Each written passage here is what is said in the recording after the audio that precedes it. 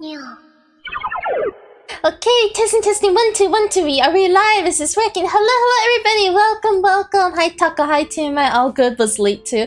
Oh yeah, I was late because this background. I made this background for my YouTube thumbnail and posted it on Twitter, but I guess I'm dumb and forgot to save the actual background. Like I saved the thumbnail version with like everything on it, but I forgot to save the actual background, so I had to quickly remake everything and then put it as the background source in OBS. So yeah, hello everybody, welcome to the 7th session of the Degen Hours podcast. For those of you that are new and don't know what this is just a podcast hosted by me where we talk about like random shit.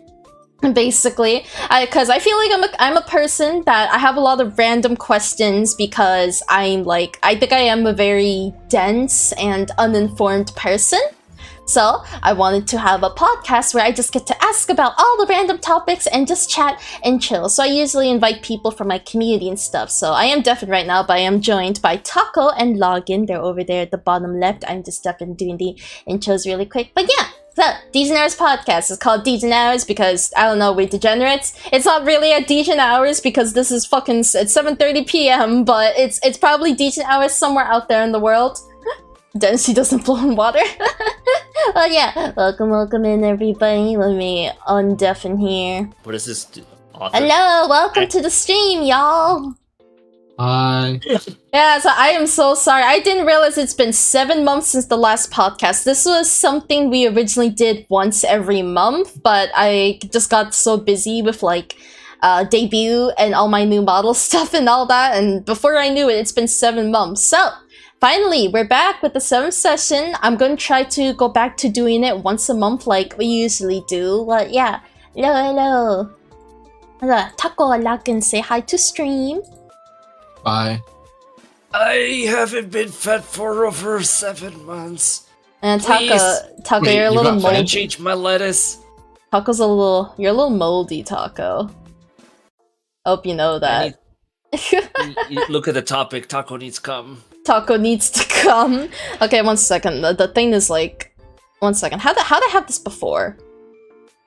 How'd I have this before? It's been a while. Let's Okay, go, that guys. doesn't work. Welcome to another episode Okay. of Degen Hours podcast, where we are scuffed to the lore. Okay, wait. It has been it's been so long. I don't remember what's the shit we normally do. Okay, 1 second. This needs to be. Lore is an understatement. Okay, like that. There we go.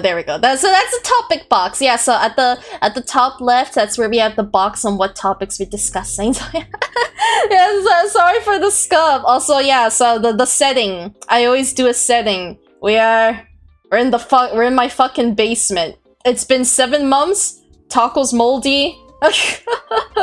Hasn't been fed. Logan doesn't even have a character anymore. He's just himself from Discord. He's a ghost. We'll just say he's a ghost. He died. Oh. He died down Damn. here. But his soul is still stuck here. Haunt you for the rest of the time. It's okay. I mean, your soul is stuck here. Is this one my model? Yeah, it is. Okay, yeah. I made piss jugs. These are actually like in the original background. These are actually just water jugs, but I like quickly painted them so it looks like piss jugs. So that's the piss jugs. And yeah, to symbolize how all 3 of us are actually quite tired right now. Not gonna lie, but especially with how long it's been, that's why I'm using like this really dead expression on my model. Game remove. No, I honestly don't get it. I actually don't get pissing in jugs, bro. I understand, like, being a neat and not wanting to leave your house. Dick. Well, I mean, okay, Hey, that's not what I mean. I know you it's haven't definitely seen it. it's definitely a lot easier for penises. Don't get me Yes, I wrong, for have. sure. I'm just saying, like, What the fuck? I think, like, why can't you just go to the bathroom? I understand not wanting to leave your house and barely leave your room, but I feel like you should at least leave your room for pissing, you know, at the bare minimum. Also, wait 1 second. I remember, I think I need to adjust my mic. Let me turn The it. thing is, yeah. Stella. remember Nobody's how to leaving really the loud raid mid-raid. We gotta be there for our team. If I'm out, who's gonna heal the rest of them? But like, can you really focus on the raid when you're in the middle of pissing?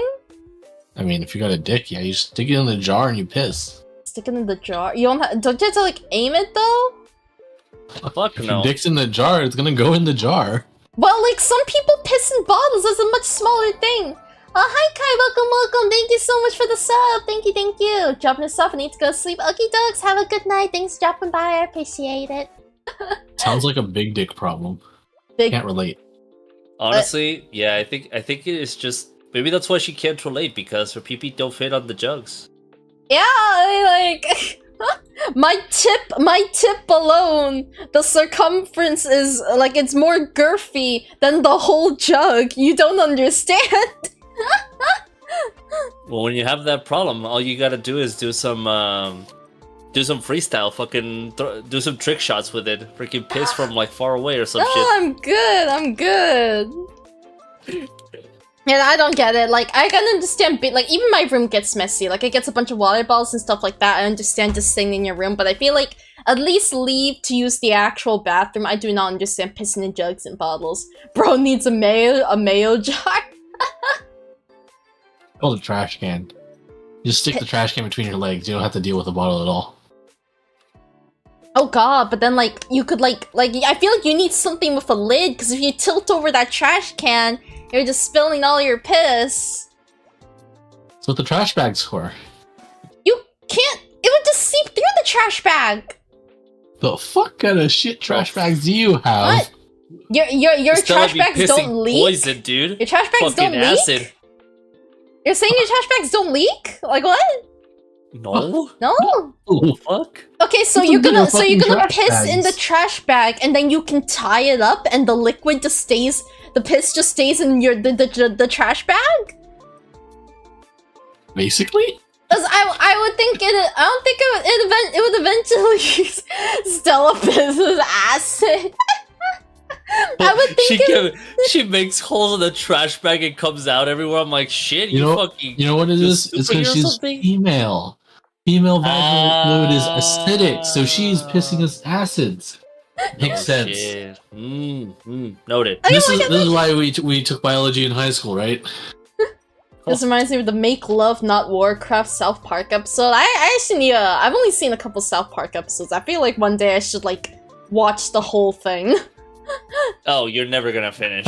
My brain will probably rot doing so, but yes. It might do a little bit more than rotting, but it's okay. I already think my brain is like very, very much rotted down. So you know, how much worse could it get? How much worse could it get? What's the average picture? American? What's up? What's with the picture in the background? I just see that like picture of like the guy with the smooth brain. Just reminds me of the filter. I'm like, hey, look, it's a dandelion. It's Tyler 1. I figured. It's a picture of Tyler 1.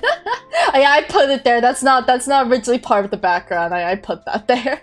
What is up with the picture of the handicapped guy? Huh? What? Tyler 1. Oh. Oh my god. I don't know, like, I couldn't think of something. I just wanted to put a bunch of stupid stuff in the background, and then my brain is just like, Tyler 1. So I just grabbed a stupid picture of him in there. Okay, one segundo here. I do have some. Okay, I'm gonna start with something degenerate. So I can't it's Degen hours something degenerate. I am so shocked. Okay, so it's a bit NSFW, but I'm gonna read it, but like I'll try to like censor it, like not say like certain words, like use. I'll put the tweet in like the podcast chat so you guys can read it, and I'm also going to put an image of it on stream so people know what I'm talking about. This puts it here. No, I don't want it. I don't actually. Wait, what does it look like if I put it here? Oh, it looks like that. Okay, wait. Can I? Okay, wait. No. Okay. Gave me. Okay, no. I wanted to go in my other browser. 1 second. What? Alright, guys, we're getting banned after this one. No, okay, I've probably discussed worse things, honestly. I've probably discussed worse things. Okay, I'm gonna save this image, unfortunately. And she hasn't even showed her penis. What the I'm fuck? gonna save this, and then, alright, let me take this. Alright, in the Degen Hours podcast channel chat, I'll put the link there, and I'm gonna quickly make an image source. Go ahead and mark this. the stream as sexual themes. No, it always does. I literally have it set to like only 18 You did not. plus. What? No. You have it set to 18 plus. There's a separate flag for sexual themes. That's not basically the same thing. Come on. Okay, so this is a really old tweet. So it's a Reddit post. It's a Reddit confessions post, but I saw it like on Twitter because I don't use Reddit. And basically TLDR before I read it, the reason I'm showing this is because it's I'm wondering. I want to get the opinions of other men how gay this is. So I'm gonna read it. I'm gonna read it, but try to like be as like family friendly about as possible, so Twitch and YouTube doesn't bonk me. It's a good thing that one of the men here is actually gay.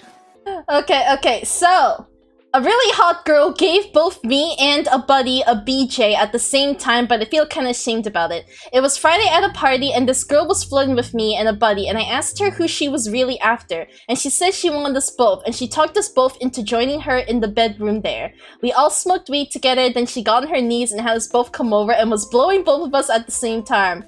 She was really good, and it was really hot, and we both came, but it got weird because she did stuff like rub our eggplants together while sucking and licking us both and fit both of us in her mouth at the same time. She made us each explode in her mouth, but after I exploded, the post-nut clarity sat in and I felt kind of gay. She ended up fucking other dudes later, but my buddy and I haven't talked about since. I don't want to talk about him because it just feels weird. So, like, I understand, like, in the moment, you know, like, I mean, yeah, like you said, it's impressive. I think I haven't tried. I don't plan on trying, but it's impressive that she could it's impressive that she could fit both eggplants in her mouth at the same time. And like, I imagine in the moment, you know, you're probably very horny. You're in the, you know, like a pre-post-nut clarity thing. Like, you're not thinking. You're just thinking about how good you are. The problem starts with weed. Oh yeah, that too. They were probably high and shit. So, so obviously the guy says it felt kind of gay. How would you guys feel about this? Is this hella gay? Is this hella gay? A girl pleasuring. Like, I don't think it's gay for a girl to pleasure two guys at once, but it's like, you know, she was rubbing your eggplants together and both your eggplants were in the same mouth at the same time. Go for it, Login. Have at it. You're asking the wrong guy. Well, Login's gay. Aren't you bisexual? I'm bi. Yeah, aren't you bisexual? That's not a fucking problem. I don't see a problem here. Okay, but like... Okay, so like, what if it's not a man that you're sexually attracted to? What if it's someone you saw as a homie? Would you feel awkward that you just saw your homie's eggplant and you came with your homie? You wouldn't? No. No, you wouldn't feel awkward at all? I'm a fucking hoe. So, okay. You really are asking the wrong person here. Okay, so what if it was Taco? What if it was Taco? You wouldn't feel awkward at all if it was Taco's eggplant. Look, Taco, if you ever need someone to blow you, $20, $20. Honestly, that's kind of expensive. I thought you were gonna say like fucking $10. God damn. For you, free. Hey Cody, welcome. Let's get it, brother. Honestly, I've never really experienced like a threesome of like two guys, and like there's always been the question of like. Wait, so you saying you've experienced a threesome before? I know. Oh. Because you said you didn't experience a threesome with a guy, so it made it sound like you did a threesome before. No. In other terms, I think it's pretty well to agree on that, and a threesome with two guys is at least somewhat gay. Yeah, like that's what I'm thinking. It's like I know, like in the moment, both guys are probably so focused on banging the girl because they think the girl's hot. But like, do you not feel weird about watching another dude getting on the girl and like just hearing the dude probably moan and stuff? Like I feel like that's still somewhat gay. Oh no, it's quite gay. I don't know. It's just she's giving like yippee. I think I disconnected for a second. That's probably why. I'm sorry. I heard like a cut. Okay. Sorry, continue. So I think it's even more gay if she has both of the eggplants of the guys inside of her mouth at the same time. That's pretty fucking gay because you're touching tips. Yeah, and like it says like she was rubbing them together, and like again, it probably feels good in the moment, like having your eggplant being rubbed against another eggplant. But it's like, dude, like it's like, oh, when you're in the post-nut clarity, your eggplant was touching. You came from the feeling of touching your homie's eggplant with your eggplant. You know what I mean? I don't know. Like not really. Not really. Shut up! You're gay, Logan. So, I genuinely think I'm pretty sure we have it, TMI. Yeah, no, we do. My streams always have the 18+ tag, so when people click, it always says that my stream's meant for mature audiences, and you have to click if you're okay or not. My streams always have those, no matter what we're about. So I've been here, welcome. Sexual content flag up, so yeah, thank you for that, Logan. We should be okay. Thank you for that, Logan. Not like we're mentioning anything either, or really showing anything. But hi, Beniri, welcome. This is the Degen Hours podcast. This is just a podcast stream where I talk about random things and ask random questions, which could or could not end up being actual degenerate questions, if you couldn't tell by the name of the podcast. But even then, I'm a very unfiltered person, so not like there's... not like you shouldn't expect me to ask these in a regular stream either. It's like 99% degenerate here, so... Yeah. Well, cause like it's for me to be unfiltered and talk about whatever's on my mind. You know, I don't give a fuck. Yeah. I'm here to be me. And my first question is, I wanted to ask how you guys felt about this. Now I know Logan likes it because Logan's a hoe. But Taco, so you just say it gay. You just say threesome gay. Touching your homie's eggplant gay. Two guys, one woman, gay. One guy, two women, not gay. But then you think, really especially with the 2 eggplants in the mouth, gay? Oh, of course, you're fucking rubbing each other out. It's fucking weird, brother. So here's the real question then, Taco. Yes. So clearly an MMF threesome is gay. But what about an MFM? So 2 males... Wait, what? MFM? So 2 males, 1 female? It's the same thing, no? No. So, an MFM is 2 guys fucking a girl. Mm-hmm. See, that MMF, one is... The guy is in between. Yeah. So that one is kind of weird for me because... I don't know, I think it would just be too weird. It would just be too weird to, like... So you think it's just a little awkward? It's just awkward, yeah. At least for me, it's just awkward. I mean, don't get me wrong. I used to be a hoe when I wasn't in a relationship, but I would more like go to the opportunity of like having 2 women, like having a threesome of 2 women, not like inviting a homie or something. Like, yo, this girl wants a threesome. Do you want to join in? Fuck no. So you would never invite a homie. Hell no. Yeah, I think that's so weird. I think the other scenario I think of, like, it's like this post, and then also like if you guys ever read the doujin, hentai doujin, called Emergence, or also known as Metamorphosis, there's like this one part where I think like they're basically blackmailing the main character, and it results in her having to suck all of their eggplants, and you know, they're all just in a room together with their pants down and eggplants out, and then, you know, like she's taking turns sucking them, and I'm just like, that's kind of gay. Like, do you guys not feel weird just about just sitting there waiting for your turn while you're watching all your homies get sucked off? Like, is that not weird? I think that's a cultural thing. I think that's a cultural thing. I think Japanese are more into that. I think Japanese people are more into that than, like, I don't think so. You know what's worse? Most of the times they're not even your homie. Most of the time it's another random guy off the street. Yeah, that's even worse. Well, like, in this case, it was homie. In this case, it was homie because they were all students at the school, so they were all friends.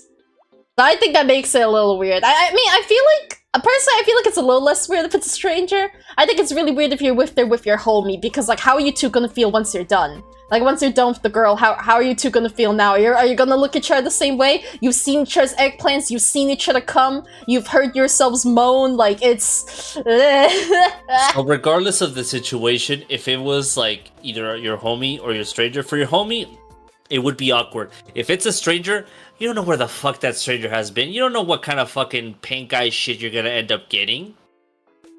Because legit, to participate in some kind of porno, you have to get tested. Yes, but like, let's be real. Which one of us is gonna appear in a porno? Maybe Login, but I don't think.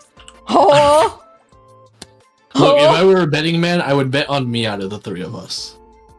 I would the most I'd probably do. Of you being in a porno? Yeah. Okay, real talk, the most I probably do is being a hentai voice actor, because I've been told by a lot of people that I do really good hentai character moans. So I'd probably be either a hentai voice actor, or I think I would maybe do OnlyFans, but like only like not being nude. Like I would wear like maybe like lingerie and like weird cosplay stuff and like do lewd poses, but I would not do like full nudity personally if I were so to basically OnlyFans. When?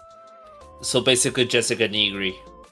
Yeah, like basically stuff like that. Well, because like, I have a lot of cute clothes, like I have a lot of cute cosplay stuff, or I do have things like, you know, like the cat keyhole lingerie and like the virgin killer sweater. I do have all that stuff, so... I know exactly what she would do. She would do lewd cosplay. Yeah, I would probably do that. If my partner was okay with it, I would do that. That's it. I wouldn't do nude, and I probably wouldn't do like touching yourself live kind of things either. Probably not. I mean, you could do like the bait. You could do like the bait that you're like quote unquote like touching yourself, but not really. You're just like doing noises. But no, I don't want other people to hear me moan. I mean, I know it's kind of contradictory because I said I do hentai voice acting, but I feel like that's a little bit different since it's not like you're not associating the voice with me, you're associating the voice with the hentai character on the screen. So I think it's a bit different. Yes. Stella is going to do her hentai voice acting by moaning like this. No. Oh, yeah. Not her actual moaning, just okay, like you know, full on, real talk. I want to do, like, not a serious one. I want to do a non-serious hentai fan dub. Taco, would you do it with me? I'm fucking down. It's time. I'll log in. Are you down? Can all three of us down. find? All three of us will find a hentai, and we're just gonna dub it. And the real question is, how do I get everyone out of my fucking house? The Degen Hours podcast hentai dub series. Let's go. Yeah, okay, so like things, yeah, like I would want to do serious moans just for fun, but then I would also want to do the funny ones. So same thing, I'm just like, oh god, like I don't know if I want to do it with people in my house. No, I really want to do that. I really want to do that. Is it time to buy a trailer just so I can have like a middle of nowhere recording booth? Finally, Breaking Bad, anime style. I want something like I just want a place where I can record outside of my home, like a place just for recording. Like I'm fine streaming here; they don't care about me streaming, but I'm self-conscious about like singing, or when I like if I'm doing voice acting stuff, I need to like scream or something like that. I would definitely want like a recording thing. Why hasn't anybody built a like a recording studio van? Like take like a Sprinter van, like Mercedes Sprinter, strip out the back half, fill it with acoustic foam, stick a laptop and like one of those portable battery banks that have like 100 watt hours, so you can power all your audio gear, and just drive it to the middle of a forest to record in the middle of a forest. Probably because it's expensive. Vans are fucking expensive.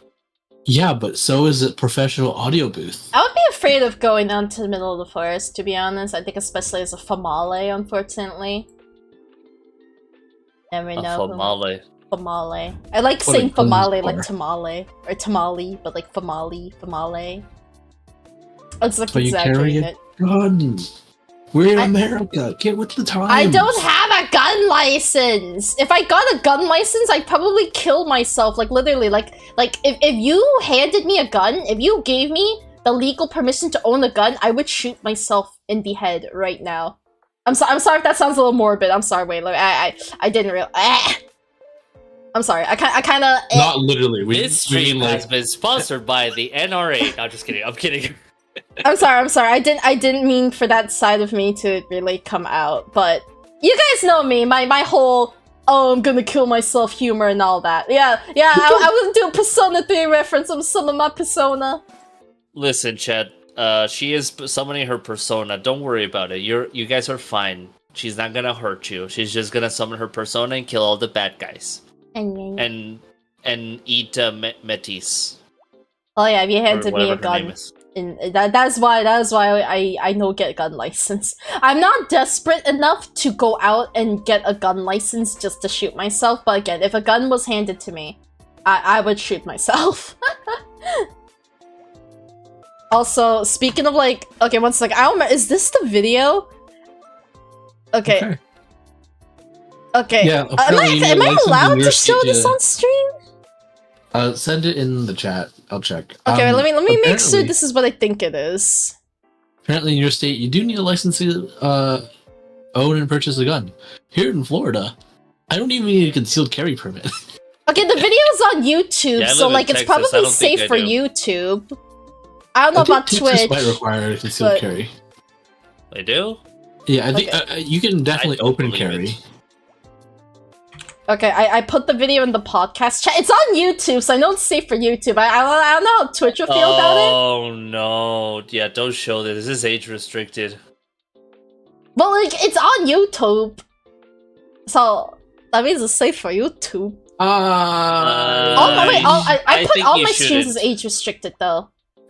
I just wouldn't risk it. Okay. Yeah, don't. I put all my streams on YouTube as age restricted, though. I still wouldn't risk this one. Yeah, okay. Stella, there's monifications, so don't do it. There's what? What do you mean moan as in moaning. There's moans. I just call them monifications. That's something funny. I don't think this one. No, I don't think this one had moans, did it? I thought it was just like this was like something really stupid. It's stupid, but it's still not safe for work because it's a henty. It like censors with like baby faces and stuff. Yeah, I don't think that's enough for Twitch. I feel like I've shown worse things on Twitch, to be honest, but yeah. It was just it was just a video of, like I said, I don't remember. Is that the official dub, or was that just like a really popular fan dub? I actually have no idea. Like, I think that was official. I think that was official, but I'm actually not sure. I wouldn't be surprised if it's just a fan dub and like it just got really popular and like that's what people know it for as bleh. Oh my god, I can't speak. I'm probably gonna rewatch this after stream. What, the trailer? No, it's the whole thing. It's the whole thing. It's all 3 episodes. The thing I put in Degen in the podcast chat. I'll say, wow. Let me take this thing down. Yeah, that is all 3 episodes, but it is very hard cut because this is a lot longer. Well, it's like the video itself is 11 minutes. I don't think it had anything bad, but maybe just the words, like maybe the using that specific word is maybe that's bad for Twitchy. I try to avoid straight up saying that word personally. Okay. So, moving on from that, in other news, did I clip it? Did I snip it yet? Where's my snipper? I did not. I need to snip something really fast. Something really fast, because I have another thing. Another thing I need opinion on. Let me see, where can I... this was... Wait, what was this source? Oh, wait, oh my god. What's been everybody's favorite anime of the year so far? Let me find this. Type it.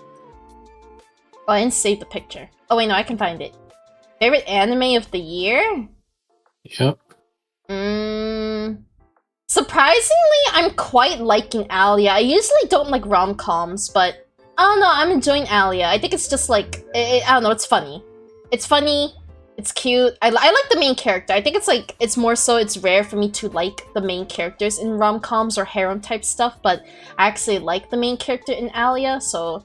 I mean, I'm only watching Alia, Shoshiman, and Oshinoko, so I don't have a lot to go off of this season, but in terms of those 3, probably Alia for me. Just 2024 in general. What else came out this year? I haven't watched a lot of new anime, so I don't know what else was this year. Yeah, no. I think you're asking the wrong person. I'm as asking in the her. wrong people.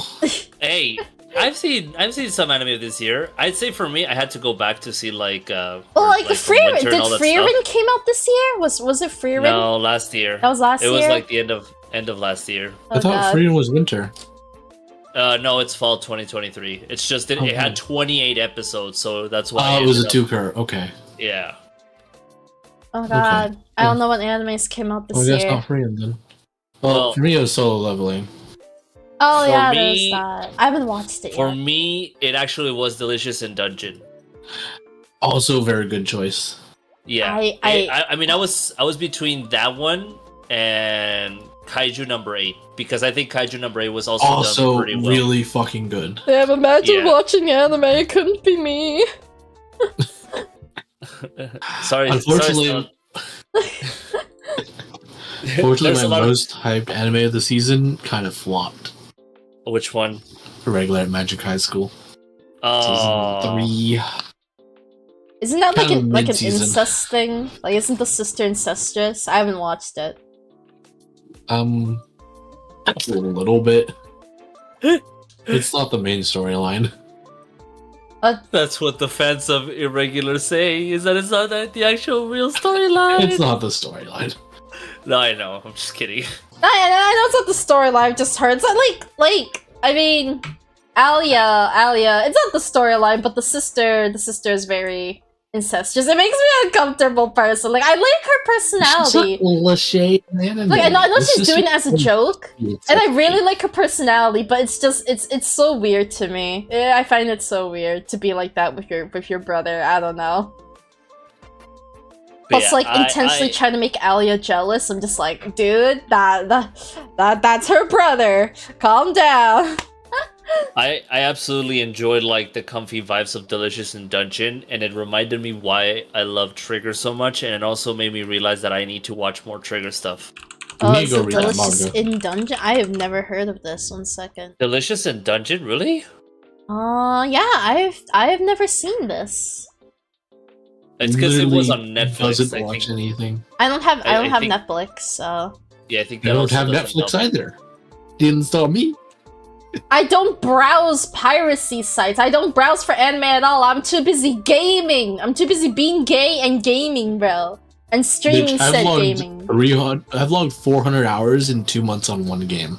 Gaming on closers is not gaming. Hi, Gobi, Change welcome, my welcome. mind. I don't play only closers though. Also, I barely play closers. I'm gonna be honest. Like, I actually barely play closers. I literally log on and log off because it's too carpal tunnel for me. Like, it hurts my hand. Very rarely do I do my dailies, which is bad, but you know, it's okay. I just swipe my way out of my problems. Same thing I do on Tower Fantasy.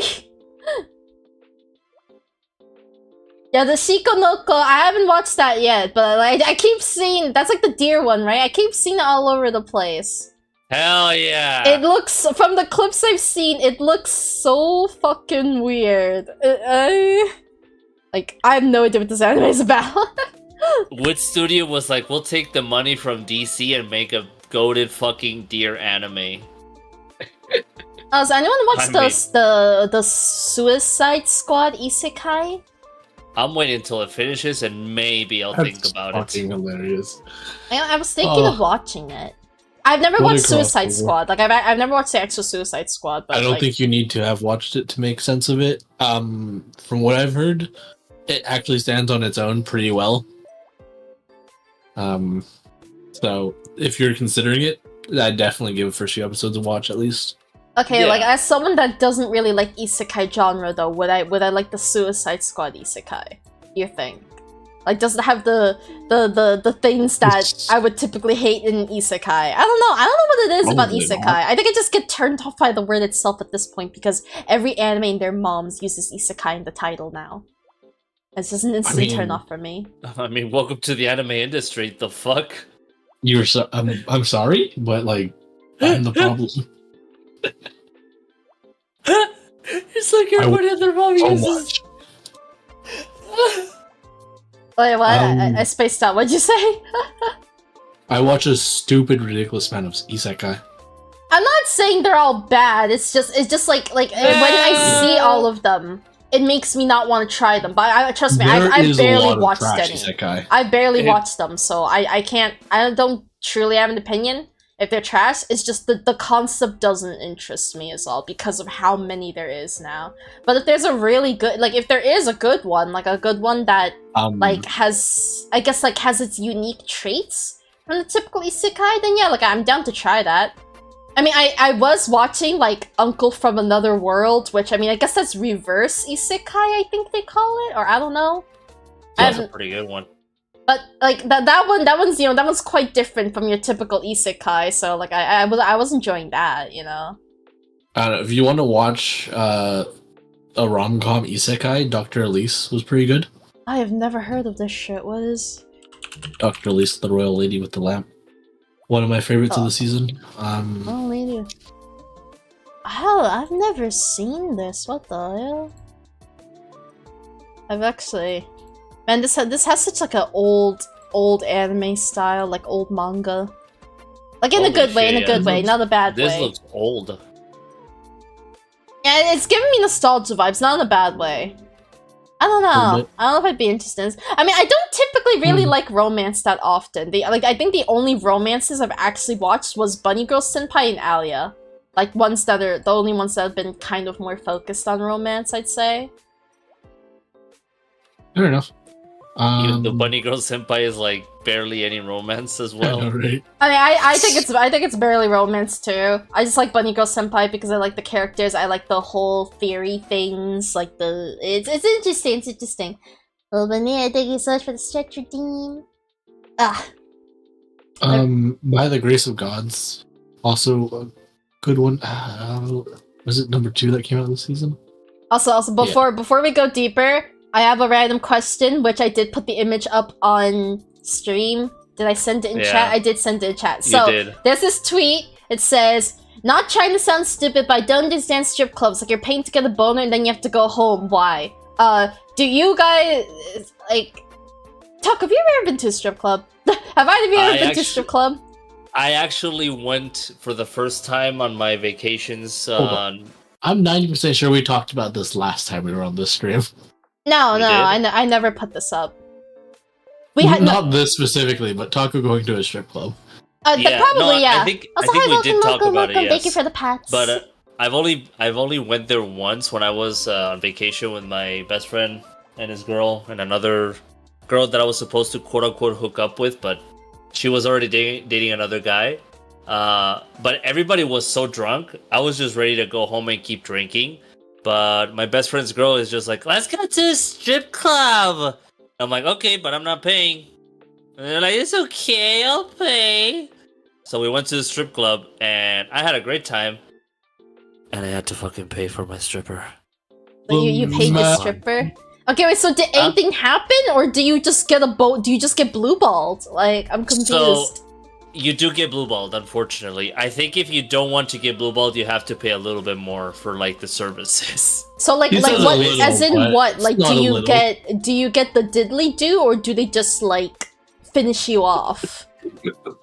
Stella, I didn't get to that point, so I have no idea. Like, literally, what ended up happening, we got to a strip club, they sat us down, and they're like, if you want one to be dancing on you, you have to buy them a drink.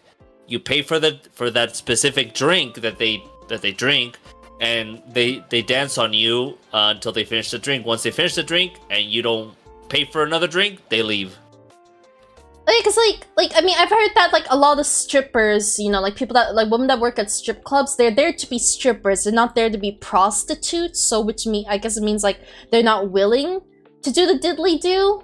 So like as I say, like I have no idea how far strippers a lot of them go. say that, but prostitution's also illegal in America, so you know. Well, this was in Mexico, so I don't know. I don't know about their laws over there, but I'm pretty sure that they did the diddly do, as you want to call it. It's so fucking weird. Well, what else do I say to censor it? You don't have to fucking censor it. You don't have to fucking censor sex. I don't like saying it! Sex! Okay. Actually, that's hypocritical of me because I always yell "sex, baby." That's different in that context. I think me yelling it like while playing a game is different than me straight up talking about it. Just scream it. It's funny. In a strip club, I remember going to a dance club that had some giant bird cages hanging from the ceiling. I haven't seen. I've seen like Persona 5 do that, like having the woman in there. Also, they definitely did other dancing things there than just. Also, before we keep going about this topic, I just want to quickly reply to Banira's message about Library of Arena. I played Limbus Company, so I bought Library of Arena. I haven't played it yet, but I do play Limbus Company, so I'll probably start Library of Arena at some point. I don't think it's something that Taco and Login would be into, but I am interested in Library of Arena. Okay, we can continue with the topic now. I just want to quickly adjust that. But yeah, let me just finish quickly. Like my experience with that is that basically, like I'm pretty sure you could pay for the service of like having sex, but because they had like little private rooms that you could go into and have like them dance there for you. But I'm pretty sure you had to pay a pretty penny for it. Okay, wait. So you were there with girls and boys? Yeah, it was so weird because it was my best friend, his girlfriend, and another girl. Like, I don't understand why you would want to bring your girlfriend to the strip club. It wasn't even my girlfriend. No, I'm saying to your friend. I'm saying to your friend. The girlfriend wanted to go. My best friend didn't want to. So hear me out. My best friend didn't want to go. It was my best friend's girlfriend that wanted to go because so is she into girls? Is she bisexual? Or like... Let me finish! It's because she wanted to see my expression on having a stripper dance on me. That was the reason why she wanted to go to the strip club. Because I'm her personal clown. Okay, did you give a good reaction? I mean, she wasn't happy about it because she thought that I would be like weirded out or like disgusted. Hell no! I was touching everything. I had. So you were really into it? Oh, I was absolutely loving it. I was paying for it. Of course, I gotta be into it. Are you kidding me? Oh god. I mean, to be honest, at first I didn't know I was gonna pay for it, so that's why I was so into it. And then they're like, "Yeah, here you go. You're gonna pay for it." And I'm like, "Oh man, well, at least I touched everything." Oh, but like, is it like? Do you not feel like your homies are watching you get erect? Are you not weirded out by that? Oh, they weren't seeing my freaking pee-pee. Like the girl was literally on sitting on top of my pee-pee the entire time, just dancing on top of it. So they didn't see my junk. But okay, so your homies are watching you just get handsy with another woman. Here's the thing. My best friend, since he has a girlfriend, literally the entire night was looking either at the floor or at the ceiling. Because if he looks at any single girl there, his girlfriend is gonna get like jealous or like pissed. So literally the dude was like watching like to the ground, the ceiling, and sometimes he would watch me like being like, hey, yeah, titties. Fuck. You know? If I were him, I would have gone to the bar and bought an entire bottle of vodka. Okay, honestly, but then like if you get drunk, then you probably wouldn't be able to control yourself, and next thing you know, you're trying to fuck all the ladies. No, he I don't can think control a bottle of vodka is enough for me. Yeah, I know it's her idea. It's a little weird, but like it's because she wanted to see Taco's reaction. I don't think she wanted to go there to have like her boyfriend participate. It was just because she wanted to see Taco's reaction. But it's definitely, it's definitely a very weird idea. Yeah, don't get me wrong. I mean, it's kind of like in a sense how Stella sometimes wants me to play certain games with her to see my reaction or to hear my reaction, because I'm a very expressive person. On my voice, I'm expressive, but like when you see my face of expression, it's a bit more. And so she's used to me being like in uncomfortable situations. So that's why she thought that like by doing that, I would feel uncomfortable. And I was like, oh fuck no, if you're paying for it, I'm gonna enjoy this shit. But that's literally the main reasoning why we went there. That was literally the first and probably only time I'm ever gonna go to a strip club. Unless like my girlfriend feels like we should do something to spice up our relationship. Which genuinely I feel I'll like... go to a strip club, not worth it. Find a BDSM dungeon. Honestly, not a bad idea, but no. I don't like even if she would throw in the idea, I would be like, oh no thanks. How about we go to movies? How about we go to a freaking rage room or some shit? Like if you want to spice up the relationship. No strip club date. No strip club date. Don't go to the strip club. Buy the stripper pole. I'll fucking buy a stripper pole and I'll literally plaster my ass cheeks on that pole and I'll rub the shit out of them until they're fucking pink.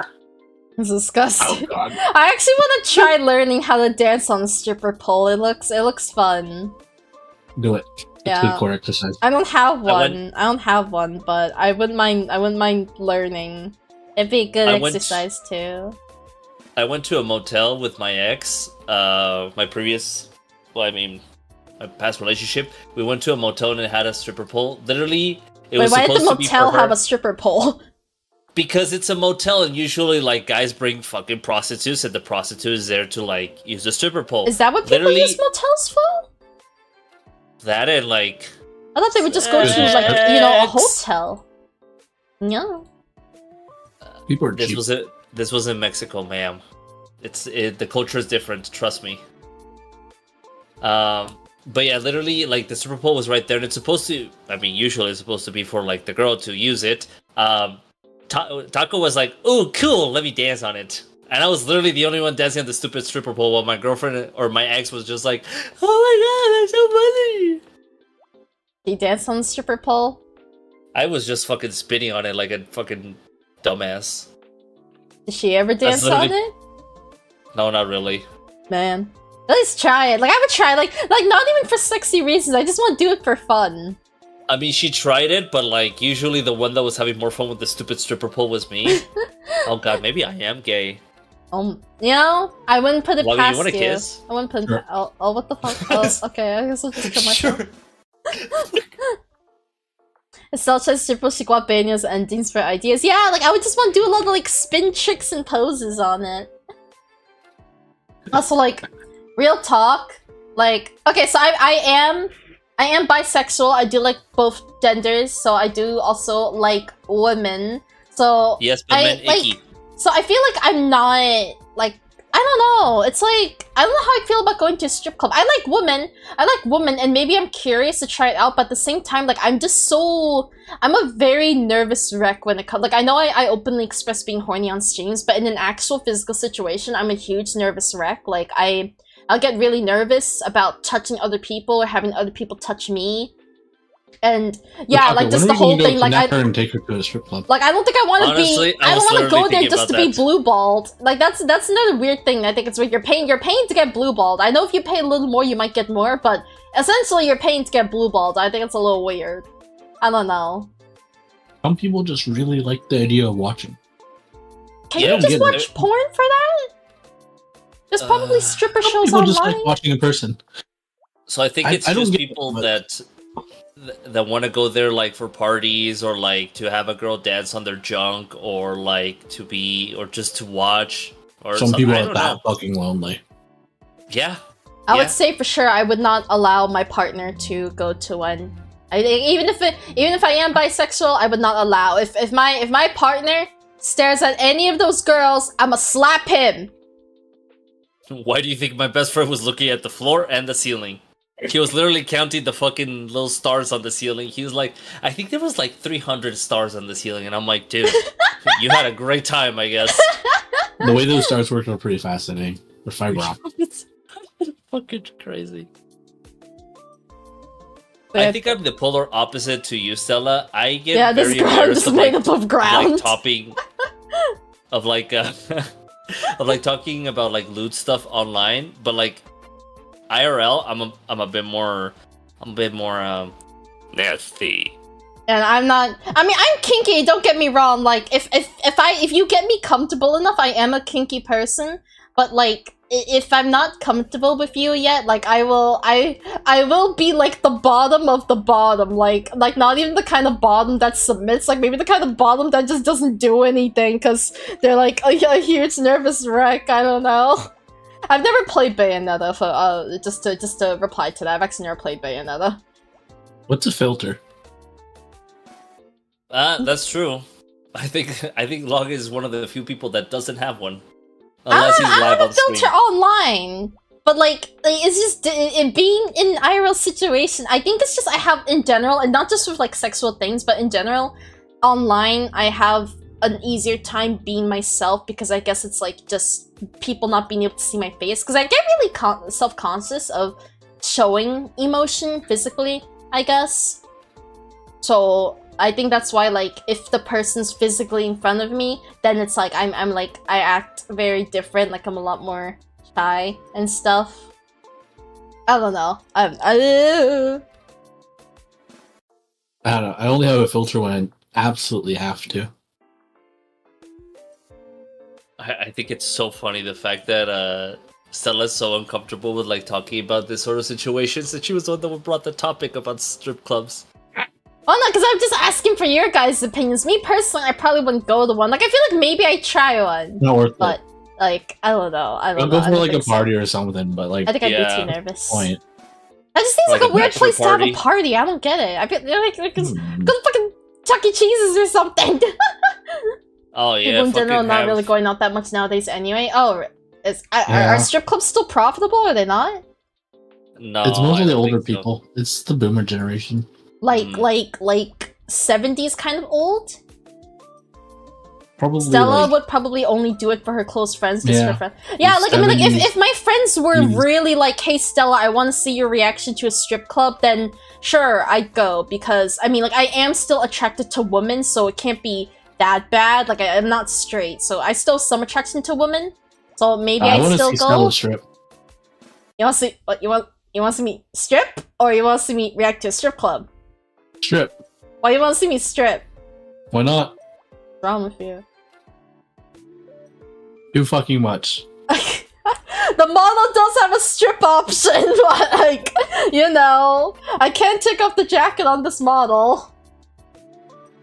So Yeah. she's willing. It would be. Pieces of peer pressure. I don't have this Moving toggle on. on this model Moving set up on. on my stream deck, so no.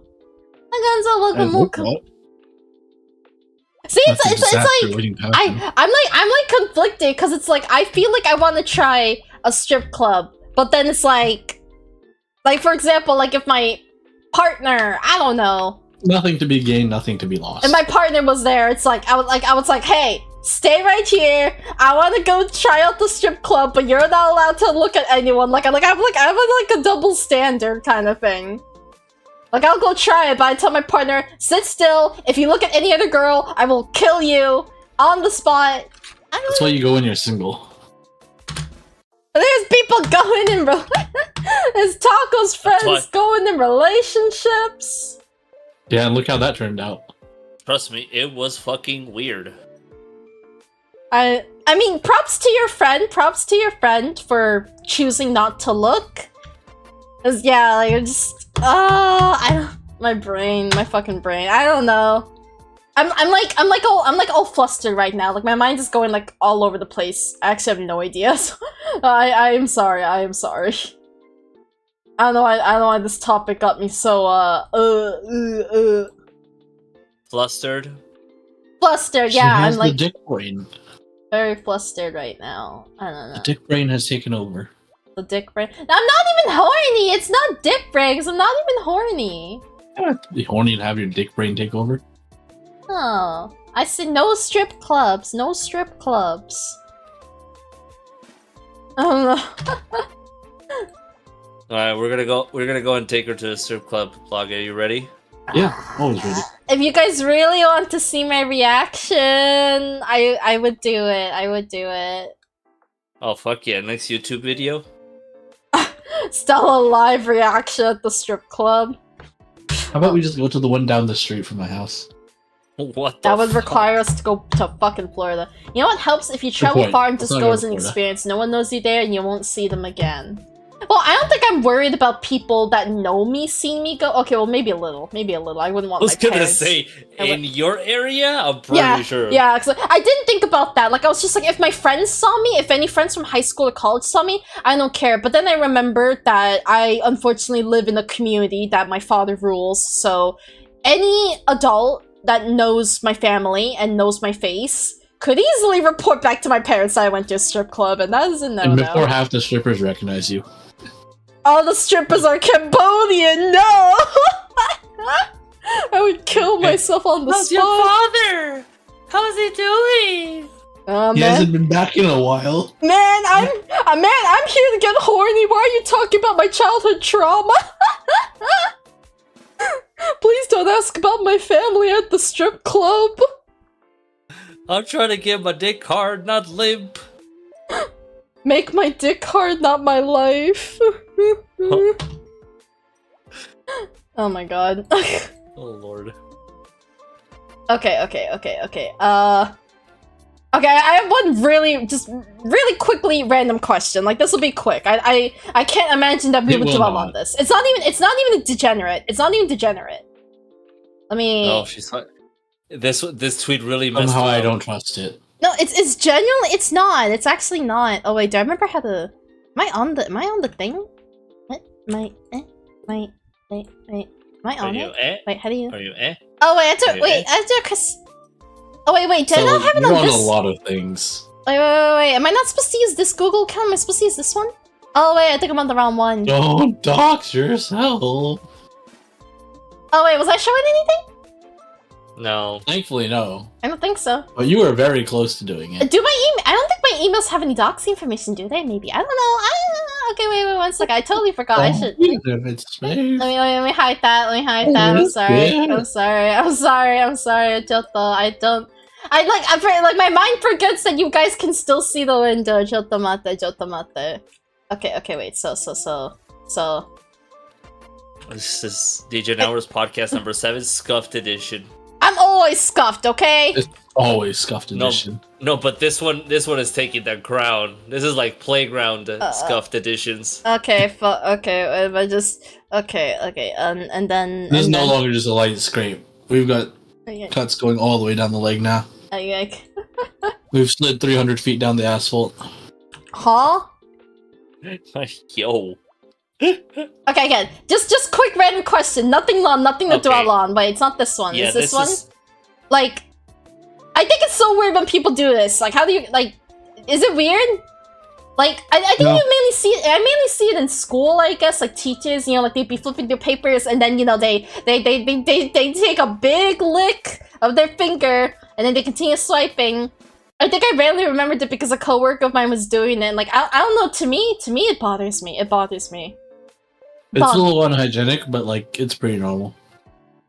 Like, Yeah, if you're flipping pages all day, your fingers just dry out so fast. I get that, Yeah. Well, that's why the people at my job, because my job is like a print company, so yeah, they do have to deal with folding and flipping through papers every day. But they have thimbles.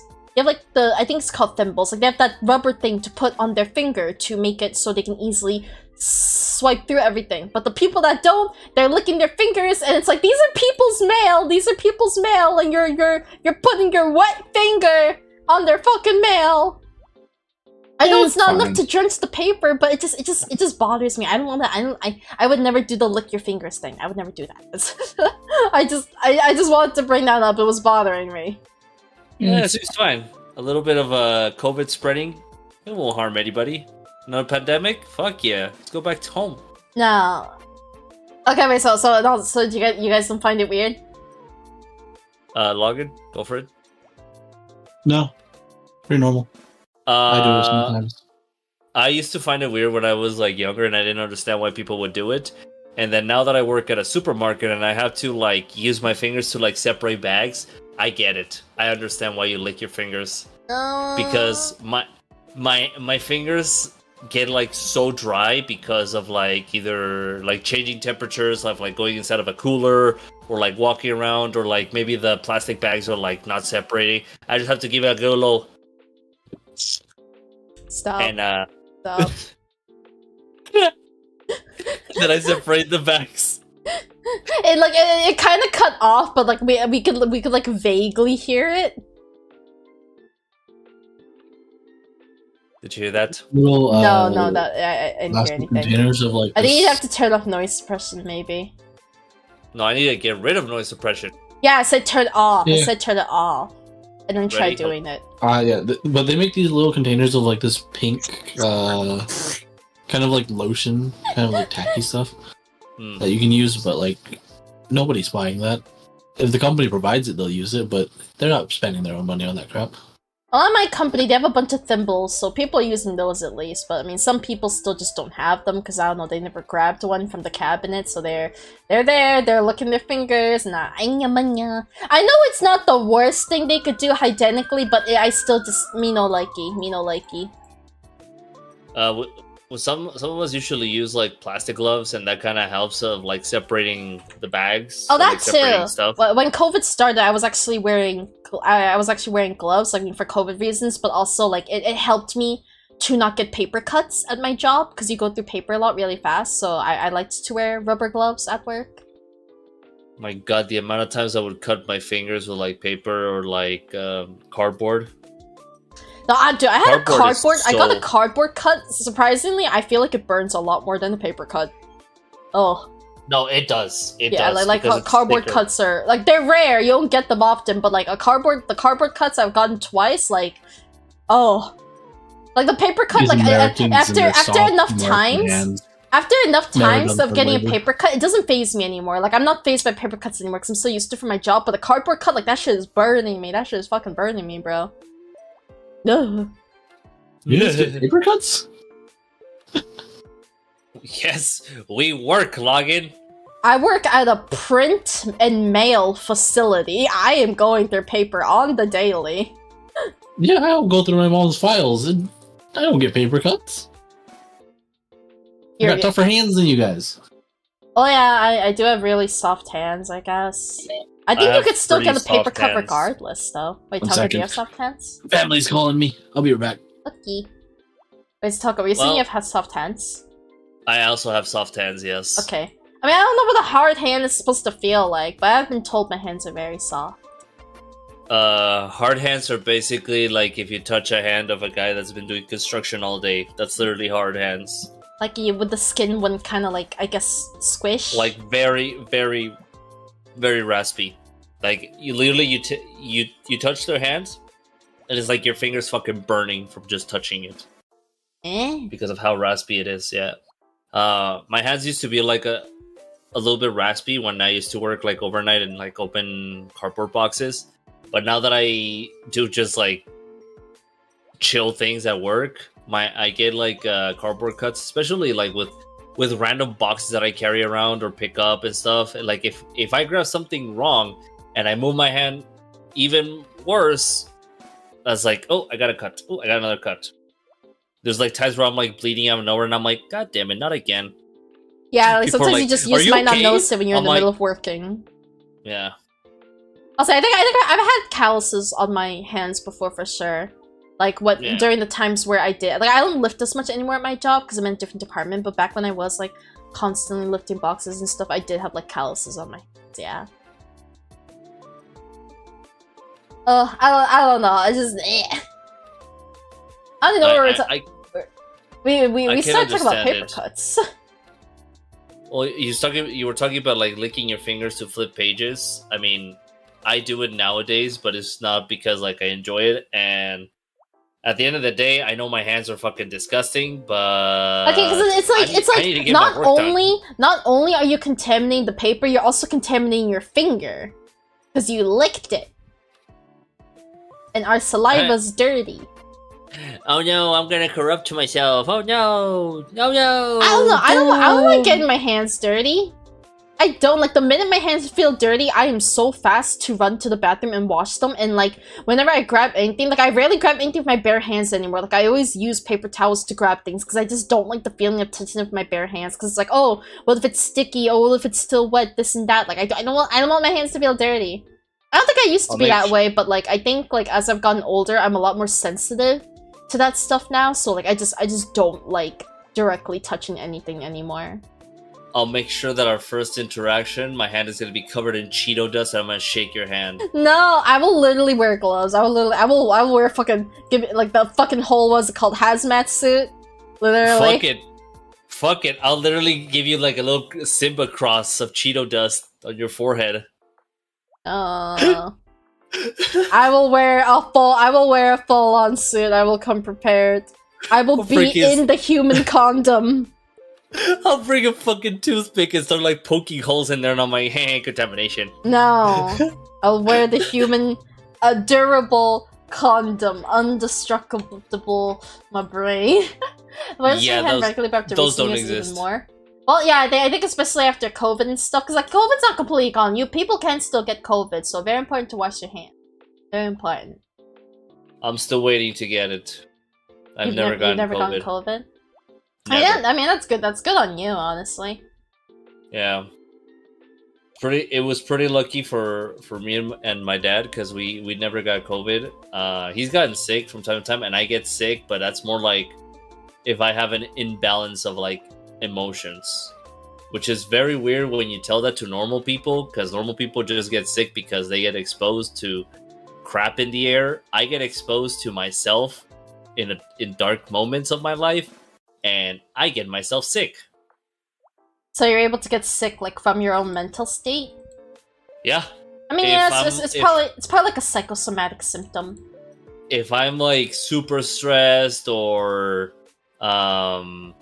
like if I'm like super stressed or like depressed or like very pissed or like very sad, yeah, no, everything goes to shit.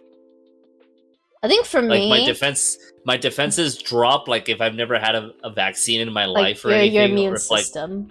yeah, my immune system just drops like if I'm like a newborn baby, and I suffer when I get sick. Okay, no, that's understandable. That's understandable. I mean, psychosomatic symptoms could literally do anything. My therapist told me that, because like when she first told me about psychosomatic symptoms, because like I have a lot of body pains, and like, you know, ideally, I think naturally most people would think it's due to some actual physical condition. But then she told me it might just be because of psychosomatic symptoms. I'm just like, can psychosomatic symptoms really make all my bones hurt and even my heart hurt? And she's like, yeah. Yep. And she told It me can. a story that she had a client that thought she was pregnant, and apparently like because of like how much she was stressing about it and thought she was pregnant, it like her body actually, like her stomach actually did bloat as if she Yeah, had it a baby. expanded. But like there's no baby in there, there's no baby in there, but because of how much she was stressing thinking she had a baby, her body actually made her stomach bloat. And I'm just like, dude, that is fucking crazy. That was terrifying. Yep. It legit is a thing. It's just like you have to be able to explain it better to people, and unfortunately most people won't understand it unless like they keep on like seeing like a pattern happen over and over, and then you start to realize, oh shit, this makes sense, this happens. Well, crap. Looks like I gotta evaluate how I see myself in life and my choices. I mean, I think it just definitely sucks when psychosomatic, because it's just kind of like you're in pain, but then the cause of the pain is your mental state, but the pain is making your mental state worse, so you need to improve your mental state, but you can't improve your mental state because you're in pain. And in general, improving your mental state is not a quick thing either. And then like you just start thinking about it more, because like, oh, if I don't improve my mental state, my body's only gonna get worse, and then it's just like, oh, I guess I'll just kill myself, you know? Like for me, when I get really, really stressed, I can't even taste things anymore. Like that was kind of how I was like yesterday when I was streaming. Like I got to the point where like I can't taste things. I don't think I've gotten like full like sick, like your levels like getting the flu from like depresso, but like my psychosomatic symptoms are definitely more like, oh, I can't hear, I can't see, I can't taste anything, my body's in pain, that kind of stuff.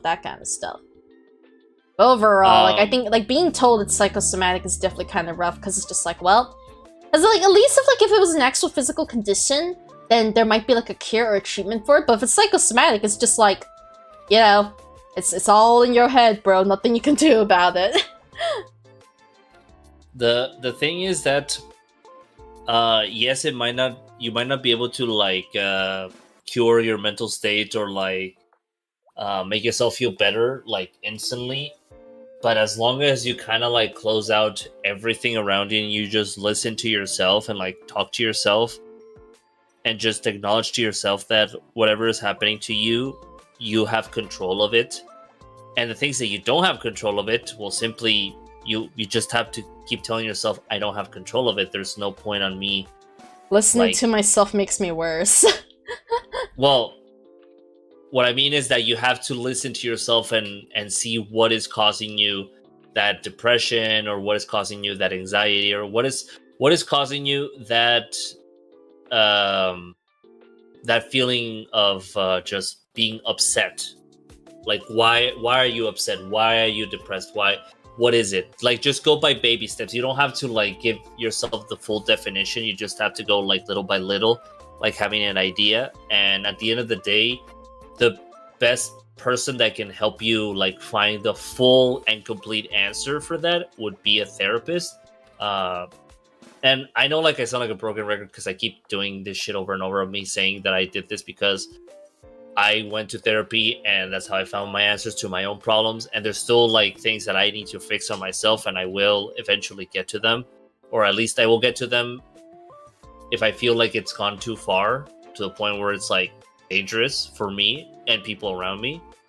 But at the end of the day, it's like, if it's stuff that's bothering you that you are causing, then you are in control, then you can be able to like take care of it yourself. It's just gonna take some time to like slowly listen and not like just take off like randomly. Like, you listen to yourself, but you just start going like full on like panic mode of like, oh my god, it's true, I have this, I have that, but Well, like I'm not doing anything. There's no The problem progress. with a lot of people is that they're not aware of what things are in their control. Like, I think for a lot of people, they think that they can't do anything about their lives or the way they're feeling. I think like it generally takes a lot of like self-healing, which a lot of people, they can't do that, I feel. I think it definitely takes a lot of self-healing and like experience, like properly thinking for yourself and trying to help yourself to really realize like, okay, like what are things I can't control right now. It's, I feel like in a really bad moment, you're gonna think everything's out of your control, everything's gonna get worse, this and that, you know? Like, not like I'm a very self-aware person, so I am able to snap myself out of that. Like, I do think the way you do, Taco. Like yesterday I was depresso, and I kind of had a breakdown in my car, but like I was able to just like be like, I know this feeling's temporary. I'm gonna feel better. I just need to like wipe my tears right now, focus on driving home, get ready for my stream. I know I might feel a little sad in stream, but I'll probably feel better, stuff like that. Like, I was still able to like kind of push myself through it, and I know that even though I was feeling really down and depressed in the moment, I know that it's like I know it'll probably happen again in the future. Like, you can't get rid of like the depression forever, honestly, but like it's like I know that like it's only going to be like a temporary feeling. I know that like I will feel better later in the day, or maybe I'll feel better tomorrow. Like this won't even be a problem in like probably a couple hours, kind of thing. So like, don't let this feeling in the moment like completely drag you down. Cause yeah, like even for me, like yeah, I had a breakdown yesterday, but like I'm fine. Like it's in the back of my head now. Yeah, feel better quickly, otherwise that ambulance is gonna do a fucking U-turn and come get you, goddammit.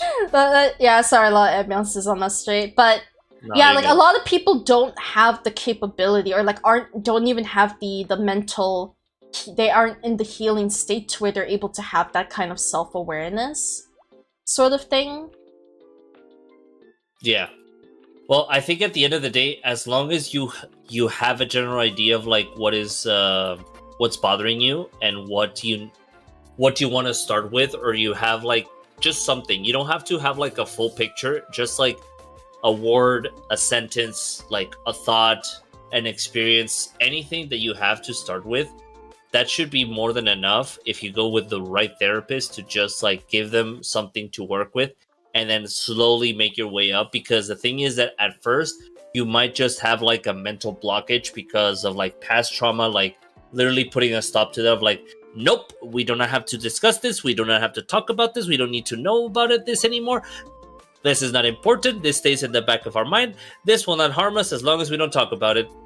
But the problem is that the more that you block it, the more that it's harming you, because you're not like acknowledging it and giving it its place. Because when it comes to certain like topics or problems that happens with like your mental health or things that have bothered you like in the present, the past, or that might bother you in the future, you have to like acknowledge it and like find something from that problem that has made you realize to give you closure what TMI is saying.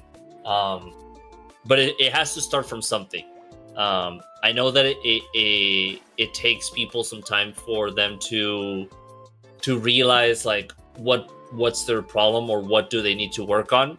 Just by starting with something, anything, it could be like the smallest little thing that you can think of, and that is more than enough for you to like slowly but surely work on yourself or work on what you want to fix. Because at the end of the day, for me at least, I wanted to take therapy because I was not happy with how things were going IRL, how things were going at the time for me online.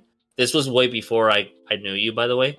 Yeah. And how things were going for me on my physical and my emotional state. Because at that time that I went to therapy and I went ham on it, IRL, I was doing a job that I didn't enjoy. Online, You're making it sound like you enjoy your current job. It was a lot worse before.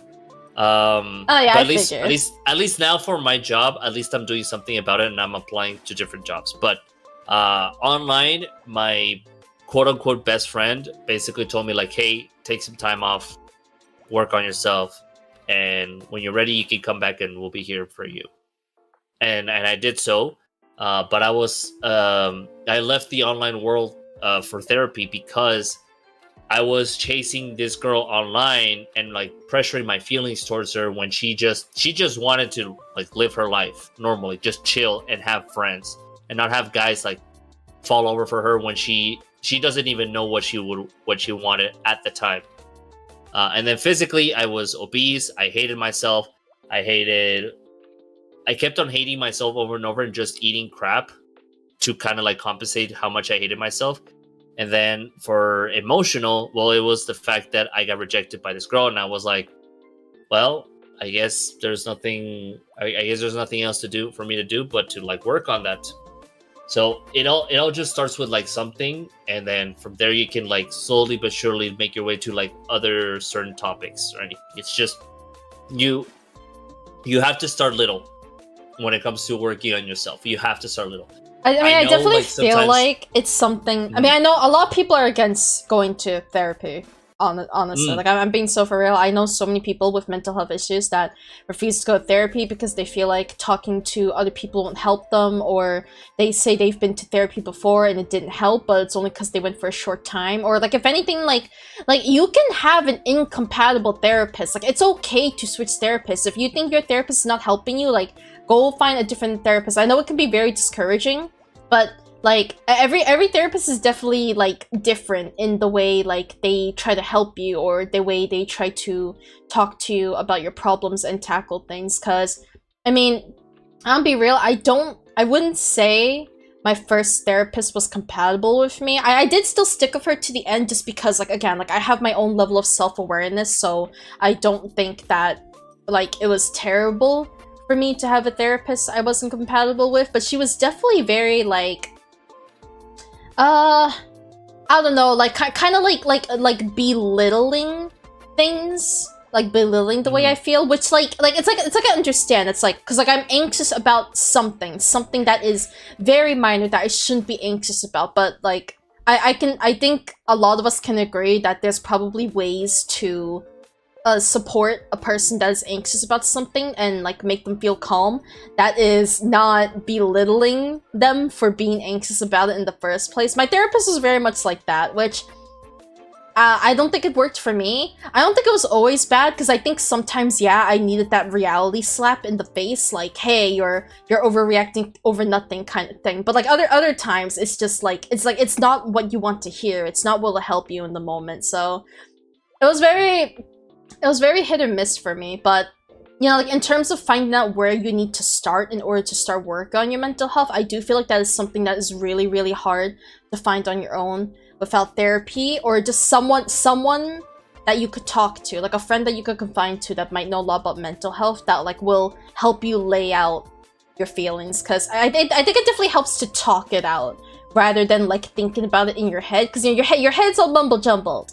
Your head's all mumbo Yeah. jumbled, so like you need to speak it out. You need to speak out how you feel. And even if, like, for me, I will sit there, like, when my therapist asks me, like, how am I feeling, what happened, how did this make you feel, I will literally have to tell them, I'll literally be silent for like a solid like 10 seconds and just say, sorry, I need to think.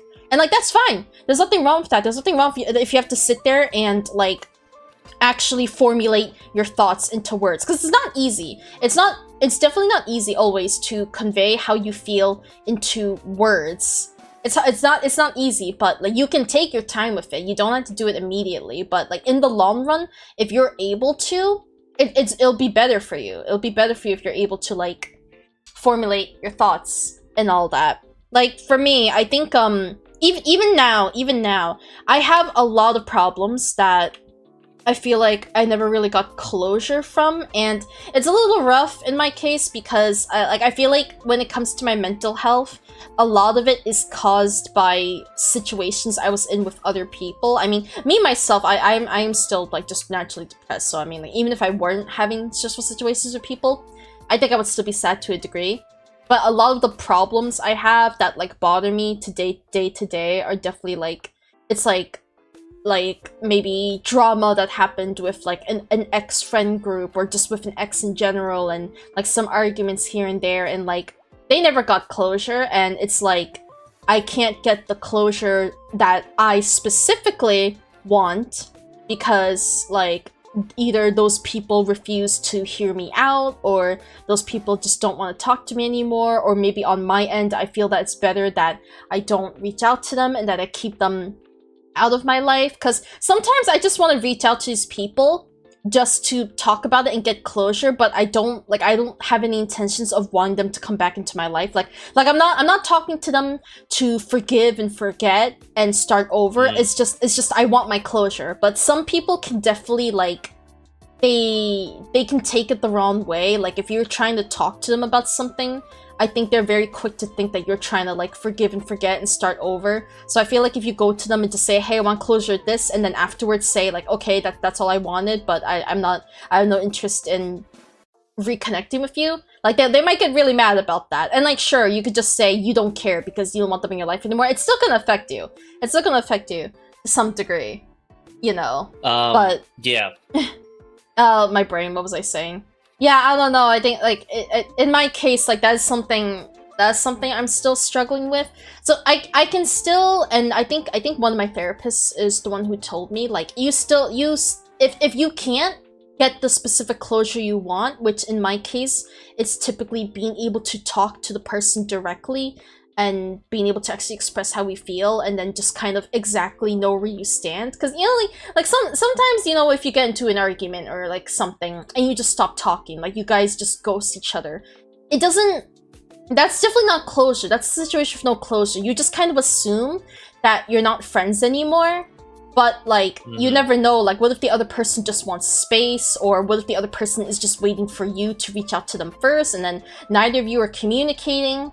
Like it could be hard to get that closure sometimes because maybe the other person doesn't want to communicate in that sense, or it's you straight up have no means of contacting them. In that case, which it's very hard, and I haven't fully accepted this either, but I know it's something I have to learn, just because unfortunately how much drama I've gone into with so many people over the years that I just either like don't want in my life anymore, basically. You have to like come up with your own closure in a sense, like basically like close it out in your own mind. Like, sure, you won't be able to talk to them directly about the situation and close it out with them and know where you stand. Like, yeah, that sucks, but on your end you have to accept that and just say your closure is like, I move on from it. I accept that not every situation can have proper closure, and you just kind of like whatever it is, like, you know, like, oh, I'll move on, or I'll just not talk to these friends, I won't think about this anymore, I accept that I can't talk to them, this and that. Like, I don't know, something like that. Like, you just need to learn to be okay with it in your own mind, which I think is rough, especially for me, because like I'm definitely the kind of person where I always feel the need to over-explain myself. Like, Mhm. if there's a misunderstanding, because I think I'm a lot better at explaining myself in text, I feel, than in words. So I'm definitely, if it's like a vocal misunderstanding or argument, I definitely over-explain myself. Like, I feel the need to explain myself a lot of times because it's like, I feel like I'm not explaining myself good enough. I feel like they're not really understanding how I'm feeling unless I like say it again, I guess. So when it leads to a situation of you're not talking to that person anymore, like either they cut you off or you both just started ghosting each other, like in the back of my head, it is hard to just be like move on instead of like constantly thinking like I just want to explain myself one more time, like maybe they'll understand, or I don't know. My brain's all over the place right now because I definitely have a lot of situations that I don't have closure for. Genuinely. Like, these are even from relationships from like more than like 7 years ago. I have a lot of relationships from the past that don't have closure, and even now sometimes I still think to myself, I want to talk to them, even though I haven't talked to them for years, even though I considered some of them shitty people. Like, I still, something in me still wants proper closure. Like, I still want to talk to them and all that. So, I don't know. Anything to say, Taco, go ahead and say it. Yeah, I was gonna say, like, if you want to like move on to a different topic, but all I can say is that usually when it comes to wanting to give closure to those people, and like, but at the same time still not wanting to like reach out to them, usually for me, whenever I would like hit closure with like people that I didn't really want to talk to, the only instance that I actually talked to them was this online ex-best friend that I had, which was the guy that told me to take therapy, but he ended up just telling me to do that while he was trying to hook up with the girl that I had a crush on at the time. So basically what happened is that when I decided to come back and I was in a way better state of mind, I just basically like threw in my closure. Like, I wrote down what I wanted to say. I read from top to the bottom, because they were all in the Discord call. So I joined the Discord call. I read the entire text. As soon as I finished the text, I left. And I did not look back past that. And I don't regret it a single bit whatsoever. But I will say, like, the best way that you could do kind of like a closure, I don't know if it'll work for you, but it has worked for me, is that for the people that you don't want to really talk to anymore, but you still want to have your own personal closure, is that you kind of have to repeat to yourself the closure that you want to tell them. Like, the way that I did it, at least, is that with my therapist, I would just close my eyes and I would kind of picture them right in front of me, and I would just tell them straight up like the closure that I wanted to give them, and like thank them for like allowing me to learn from this experience, what I accept from this experience, what I reject from this experience, and just say that whatever you choose to do in your life, I hope it goes well for you. But for me, it's time to move on because I want to keep on growing further and further. That's kind of like how I would do it with my therapist. Again, this is more like I'm just kind of like telling you like my experience of how I would do it. It Yeah, might like not every work the person's same for different. I you. understand that. And when you said about like it's normal to have like different therapists, yeah, it's perfectly fine. Literally, for me to find my therapist, I had to go through like a lot of them. Yeah, I went through like 3 to 4. The first few therapists that I did were like in person, and then I tried doing like 2 of them online, and then the last one, which is my current therapist right now, she's also online. It has worked a lot better for me because I've been like experiencing and seeing how I feel, the way their methods of like talking to me and how we would connect and how much I could be able to open up to them, and then just go from there. So again, usually when it comes to therapy, is that like, unfortunately, it takes so much time. It takes so much time to find the right therapist and to like get to the point where you're satisfied with your work and your result, and all that 'cause, you like, they want to like do. they also need the time to understand who you are as a person. Like, they can't work off just knowing what your problem is, like what's making you depressed, because like it's a lot more than that. Like, it's not just your situation. It's like you need to know, okay, how does this person think? Why might this situation be causing them so much stress? Like there, because like it's a chain. Like it's there, like there's a history of things. It's not just kind of like, oh, okay, my client's just going through a breakup. Like, that's not enough. That's not enough to know how to help your client. You have to really know the whole history behind it. How are they like in other relationships? How was the relationship? How does she feel when she's alone? Or how would she act in this kind of situation? How does she think? All that. Yeah, it's all about basically give them like the entire story. Which takes time. That takes a long time. It's no, because no offense, but the therapists don't want to sit there for more than 2 hours with you. They have to go. They have to go to other clients, or they have their other lives. So yeah. So it'll have to be sessions. It'll have to be sessions. Like, I will put it to you this way: I think it takes more time for you to find the perfect therapist than for you to like figure out what's going on with you, like genuinely. Because once you find that therapist and you slowly get to the point where you figure out what's wrong or what do you want to change, because at the time you might not know what you want to change or what you want to like develop or just see through for yourself, you won't feel like time going by slowly. Because once you find that somebody that can listen and can help you develop the thoughts that are literally like every single answer, and I kid you not, I will tell this to every single person that's watching this, Twitch and YouTube, every single answer to any of your problems is literally in your head. All of them. The therapist, usually what they do is that they guide you towards that answer by asking you the correct questions or by saying the correct things to like guide you towards that answer that is literally locked up in your brain, because as soon as you say it, you get like that eureka light bulb kind of thing. The light bulb, basically. You're like, well, shit, yeah, it makes sense. Because like as soon as you say it, as soon as you like straight up say it to your therapist or you say it to yourself, you're just like, well, yeah, it makes sense. I've known this before. You do.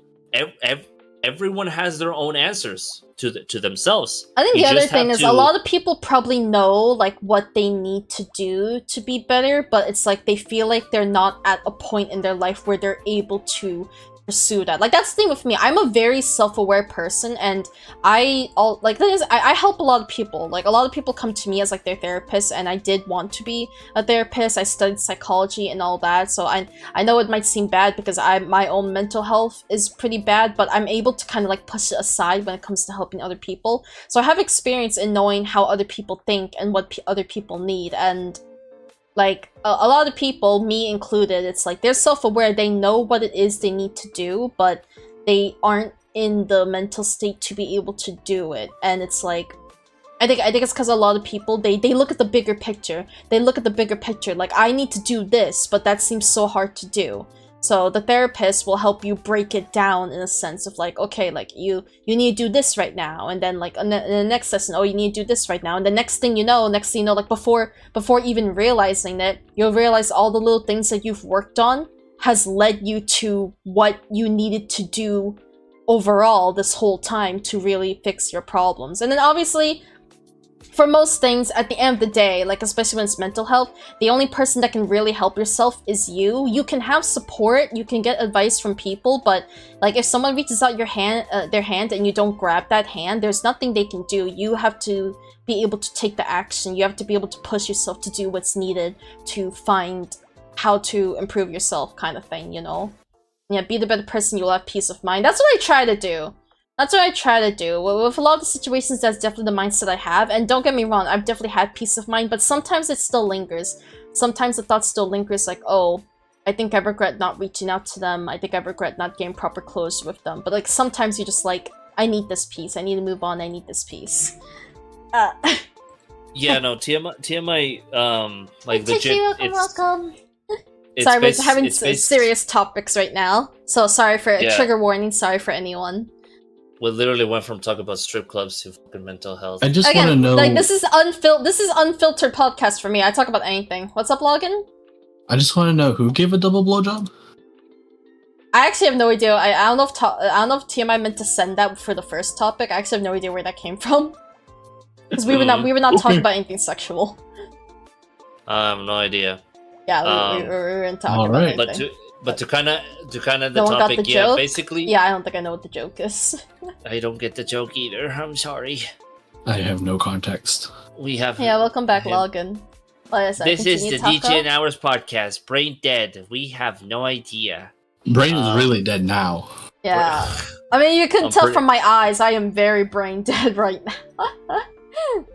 I just had to explain to my grandfather why he's taking the medicine that he took yesterday for the hand that got better after he took it, and he insists on taking his own medicine, which he's not typical- allowed to do anymore Typical Asians. for typical doctor's Asians. orders. Talk about girl with probably was only his stomach. That's a typical Asian thing. Like there was times where I had to go to the hospital for treatment, and then when I got back home, my grandma would just be like, "Oh, why'd you go to the hospital for that? We have this medication. You could have taken this instead. Next time you feel sick or anything, ask me." And I'm just like, "No, I'm good. I'd rather go to the doctor. I don't want to take the random Asian medications that you've probably had for decades." I think that's TMI giving context to the double blowjob. Yeah. I know this is context. But yeah, I mean, at the end of the day, if you make the right choices, then you're gonna feel a lot better. Like if you make the That's a correct fucking choice that lie. will make you feel better, then that's just you're gonna have peace of mind forever and ever. Like you're gonna, I kid you not. There's times where I like think about like the past and like people of like how they're doing now and all that stuff, but I'm chilling. I'm enjoying my life. I'm happy with where I am, with what I'm doing. Except for my fucking back pain. That shit sucks. No. Yeah, Taco Welcome pulled to his the back. old. I pull my back. I'm an old man. I'm literally the oldest person in this call. Yeah. Aren't I? Yeah. I think so. Yeah. I think Logan's only like 1 or 2 years older than me. I am 23. I think so. Yeah, I'm 23. I'm gonna be 29 Taco's like 30, next right? year. No! How old you're gonna I'm be, gonna Taco? I'm gonna be 29 next year. Yeah, so you're almost That's hitting your 28. 30s. No! Okay, Only enjoy 3 your years older than me. protein. Getting old is fantastic. To a certain extent, I agree, Bun, but That's a fucking lie. I mean, honestly, Me I feel like for me, it hasn't been too terrible. In a sense, part of getting older, and I think a lot of kids in our generation struggle with this, is that we feel like we didn't really... we didn't come to this age really knowing the things we need to do to live.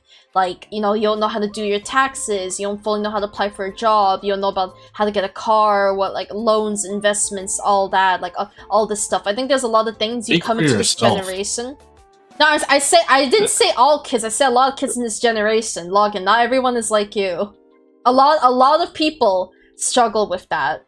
Even I struggle with it for a bit. I kind of just wing it. I feel like I don't stress about it as much as other kids, but I mean, I know I have the luxury of not having to stress about it because I live with my parents, but a lot of kids, like, you know, the moment you turn 18 or 20 or whatever, you're out of high school, you definitely feel like that you weren't taught the things you needed to know in order to really start surviving on your own, start building your own career, start building your own life. I think in my case, I struggle with that a little. Like, I definitely feel like... sometimes I still feel like I'm 13. Because I haven't grown. I physically haven't actually grown since middle school. So it's like... my perspective... my quite literally, not figuratively, my perspective on the world is the same as when I was 13. Because I have not grown a centimeter. I am still 5 feet. So, Short. like... midget. yeah. Like, I'm still Fucking 5 midget. feet. So, like... mentally and physically too, I look very young. A lot of people at my work, when they see me, they're just like, "Oh, I didn't know we hire minors here," and I'm just like, "Oh, I'm not a minor. I'm 23," and they're just like, "What?" Like, Or That's when you hit him with the male voice, like, "Hey, bitch, I'm 23." but yeah, Talk about minor. I think Oh, I think people don't start feeling this until they're much older, like maybe like 25 onwards, getting closer to their 30s. I'm already starting to feel that way. I think the good thing about adulthood, again, not everyone will feel this way, but I think a common thing about adulthood, and even I feel this way, is that as you get older, you just value your own peace. Like, you don't want the drama anymore. You don't want, like, the excitement necessarily anymore. You just want peace. You just want to settle down. You just want to find a relaxing job. You just want to find a stable job. You just want to find the person that you want to spend the rest of your life with and settle down and live together. Like, you Wow. start to just be tired of What a way to make me feel drama lonely. and going through all this stuff. Like, I already feel that way. I'm only 23, so I feel like this is I feel like I'm in the younger range of people that start feeling this way, because I feel like most people start feeling at 30. Because, like, for example, like, I think, you know, like, for either people in high school or dating in college, like, you date for a couple years. You date for, like, 3 to 4 years or more before you really think of settling down with that person. But once you get in the higher age ranges, like your 30s and stuff, like, you're not dating for as long. You're not dating for as long, but that's because it's like, when you're older and you're at that age where you want peace, you know what you're looking for. You know what you're looking for, you're not as uncertain about things, so it's easy for you to settle down. And, like, it's because you're just looking for that peace, that you don't want to play games anymore. You don't want to, like, you know, you're not looking to keep finding different partners. You're not looking to go through any more breakups. You're just looking to settle down. You want the peace. And if you're dating another like-minded person like that, like in the same age range, then, like, that's why usually those relationships, like in the higher age ranges, they're dating for a lot shorter time period, like maybe only 1 year, maybe some even months before they decide to live together or get married, because you know what you want when you're at that age. And I think Login pins that. Login pinned it. I'm still struggling how to be a proper adult. I had people IRL think I'm 12, Lamau, and only to drink. Yeah, Login, did you mean to pin that? Or did you do it by accident? Login? Oh, he's muted. So I don't know. I think he's had. I think Login got a phone call right now, probably from his grandpa again. Yeah. But yeah, like, I think, oh god, what was my original point? So let me scroll up to remember my original point. Oh, thank you for fixing the pin, Taco. I don't really care. I don't really care if that was pinned, to be honest. I just want to know if Login did it on purpose or not. It was intentional. It was? Yeah. It was funny. Yeah, no, like, that's the thing. Like, my grandmother still thinks I'm 13. Like, when I pass by her room, like, there are times where she tells me, like, hey, come back here. And I walk in, and then she asks me, how old am I? How old am I? And I tell her I'm 23. And then she's just like, why do you still look like you're 13? I'm just like, yeah, like, I know I haven't physically grown. Because you dress like you're 13. It's not even just the dressing, it's just I physically haven't grown. I physically haven't grown at all. I have really big eyes. Like, for an Asian, I have really big eyes, and I think that definitely makes me look younger. So I have, like, these like, you just big, dress like you're looking 13. eyes. God. I mean, I go to work. 100% usable. I go to work 5 foot, wearing suits. Basically a midget. Well, what counts as 13 with clothing to you? Because I go to work wearing office suits. So I don't know what you count as looking 13. Do you really wear suits? I thought you would wear. I need photo dresses. evidence. It depends. Like, if we're having meetings, then, like, I'll wear a button down and a tie. I don't use ribbons. Like, I use a tie. And then, like, you know, like, just, like, the nice pair of, like, I don't know if they're called slacks or something. I won't wear heels, but I'll just wear, like, regular, like, shoes and stuff. And then other than that, like, I'm typically just wearing, like, jeans and a shirt. Like, if it's, like, a more, like, chill day. Cause, the workplace is dirty. Like, it is, like, a factory running machine. So if you're not dealing with a meeting, for the most part, you don't want to wear anything too nice because your clothes are gonna get dusty. So for the most part, like, I'm just wearing jeans and a shirt. I don't think it's anything weird. Most people work at the company are also just wearing jeans and a shirt. I don't know. Like, sometimes I'm wearing, like, gothic Lolita stuff, but I don't really wear that to work. I'm wearing that when I go outside. That kind of stuff. Like, my Jiraiya shit, I don't really wear that to work. Because the place is dirty. The workplace is fucking dirty. If I brought that shit to work, it is literally just gonna get it dirty. What's the point? Kind of thing. And that's what a Not lot of helping people the come to learn. acquisitions. I think what a lot of people, when they What? start work at this job, they dress very nice, and then like after like a week or two, they realize, yeah, this place is dirty. There's no point dressing nice, kind of thing. Because it's dust everywhere. It's a warehouse kind of thing. But I don't know. I mean, I don't think me dressing like in my more proper clothing has made me look any older, because I'm still short and my face still looks quite young. I mean, I think my face has aged a little, but I think that's more so due to stress rather than getting older. But yeah, I mean, overall, like, definitely when I look at myself from like 13 years ago, or not 13, when I was 13, not 13 years ago, when I was 13. How old would I be 13 years ago? Basically 13. I think I'd be 10. I'd be Close 10? enough. Yeah. Yeah, you're 23. Yeah. Okay.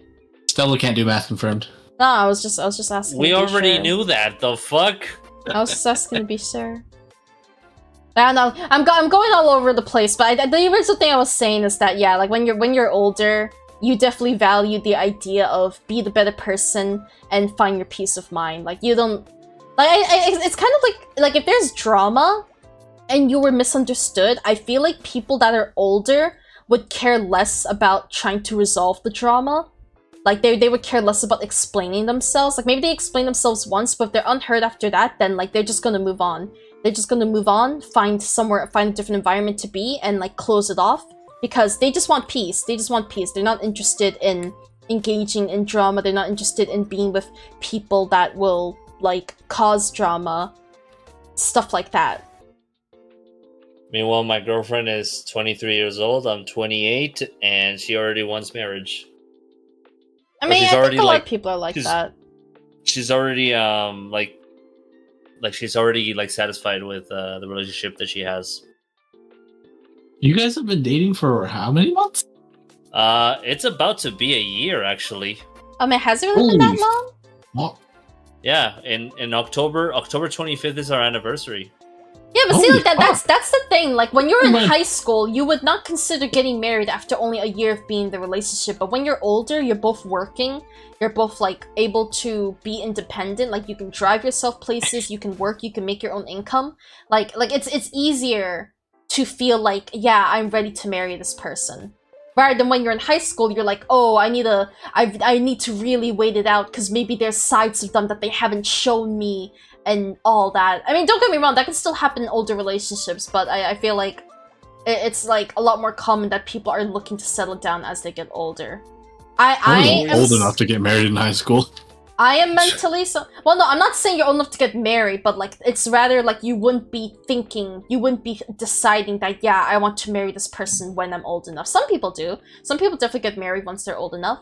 But I mean, like for me, definitely back then, I was definitely the kind of person where like I need to be with someone for a long, long time before I consider that, because you never know. You never know how someone's gonna be in this situation, in that situation, how they would support you, this and that. Do they have a side of them that you don't know? Like, I feel like I'm at the point in my life, even though I'm only 23, I do feel like I'm at the point in my life where I just want peace. I just want to be with someone that has their life together, that knows what they're doing. Like, I want us both to be working. I want us both to be able to drive and all that. I don't care about, like, the excitement anymore. I don't care about, like, you know, I don't care about being lovey-dovey. I don't care about playing games together. I don't care about going on dates and stuff like that. Like, that stuff is nice, but like overall, like I'm at the age where I want a partner that is ready, sort of, at any moment. If I said like, hey, I wanna start living together, or hey, I wanna get married. Like, so basically, I want us both to be at that point where we're okay with that. Like, we're mentally prepared with it, kind of thing. As when people online fall for me, like, bro, I don't even know you that well. That's the same thing with me. Well, both IRL and online. I think I'm like open to dating. I don't know. I'm the kind of person where I can't date unless I like the person. I'm not a willing to try it out person. I have to already have feelings for them. But yeah, for me to even consider, like back then for sure, it took me a long time to open up to people. So it definitely would take me years before I even consider marriage. But yeah, I think I'm at that age where if I meet someone, I want to, like, I'm just gonna be concrete with them. I'm gonna lay it out, like, you know, hey, this is what I'm looking for. Hey, I do struggle a little with mental health issues and this might happen, but it is something I want to work on. These are the traits I'm looking for in a partner, and I'm looking for something serious. Like I would lay it out. I feel like in younger relationships, like high school and stuff, you don't really talk about that stuff. You're just like, oh, I like you. Oh, I like you too. And then you start dating, you're in your honeymoon phase. You don't really talk about that stuff because it's still years before you're even old enough to get married and have a job and have the money to support yourselves. But at this age, you're just straight up like, this is what I want. I want something serious. Do you want the same thing? Yes, no, kind of thing. Like you're not looking for that excitement anymore. You're not looking exactly for the spark. You want to settle down. You want to get your life together. You want to move on. You know what you want. I'm very dependent on my family right now, so that's also a wrench when it comes to relationships. Not a good time. It's good to get that out there so people know it and they can make that decision. Yeah, because there's definitely people in that age that they're still looking to just hop around, or they're not looking for commitment. A lot of people dating nowadays, and that's fine. That's fine. That's understandable. But for me, for sure, I'm looking for someone that's committed. I'm looking for someone that like is willing to work a job to support us both and be prepared for the what ifs. Like, what if I went homeless right here and now? Are you able to like help me get a place and live together and support each other? If you lost your job right here and now, do I have the money to be able to support us for a bit while you look for another job? Like that's the things I would be looking for in a partner, basically. I think I am definitely still a bit dependent on my parents in a sense. Like, I'm able to drive myself to work and I have my own job. But, I mean, I feel like income-wise, I think if I lived on my own, it probably wouldn't be enough. I'm definitely saving a lot of money by living with my parents. And I don't think that's anything bad. I don't think there's anything wrong with living off your parents. Like, there's a difference between, like, I think it's okay to live with your parents, and like mooching is another thing. Like mooching off your parents, leeching off them, that's a whole nother story. Like for me, I am paying bills here. I buy my own food, I pay my bills, I do my own laundry, I drive myself to work. I really do not disturb them. It's really just if they need my help with something, because like they don't know how to pay their bills online, for example. Oh, so like Lord. that's fine. Like that because like my mother is the kind of person where she doesn't want you to move out. And I know not a lot of people don't have the luxury of having this kind of parent. So I know I'm lucky for that. I don't fully get along with my mother, but I know I am lucky to have a mother that would not kick me out just because I am legally an adult. Like my mother, like when my sister moved out, and she wants my sister to move back in because she wants her to save money. And even for me, like she talks about buying a house and she wants me to have my own space. She wants me to stay. So I have the luxury of that. I generally have the luxury of that. And again, like, I'm still helping, so that's fine. I know some people will literally make fun of people like, oh, you still live with your mommy, but like, if you're contributing to the household, there's nothing wrong with that. Like, it's expensive to live on your own nowadays, and even with a single roommate, it's still expensive. Like, don't make fun of people just because they still live with their parents. As long as they're still pulling their own weight, they're not leeching, that's fine. But some people, you know, they immediately hear living with their parents, and they just think negatively of it. Now, if you're leeching, like, if you're not working... Parents, what are you fucking doing? No one has that kind of fucking money in this day and age. Yeah, like, things are too expensive. But, like, now, the other scenario is if you're living with your parents, but you're not contributing, like, you're not working, you can't drive yourself to your own appointments, you can't go out and buy your own food, you can't do your own laundry, you can't help pay bills. Like, that's a different story. That is straight up leeching. That is the kind of, like, where they say, oh, you still live with your parents and you're not contributing. That's a different story. If you're contributing, that's fine. Nothing, like, you can stay with your parents for the rest of your life, for all I care, as long as you're contributing. Like, you're basically staying there to save money. You're not staying there because you're being dependent on them and leeching off of them. And again, like, it's understandable that you will need to stay with your parents for a couple of years. Like, you're not going to turn 18 or 20 and then immediately be able to support yourself. No, no, no. But at some point, at some age, you need to be able to contribute to your family kind of thing. And be able to know how to do some things on your own. Like, if you're... Because, you know, like, I mean, obviously for most of us, our parents are probably old. Our parents are definitely older than us, so they're not going to be here forever. They're not gonna be here forever, so at some point you definitely need to learn how to do things on your own because they're not always gonna be there for you. And that's hard, but you know, you're definitely not gonna know that within your first few years of turning 20, but at some point you definitely gotta learn that.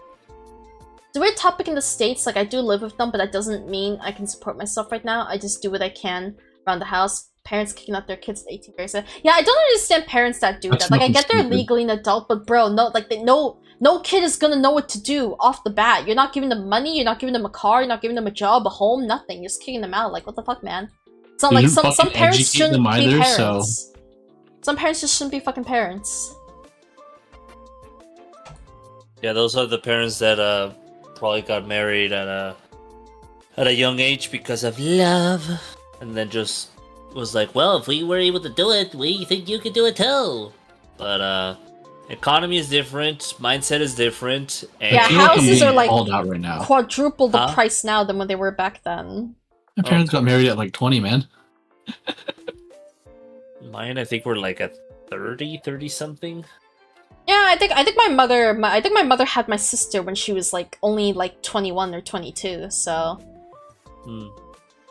like, some people do it young, and that's because they had the money for it. But nowadays, like it's normal to be 30 and still have no kids and still not be married. My parents were still living at home when they got married. Like, living with their parents? Yeah. Yeah, I mean, that's fine. Again, nothing bad about it. It's just eventually you have to, like, for me, I'm living with my parents, and it's like, I bring this up all the time to the people I know. If right here, right now, my mother told me I'm kicking you out, I wouldn't fully panic, like, I wouldn't feel like it's the end of the world, because right now, I know I have the money to afford an apartment. I have the money to afford an apartment. I'm still working my job. I can drive myself to my job. I can probably drive myself to these apartments. I know how to get gas. I can do my own laundry, this and that. I know how to pay some bills, this and that. I would probably have enough money to survive off a bit. I was gonna say. It would like take your ass to Canada. It definitely won't be like, you know, forever. Like, at some point, yeah, I'm gonna need to get a roommate because the bills are gonna get so high, because I'm only making about, I'd say, $2,500 a month, and rent nowadays is already about that much. So I would be dipping into my savings. I would be dipping into my savings to survive, but I could survive a couple months. If my mother kicked me out right here, right now, I could find an apartment, pay for it, pay rent for a couple months, pay for my own bills and utilities for a couple months, drive myself around. I can do that much. I'm able to do that much, and then maybe I'd start looking for, like, a roommate that could help me, stuff like that. But like, that's the thing, like, I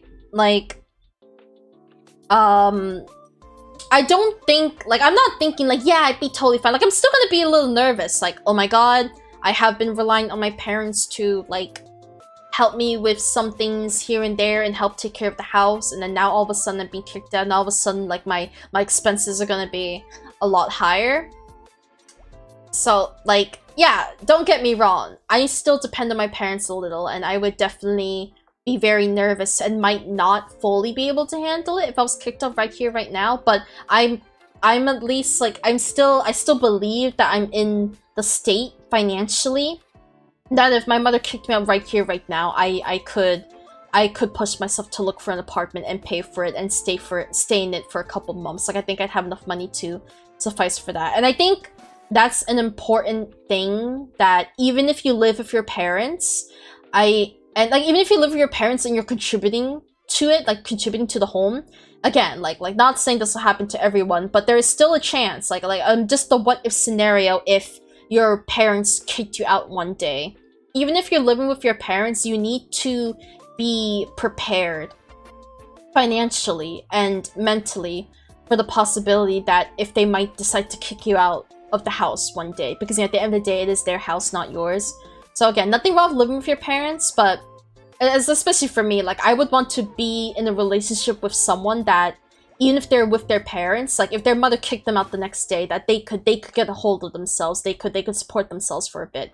Not saying I wouldn't help them, like, of course I would probably help my partner find a place, pay for a place, I'd probably move in with them, if anything, but ideally, I think as you get older, and if you and your partner do live with your parents, you should both be in a situation where if you were kicked out one day, that you are able to get a hold of yourself, kind of thing.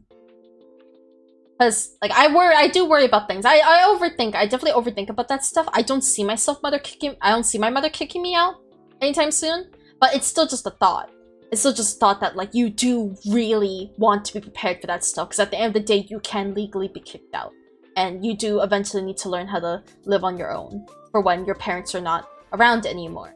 So, but I think both you and if you're with a partner, your partner should be able to handle yourselves in that kind of manner, basically.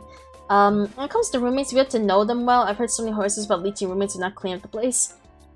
Yeah, like I think that's a tough thing for me, like if I were to be kicked out right now, because I definitely don't have any friends that I think I know them well enough to be roommates. Like I'm too anxious. I know a lot of people, they just room with strangers because, you know, they're renting the place, and in general, you know, they just need help. They just need help splitting the bills.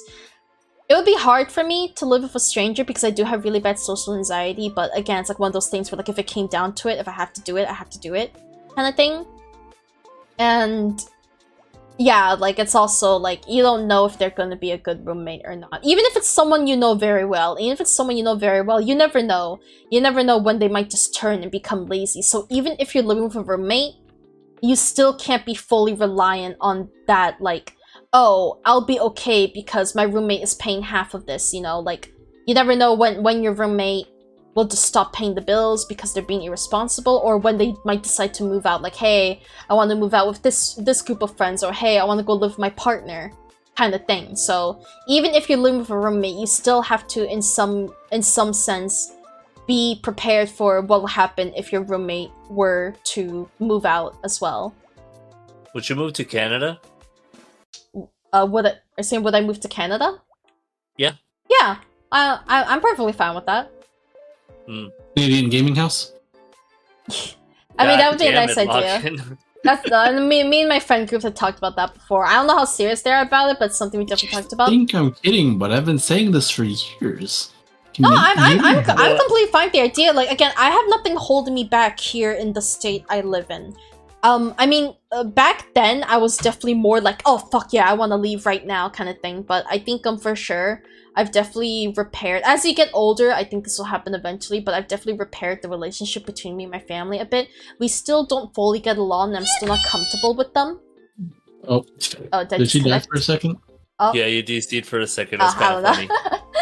But yeah, I think as you get older, for sure, your relationship with your parents will be repaired a little.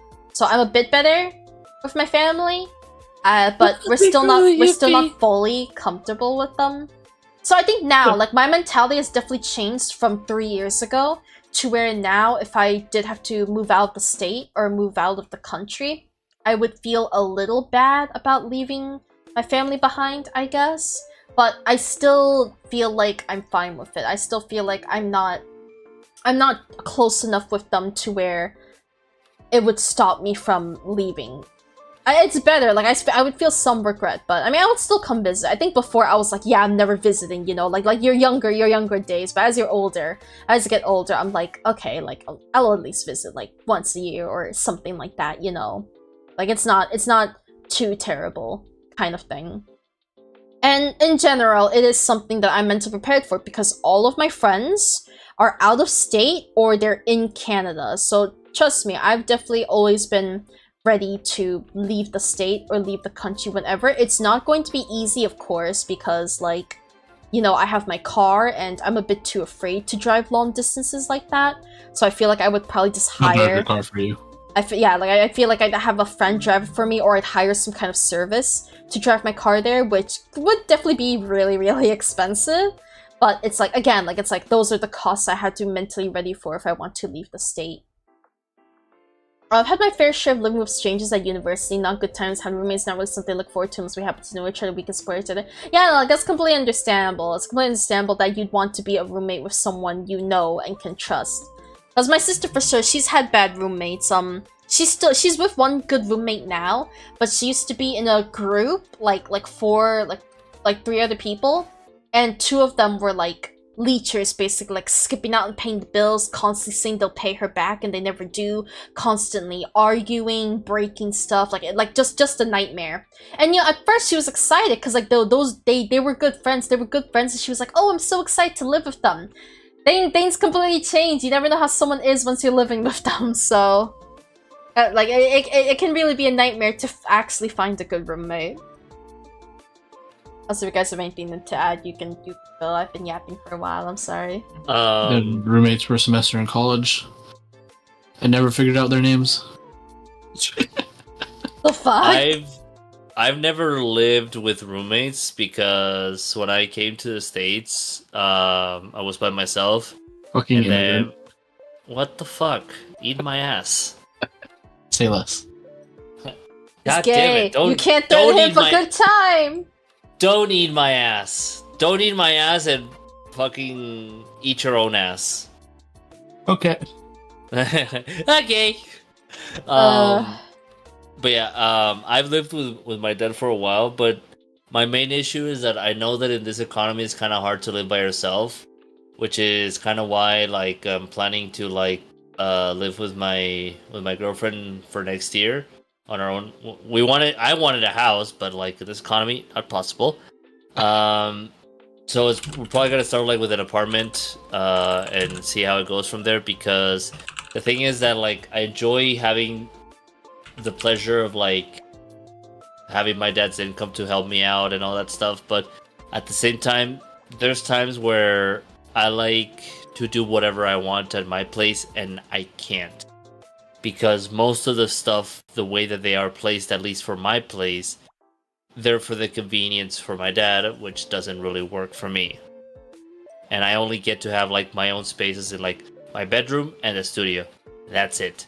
No living room, no kitchen. I mean, there's also the bathroom, but that's really it. Like, I can't really like go out on how I want the kitchen to be or like cook my meals, because maybe he wants to go make himself some coffee or go get something to eat. And in the living room, well, there's only like a single couch recliner chair thing where he pretty much stays there all day watching TV once he's done from working. So I don't really have like a living room, which is like something that I want to have. So yeah, it is. I kind of agree and accept the fact that you want to live with your parents, but I lived with mine for the longest time, and I lived by myself for a little bit. And the thing is that I didn't really need to live with my dad. It's more like he kind of came to live with me to help me out, even though I didn't really need the help. It's comfortable, don't get me wrong. It's very comfortable. But I'm trying to kind of like get out of my comfort zone and try things. Because the problem is that I used to be somebody that didn't try a lot. So that's kind of why I'm all for like trying new things. But if like, for example, whenever I would have my own kids, I'm not gonna like kick them out when they're 18. But I'm not gonna let them do the same shit that my parents let me do, which is fucking nothing. Yeah, like don't make your kids suffer the way you suffered. Thing. I will put it to you this way: my first job literally was at 21 years old. Like my actual like U.S. paying dollars job was at 21 years old. And are you saying that's too late? Like you would want your kids to get a job earlier? I think it's too late because you want them to kind of learn about the adult world as soon as possible.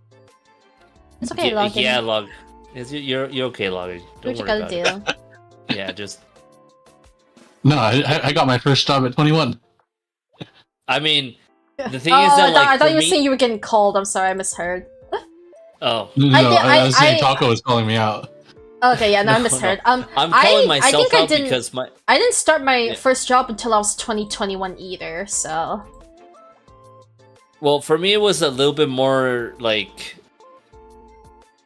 harder, just because of the fact that like I was born in the U.S., but my whole life I lived in Mexico, so it is a completely different life, like in Mexico compared to the U.S. So by me getting my first job at 21 years old, I didn't know jack shit about tax return.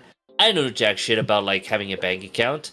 Like I barely even had a bank account in Mexico to start with. Honestly, I feel like definitely coming to the US and having to learn how things are here from other countries is really bad. Like I think the US has a lot more shit than in other countries.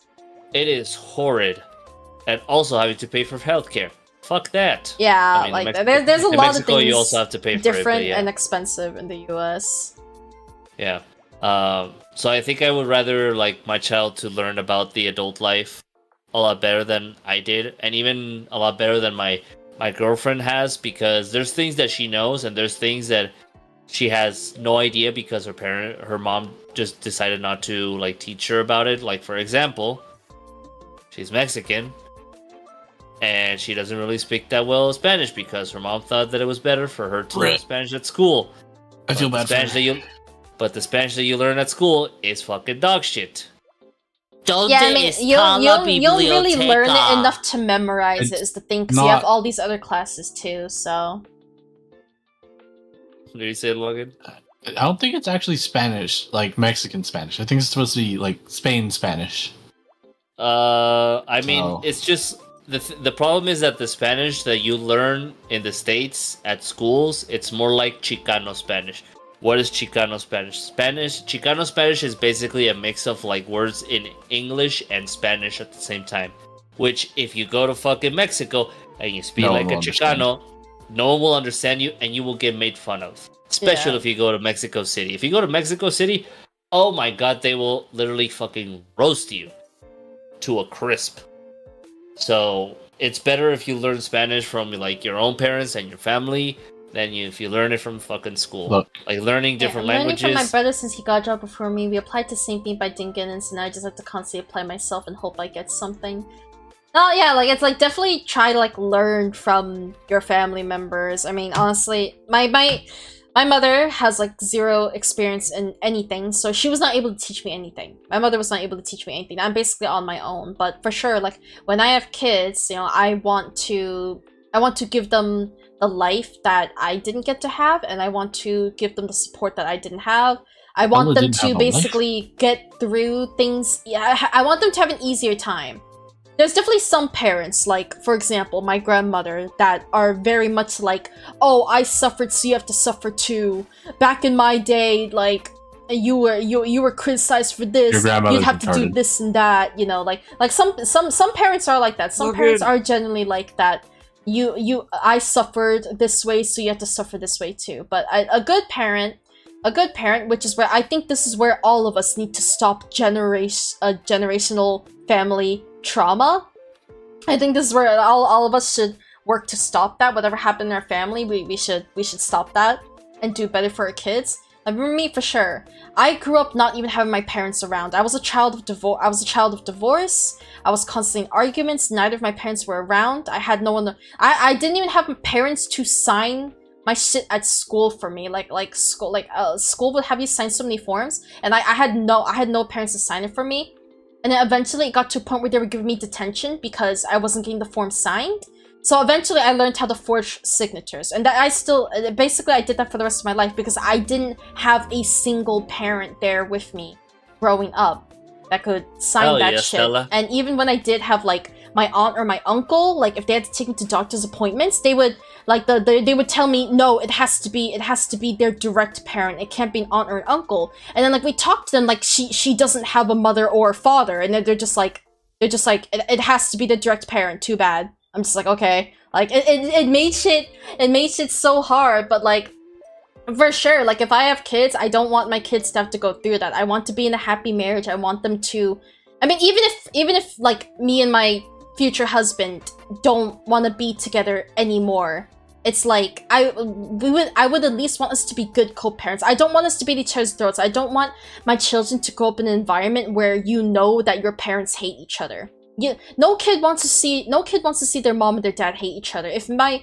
I divorce my husband and we have kids together, I will still want us to have a healthy relationship and be good co-parents. I don't want any hostility, anything like that. Like overall, don't make your kids go through what you did. Do what you can.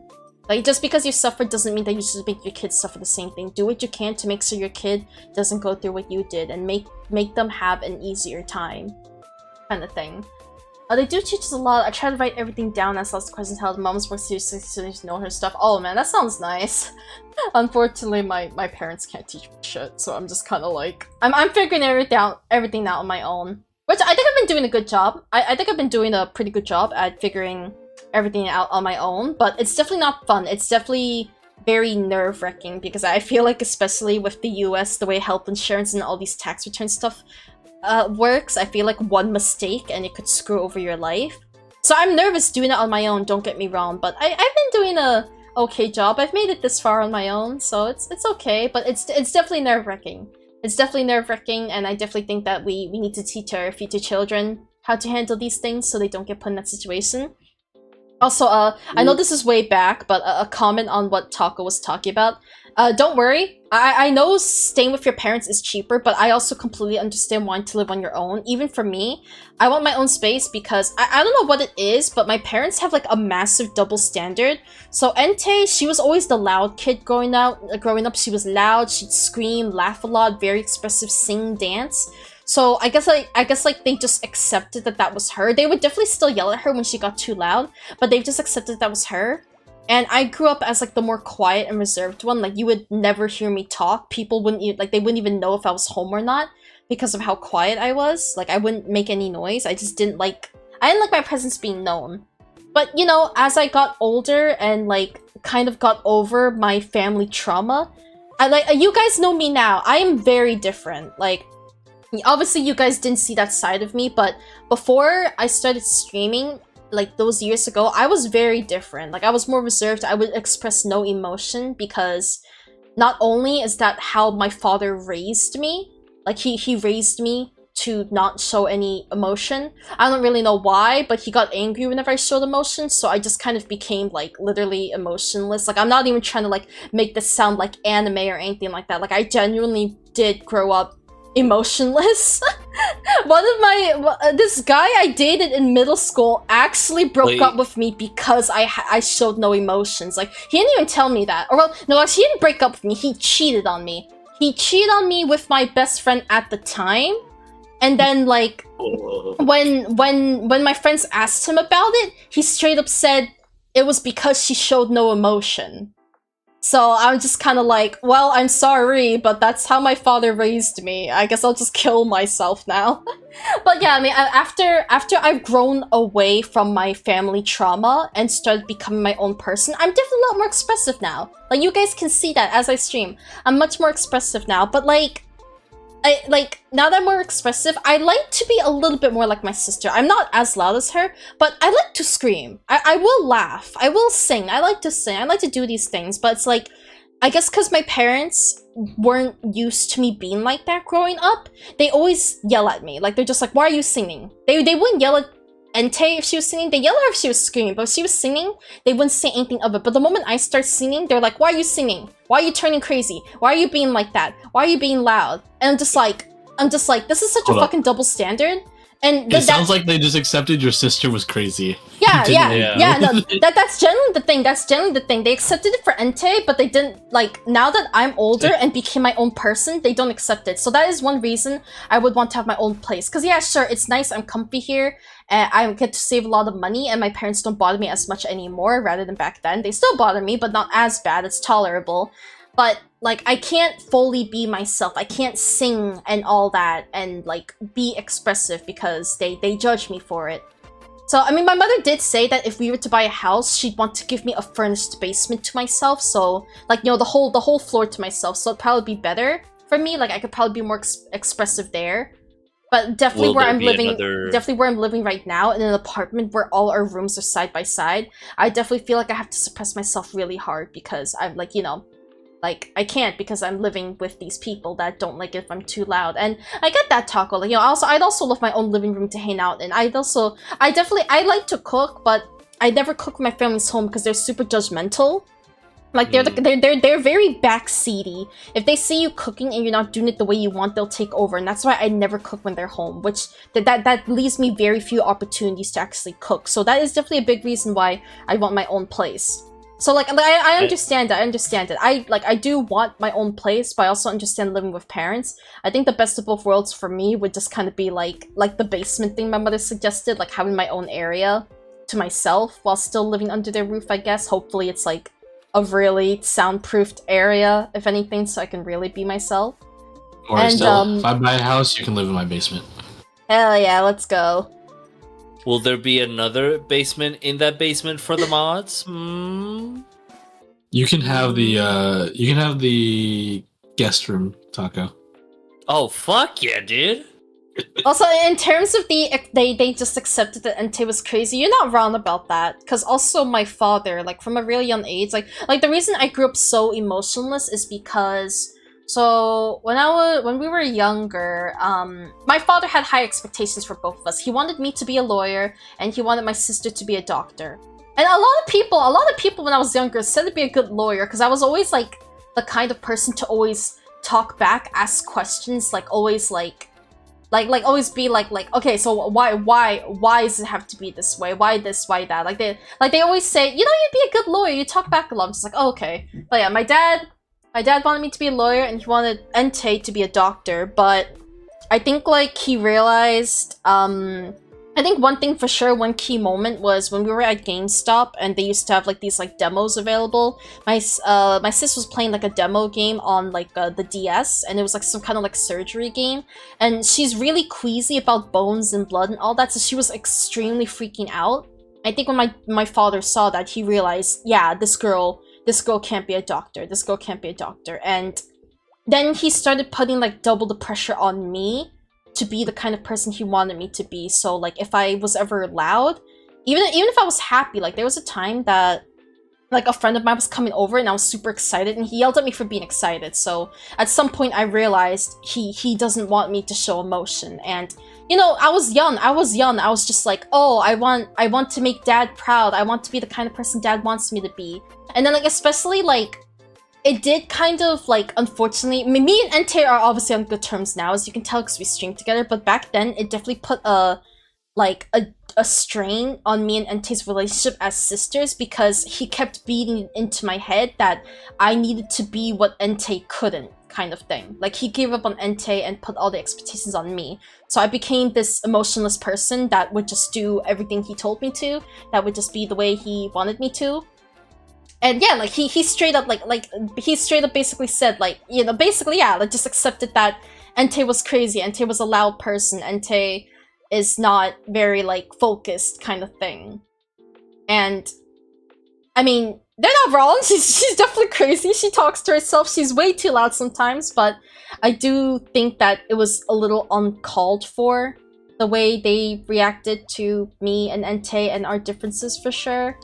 So you're not wrong about that. You're not wrong about them basically accepting that Entei was crazy. I also grew up very quiet, but as soon as I raise my voice to yell, they get all angry about it. Lol, like, it's not bad to be loud every now and then. Yeah, I mean, like, I understand when I'm screaming on stream, but, like, again, like, even if I'm slightly bit louder, like, they'll freak out over that. And that's what I'm saying. Like let your child be expressive. There's nothing wrong about that. I do love my parents and grateful they let me live with them, but I also don't have much privacy, especially to deal with. Yeah, like, that's the same thing with me. I think I have a bit more privacy now, because back when I was younger, they used to barge into my room a lot. I mean, they still do, but they don't do it as often. But yeah, I definitely want the actual privacy. Like, I want... Because, like, I mean, I also want to feel like it's okay to lock my door. It's not okay to lock the door in the in this house. If you lock your door, you're getting your ass whooped. Like, I want to be able, like, I want them to, like, knock and only come in when... Like, if the door's locked and they knock, like, let me prepare, let me mentally prepare. Or maybe physically prepare if I'm, like, jerking off or something. Like, let me prepare and then I'll open the door, you know? I don't want them to just be, like... in the schlong. Yeah, like, I don't want them... I don't want to live in a place where people can just walk in whenever. I want to have some concept of privacy. That kind of thing, you know?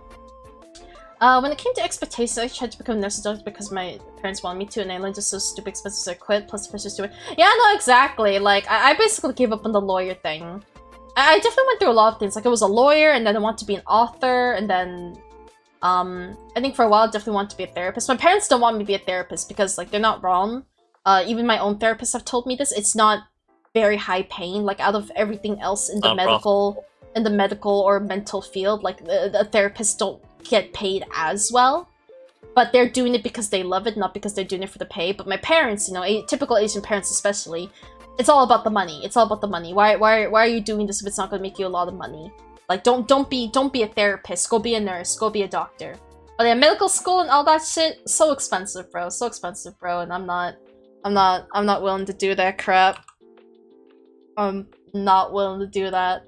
I don't know, my brain.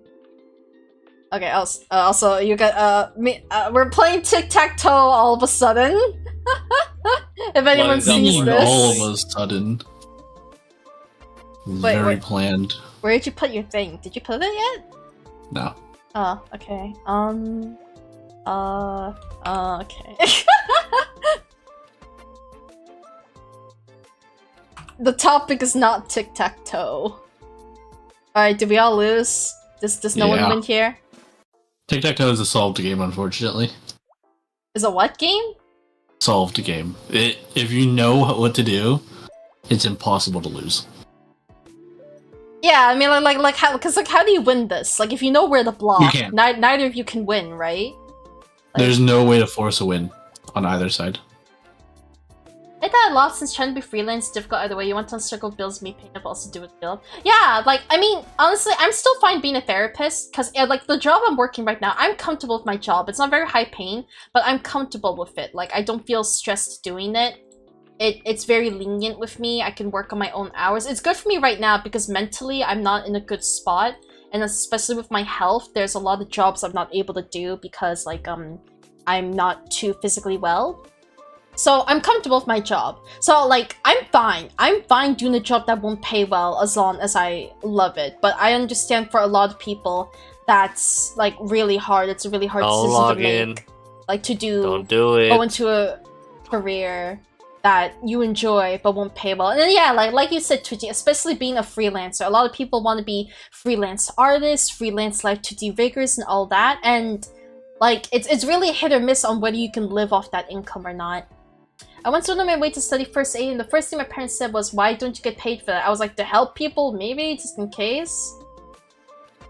Yeah, like for sure. I mean, because, like, our parents, a lot of our parents in this day and age, they did not grow up with the opportunities we did. They did not grow up being able to go to college and get a career. So, of course, they're going to force that on you. I don't think college is for me, but I know, like, our parents, they're gonna encourage us to go to college, because, like, you know, when they were growing up, they didn't get to go to college. They didn't have colleges. They didn't have the opportunities to get a career. They're just stuck working entry-level jobs, which might be super exhausting for shit pay and no raises and no benefits, this and that. So I get it. That's why they pressure us to do these big paying jobs, but we want to be happy. We still want to do something we enjoy, or at the very least something that won't make us miserable.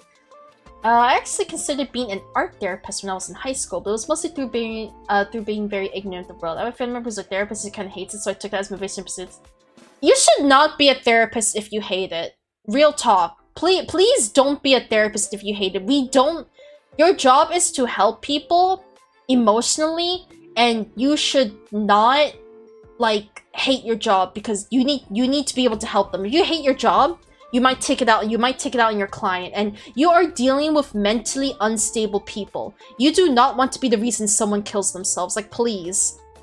It's like, I did take a psychology class back when I was still in college, and I will say, the teacher, the professor, made me miserable. Like, basically, all she talked about was, basically, oh, if you ever see this kind of person, just don't deal with them. Like, find your inner peace. Like, just realize that they are in their own mind. That's fucking meditating. Yeah, basically, like literally at the start of every class, like once everyone got to class and everyone settled down, like she was always saying, all right, I want us all to take 5 minutes to just close our eyes and breathe and take in the environment. And then yeah, like she would explain, like, oh, if there's this kind of person that like seems angry or upset, like she wouldn't even talk about how to help them. She would just say, just ignore them and find your inner peace. Just realize that, like, that is their own thing and don't let it affect you. And, like, as someone who's mentally ill, hearing a psychology teacher say that shit made me feel like crap. Like, I came out of every class fucking depressed and wanting to kill myself. Like, I thought it was crazy that a psychology professor could even say that shit. You should be teaching us how to understand and help these people, not to ignore them and just label all of them as problematic people. Like, what the fuck, man? I really hope most of those kids didn't stay in that course, because we do not need future therapists being taught that kind of mindset. And that's what I'm saying. Don't become a therapist if you hate it. Don't become a therapist if you can't actually help people. Like, man. And like I feel like a lot of therapists too, like I feel like to some degree as a therapist you want to have experience, whether through your own or through friends. You want to have some experience with mental health, whether it was like you have a friend that was mentally ill and you had to help them, or you yourself went through mental health. I feel like a lot of therapists nowadays are very textbook therapists, like they basically only learn through their courses. And I'm not saying that all therapists through school will be bad, but I feel like you need to have some level of empathy. You need to somewhat understand what they're actually going through instead of, oh, I read in a book that this means this. Like, no, you need to still understand them in some case. And I feel like a lot of therapists nowadays are very, very textbook, which is bad. Like, we don't have enough good therapists in the world, I feel. That's what I'm saying, all my therapists say therapy is not a good paying job. So if you're gonna go to that job, please actually do it because you want to help people. Being in university actually made me like psychology and also thought of being a psychologist, but there's also a lot of experience, like not everyone can help people in the right ways. Yeah, exactly. Like I'm still passionate about it, don't get me wrong, it's just, it's hard for me to focus on school right now because I'm still mentally not in a good place. And if I were to go to school, I don't think I'd be able to focus on my classes and then I would just be wasting money. So, like, I would still love to be a therapist, but I'm also fine if that doesn't happen because I know I have to be able to commit to school for that. But it is still something I'm very passionate about. Like, I know I went to a vocational school, so I do have a degree in programming. Like, I can actually get a programming job with my degree, and I know like a lot of people are like, oh, programming pays good, oh, female programmers are in high demand, but it's just, that's not what I want to do as my career. I don't care if I have a degree in it, I don't care if it pays well, that's not what I want to do for my life. And I know it sounds like being unappreciative, like to a lot of adults, like who didn't get that opportunity. Yeah, I'm throwing away an opportunity, I'm being selfish, I'm not appreciating what I have, but at the end of the day, like, I don't want to do something I don't enjoy for my job. Programming is merely a hobby for me. I don't want to make that my career. Wow, a female programmer with a penis? That's probably high demand. If you guys have anything to add, feel free. I'm sorry I've been rambling for so long. Isn't that just your typical femboy programmer? Ha! Huh? Huh? Yeah, but this one is a weirdo. I'm a weirdo? I think it's a Aren't statement. Aren't all programmers weirdos? No. Isn't that a prerequisite? No. Sure about that one? No. Oh yeah, do you guys have anything to add on like all the topics we've gone through? I know we went through a lot, but anything to add? Anything you guys want to just talk about in general? Speak your minds. I mean, I don't know if Login has something because I'm probably gonna ramble right now because of the therapy topic. No, nothing. No. Okay. So I originally wanted to go back to school to become a therapist, but then I realized that I wanted to also make money, but I came to a conclusion that I wanted to just do something that will help people, like aid them in any sort of way. If I don't feel like I want to put in the extra time to help them mentally, then maybe I could help them physically. So then I tried to do physical therapy, and then I realized how much longer it would take me as well for that one. And then I decided to do radiology, but right now I'm kind of like in this limbo of like, well, I want to get out of my current job first, and then I'll decide if I go back to school. I do want to go back to school, but I just can't keep staying on my at my old job. But I mean, yeah, the thing is that therapy is just made for if you want to help. If your main goal is to help, then therapy, any sort of therapy or anything in terms of like the medical field is probably gonna help somebody in any sort of way. Just put it to yourself that way. If you enjoy like psychology and all that stuff, and you want to like take the time to like learn it and like make that your job, then go for it. Just be realistic and don't sugarcoat shit. Because if you're trying to help people, you cannot sugarcoat anything. You cannot. Like, you have to be as real as possible. And I will say that's made things hard for me to help some people, because some people want you to sugarcoat. Some people only want to hear what they want to hear. So when you slap them with the hard truth, like, they think you're not trying to help them. They think you're against them, when in reality, you're trying to help them. That's why you're telling them the truth. You're giving them the tough love. You're trying to help them face reality. But some people, when they only want to hear what they want to hear, when they're being in denial, they will just think, this person's not trying to help me, this person's against me, and they'll shut you out. So like, it's hard. It's actually hard. I think it is the right approach. I think it is the approach everyone needs at some point, but I've first-hand experienced, there are people that will shut you out for it. Stella, I'll put it to you this way: if you find somebody that wants your help, but they want you to sugarcoat like their problems and all that stuff, just be like, I'm sorry, but the best thing that I can do is just listen to you and just like give you suggestions, but I cannot sugarcoat you your answers, because your answers, you should know them, and you're gonna have to go to the darkest place possible to find said answer. And there's no such thing as like going through a rainbow to find the answers. You're gonna have to go through some fucking trauma and like look deep down for the answer. But I cannot be the one to give you that said answer, because if you cannot trust me with giving you the answer like the correct way, not the hard way, the correct way, then the best thing that I can do is I can just be that shoulder to help you out, to just listen and give you a suggestion, but I will not be able to give you like the correct answer. And I'm not willing to give you the answer that you want to hear, because at the end of the day, the answer that you want to hear is not going to be the answer that will help you. Oh yeah, real talk. You've been looking for that answer that you want to hear, and has it helped you? No, because you're asking for my help. That's just how it is. Yeah, real talk, I do think, like what you said, I do think that actually helped smack some sense into me. I remember, like, a friend of mine was talking to me, and, like it was kind of like it was going in a loop. Like, I think, like, he could tell that no matter what he was saying, it wasn't actually helping me. But, like, the moment I saw him say, I don't think I could do anything else to help you, so I'm just going to be a shoulder for you. Like, I'll just be someone to listen to you and let you rant. That I think that's when I realized. That's when I realized, like, oh shit, I'm actually being really difficult right now. Like, if it's gone to the point where they're saying that the only thing they can do for me is to listen, and they're not actually trying to help me anymore, that means I'm being very difficult. That means I'm being very unreasonable. That means I'm not cooperating with them. Like, that did actually, like, was a slap in the face when I was told that. I don't think I've ever told that to someone. I think it's because I'm too afraid to tell someone that personally. I just keep going in the loop, and then, you know, it doesn't get anywhere because, you know, it's not what they want to hear, or they just can't accept it. So, that is something I need to work on. I need to be able to tell people in need that.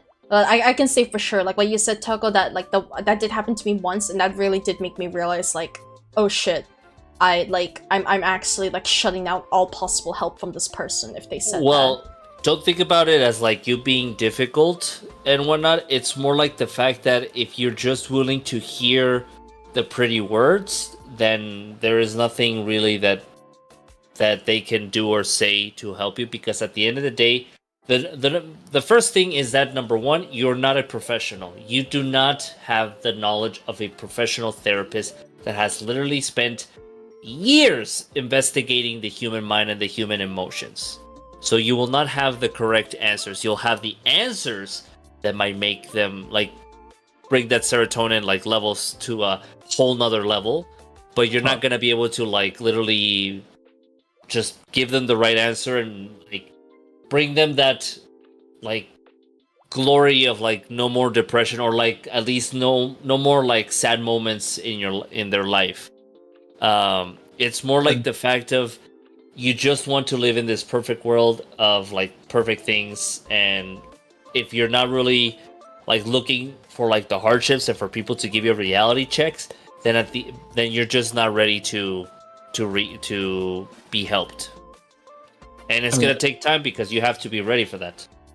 You have to be able to accept it instead of, like, constantly be in denial. Because again, like, people can toss all the advice at you. People like if you're looking for guidance, people can tell you what to do. They will tell you what to do. You can do this, I can help you do this, but you still need to take action. Like, for example, like, if you were struggling to, like, work a job or something, and like your friend helps you. They vouch for you at like a job, and you get an interview. You still need to make the decision to actually go to that interview, or like if you have to apply online or something, you still need to make that decision to actually apply. That's just like a more physical example, but yeah, like in general, like if someone's giving you guidance, advice, telling you what needs to be done, what they think can help you, like you have to be able to actually take that advice into consideration. Like again, someone reaches out your hand, you have to grab it. But a lot of people like they will be helped. People will tell them what they need to do. People will try to guide them every step of the way, but they, you know, like they don't want to do it because they just still don't want to, or they don't think that that's how it'll help them. And I've had this personally happen with someone I know, and then they claim that you never helped them. They say that you never helped them, but it's not that you never helped them, it's that they didn't accept your help.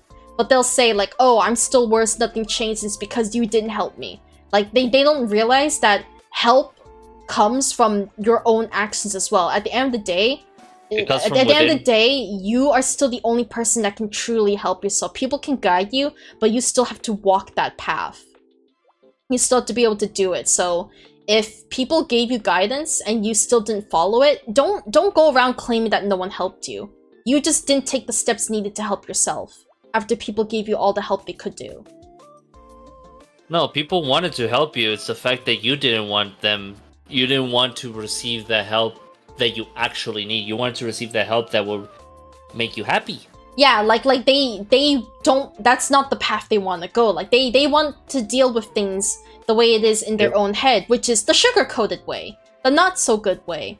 So when people try to help them, when people try to guide them on the right path, they just think, oh, you're not trying to help me. You're just making things worse for me. That's not gonna help me. You never did anything for me at all. That kind of thing. Like you just push it all away.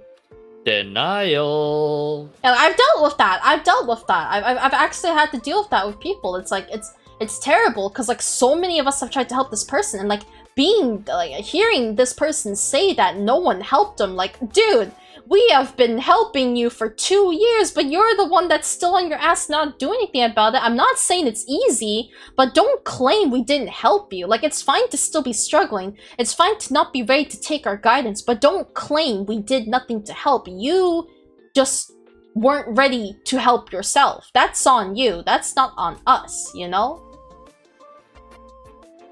I don't know. Tiny funny anime girl in the car. Oh, that's just the VTube Studio watermark because my camera's on. I did buy VTube Studio on my phone, but I'm always too lazy to set up my phone, so I don't have it on my PC webcam. So you will see the little thing floating there. That's their watermark. You also need to help yourself and have that self-motivation. I used to let myself say I want to be a doctor so I can help people and everyone say I love her. I just try to because parents. I feel like that's what a lot of people say. I definitely had friends that went to the medical field saying that, oh, it's because I want to help people. But then in reality, deep down, it's just because they wanted like a job that would pay them stably. Because it's definitely a big paying job. But then most of the time, after like 2-4 years, they quit because like it's so stressful. It's so miserable for them. They're getting paid a lot, but they just don't want to keep doing that. Like a lot of people go through that. A lot of people go through that. You're not the only one, Twitchy. So, like, trust me, it's normal. It's normal. Like, don't do what...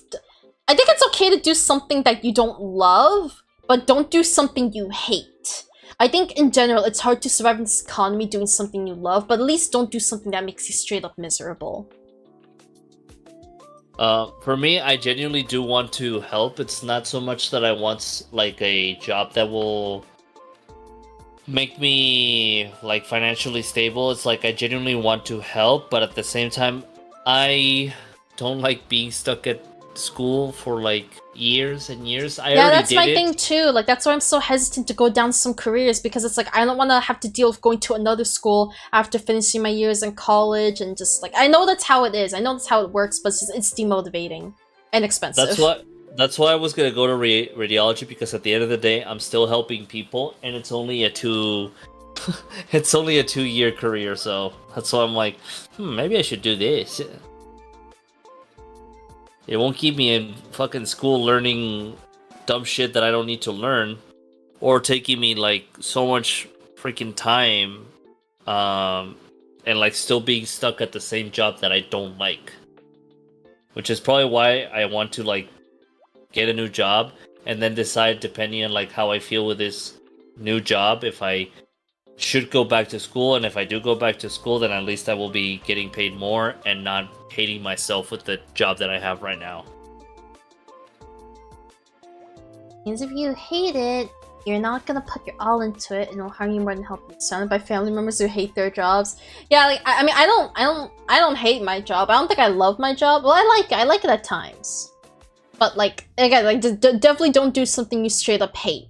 Do a job you can tolerate. Do a job for decent pay that you could tolerate. Don't do a high-paying job that you absolutely hate. And then also, unfortunately, in the society, don't do something you love if it's not sustainable. Do it on the side. Do it on the side. But, like, unfortunately, it is, like...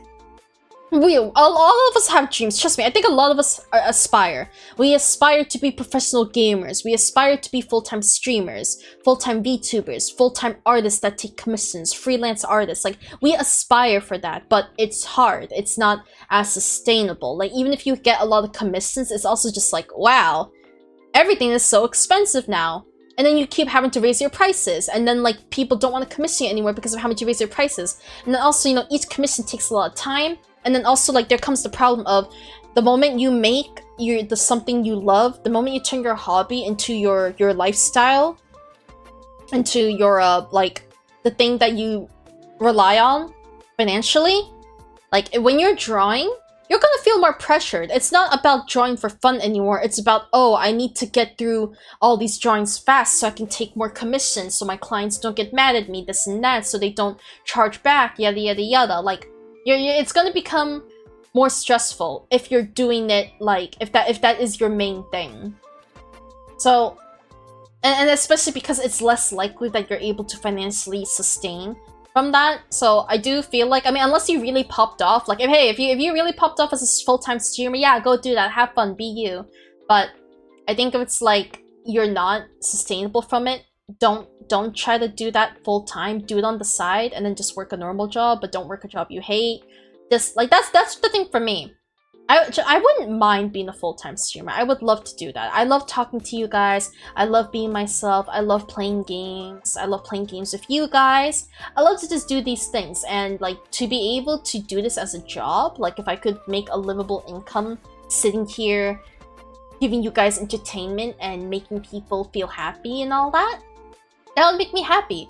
I would love to do that. I would totally leave my job for that, but I know that it's a lot harder to achieve than people think it is to do something like this full-time. So I still do it on the side, and then I'm just working my actual job, which I don't hate my job.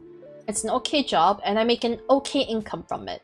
So, you know, I'm not trying to, like, do something unsustainable, but I'm also not doing something I hate for a high pay. Like, you gotta have that balance. Like, that's how I'm content with my life currently. I think if I wasn't going about my life this way, I would probably be in a much worse mental state. But it sucks not being able to do what you love, and it sucks not having a super high-paying job, but sometimes there's sacrifices you need to make for your own mental state, because that is more important. You can't keep pushing on if you're draining yourself every step of the way. I kind of treat like school like, oh, there's this thing I kind of like, I'll try doing this and hopefully can pay well too. Oh yeah, it definitely wasn't easy when I first opened comms, but I've learned a lot from it as well. But yeah, I just tried being online artist, but struggle as well as with any job. Like, yeah, like it sucks. It really sucks that we can't. Like, you know, it's not as sustainable to do what we love as a job anymore. And I'm not saying every case would be like this. Like, I'm sure there are people out there that have turned their hobbies into careers and they still love it. Like, they don't feel drained by it. But I can definitely say that I know a lot of artists that became full-time freelancers and they're more stressed when it comes to drawing, or like full-time music composers as well. They're stressed about it. There's not the passion anymore.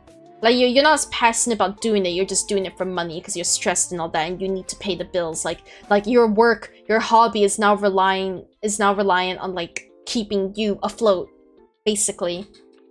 Even streamers too.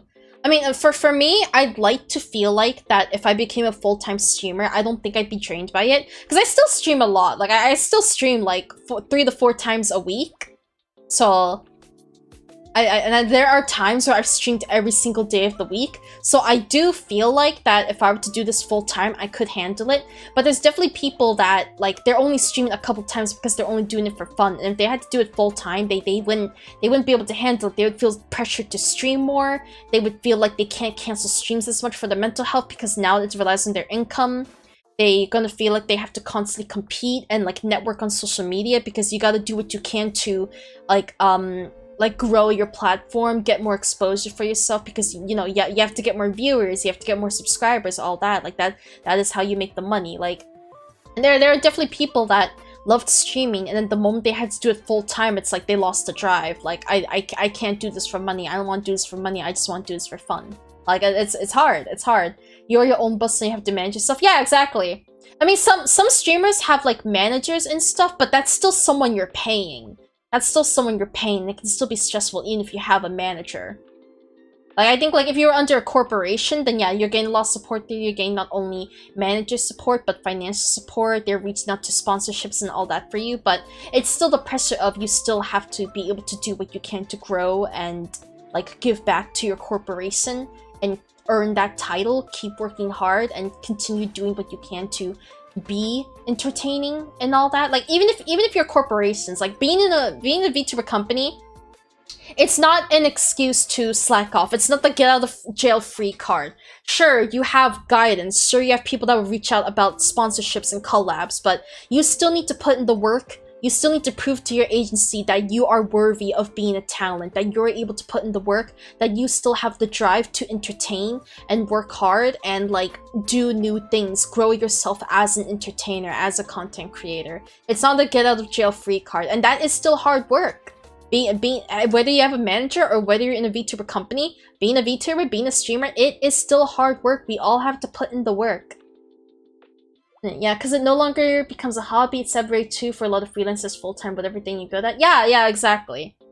Some people can still keep as a hobby, but a lot of people, once you turn your hobby into career, it's just kind of like, you know, like, it's doomed. Rest in peace. In general, don't leave a stable job for internet influencing kind of stuff. Yeah, exactly. That's another thing too. Because I have a lot of friends who actually quit their jobs or quit school to try and pursue. What the fuck? I have a lot of friends that quit school and their jobs to try and pursue full-time streaming. I think if you are overly sustainable, if you're already built a fan base that is supporting you, then it's okay to quit. But if you haven't even gone to that point yet, don't quit something stable in order to pursue it.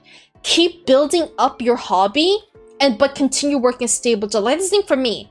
Like if my streaming becomes stable, then yeah, I would totally probably quit my job to do full-time stream. But right now it's not. So I will keep working on my streaming on the side, but continue working a stable job. Don't quit something stable to build up something that's still unstable. You need to have some kind of backup. You need to have that support. You like it's unsustainable. You can't do that. Alright, I am tired, so you guys have anything to say, please add. I need to drink water and rest my neck. I was gonna say, Stella has been taking over the entire podcast. She has been like non-stop yapping. That's just the kind of person I am. I have a lot on my mind. No, I know, but like, I'm impressed at the fact that like, all of that tiredness that you had earlier just went away and you just took off, and I'm like, okay, well. Oh no, I'm still fucking tired, bro. I'm still fucking tired. I need a break. If you guys need to talk, please talk. I need a break. My neck hurts. I need to lay down. Oh, I'm laying back in my chair right now. Please take over. I request that we have the popping cat meme, but Stella version for Yap Stella. Thank you very much. Yap. I'm a big yapper, I know. But that's what I love about myself. That's what I enjoy about streaming. I like showing you guys this side of me. I like showing you guys what's going on in my mind, how I feel. I don't want to hide myself. I don't want to feel like I have to be a certain way. I want to be unfiltered and be me. Even if it means it's a lot of yapping.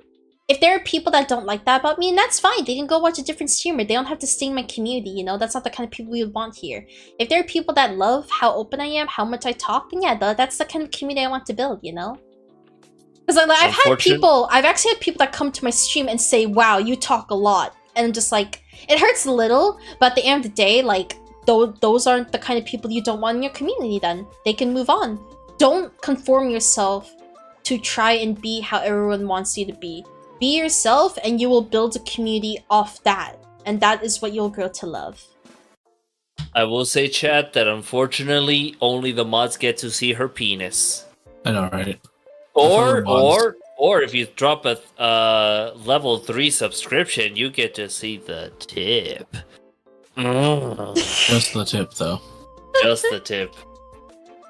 Yeah, that's the thing. That's the thing. Like making it your place. I won't ramble on this for too long because I don't want to talk too much. But I just want to quickly respond to that. I think a lot of VTubers do struggle with that because a lot of VTubers there. Because I'm not in any character, but a lot of VTubers are playing a character, and then also when you're a smaller streamer, you feel I'm still like this sometimes, but you feel more the need to be a people pleaser because you're small. So you want to keep all the viewers you can. You want to build a community off anyone you can. You don't want to lose viewership, so you're more likely to be a people pleaser.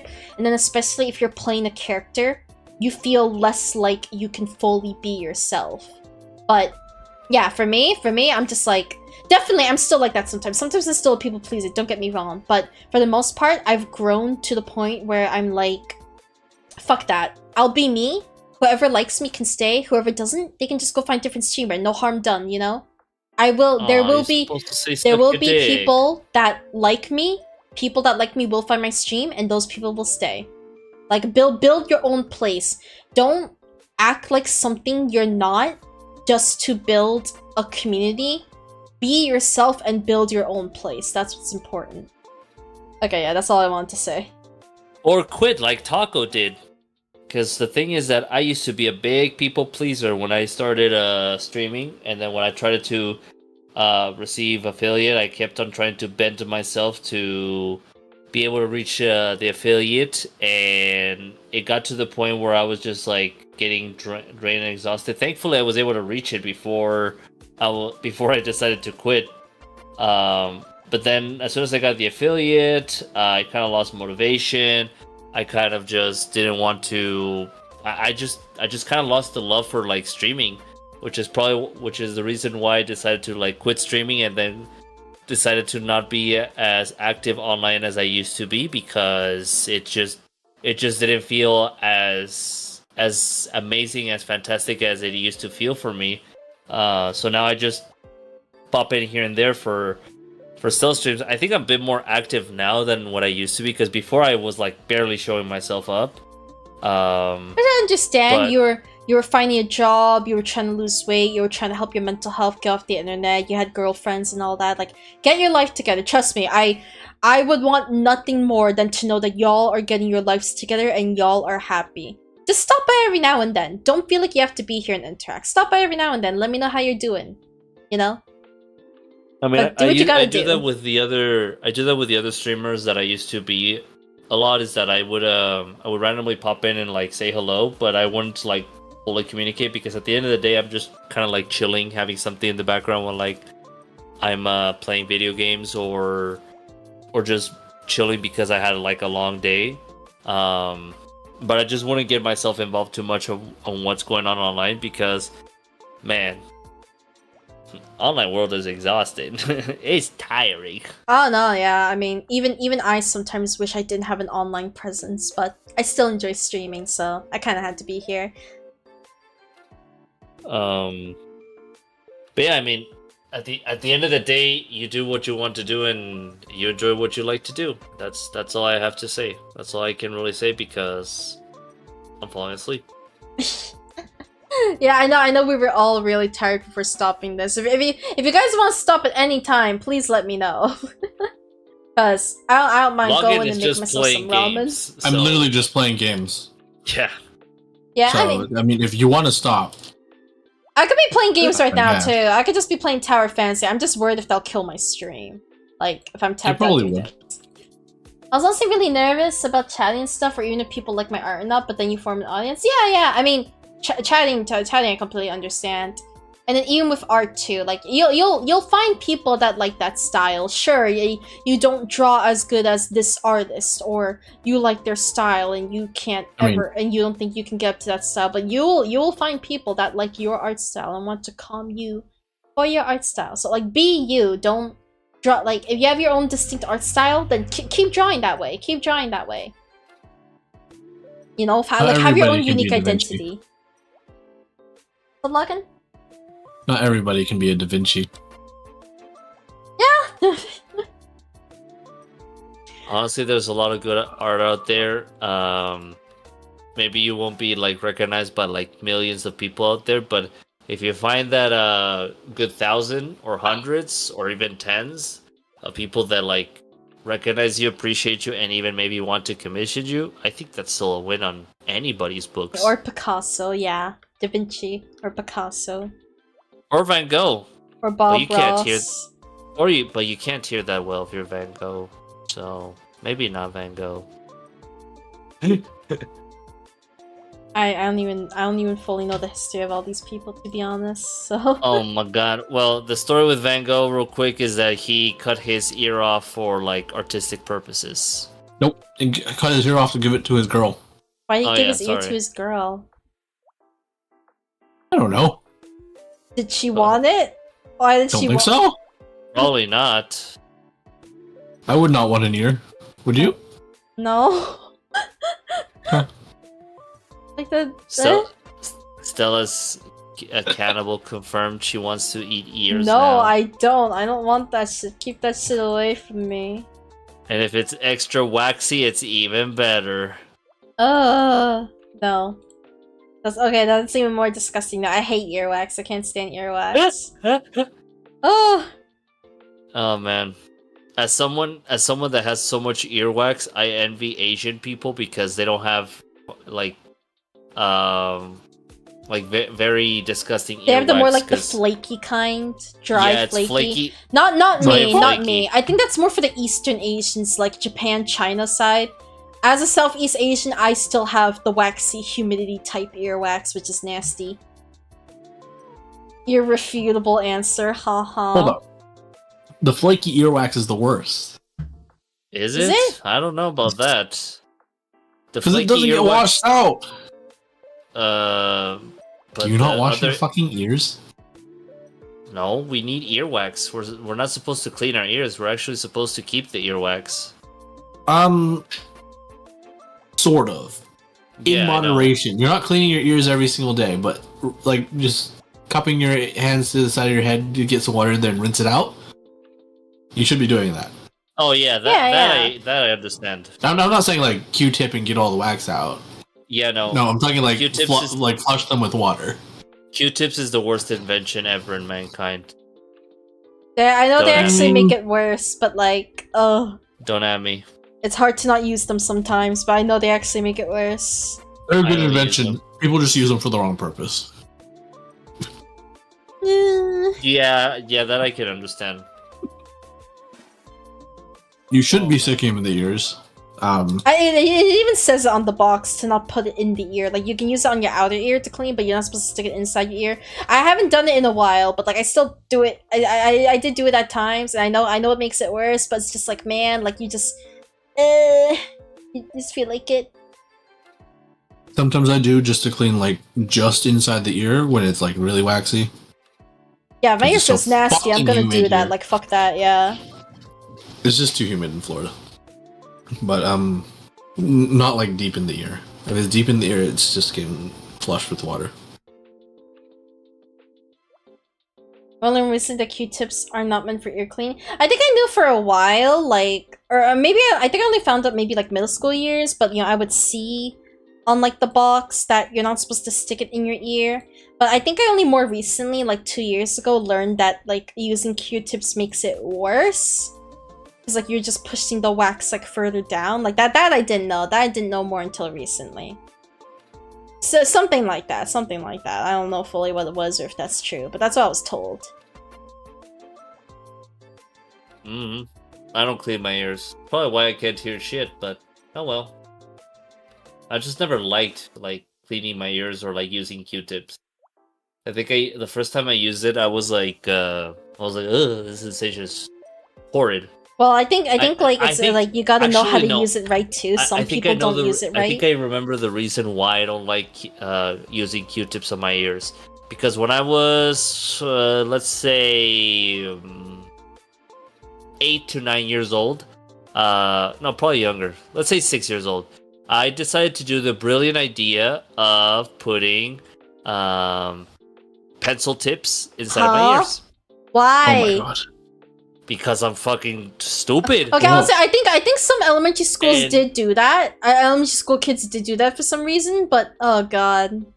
And then that shit got stuck all the way into my eardrum, and boy, the fucking procedure to take those things out was so not worth it. Oh my god. Ah. So I literally have trauma with anything kind of getting close to my ears Good. and anything getting close to my eyes. That's why I can't do Contacts. I can't do contacts. Yeah, I'm too afraid of contacts.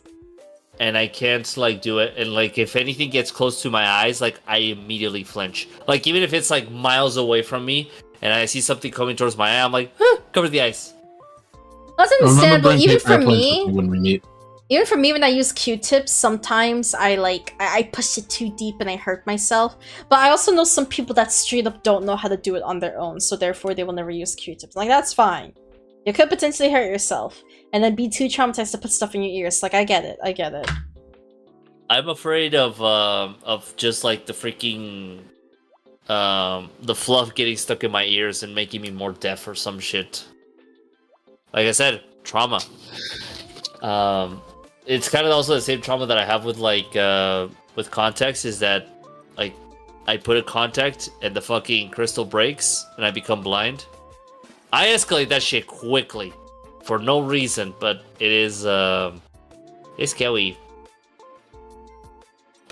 Unpacking childhood traumas. Hell Do you yeah. use Q-tips We after went warm from- showers? I usually do.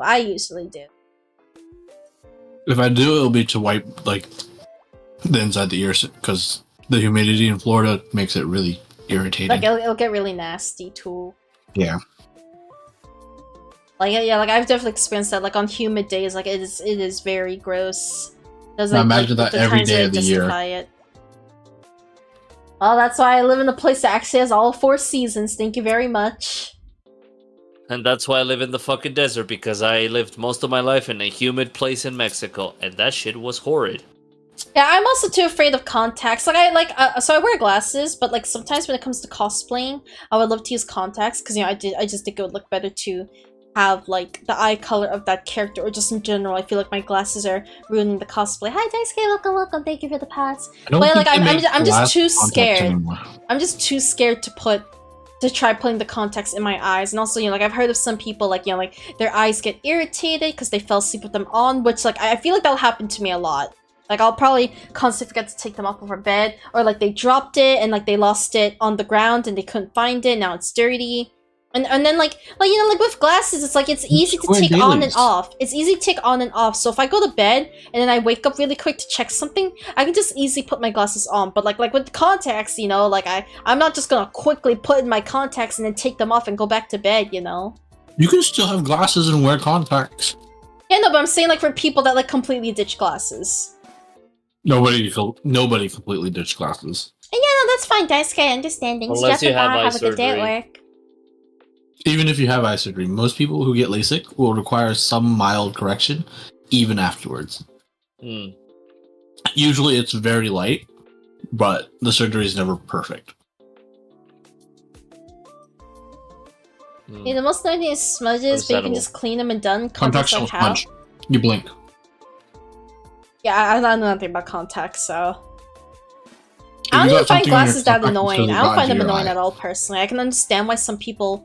Like, I have a couple friends that, like, they want laser eye surgery because they don't want to have to wear glasses anymore. Or, they're like, I know some people that, like, they want to be in the police force and, like, they don't want you to wear glasses there.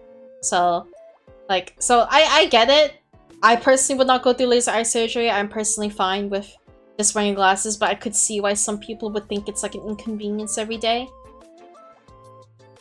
Could I throw in maybe not a last topic, but a topic that maybe might be our last because of how much yapping we might do? Yeah, go ahead. All right.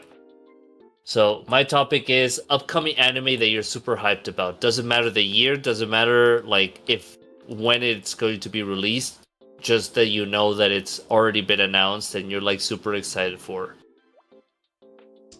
So, Stella, season I two. will Stella, I will start with you because I'm pretty sure you're not even gonna be able to give me a fucking laser eye answer. surgery when I was a baby and did fuck all my eyes. Thank God it was free for my parents at the time. I've heard that it could potentially make your eyes worse. That's why I'm too afraid. I'm not taking that risk. And yeah, Taco. As In a all baby? seriousness about your question or your topic. I mean, I don't really think. I mean, like, I'm hyped for future seasons of current animes, if that counts.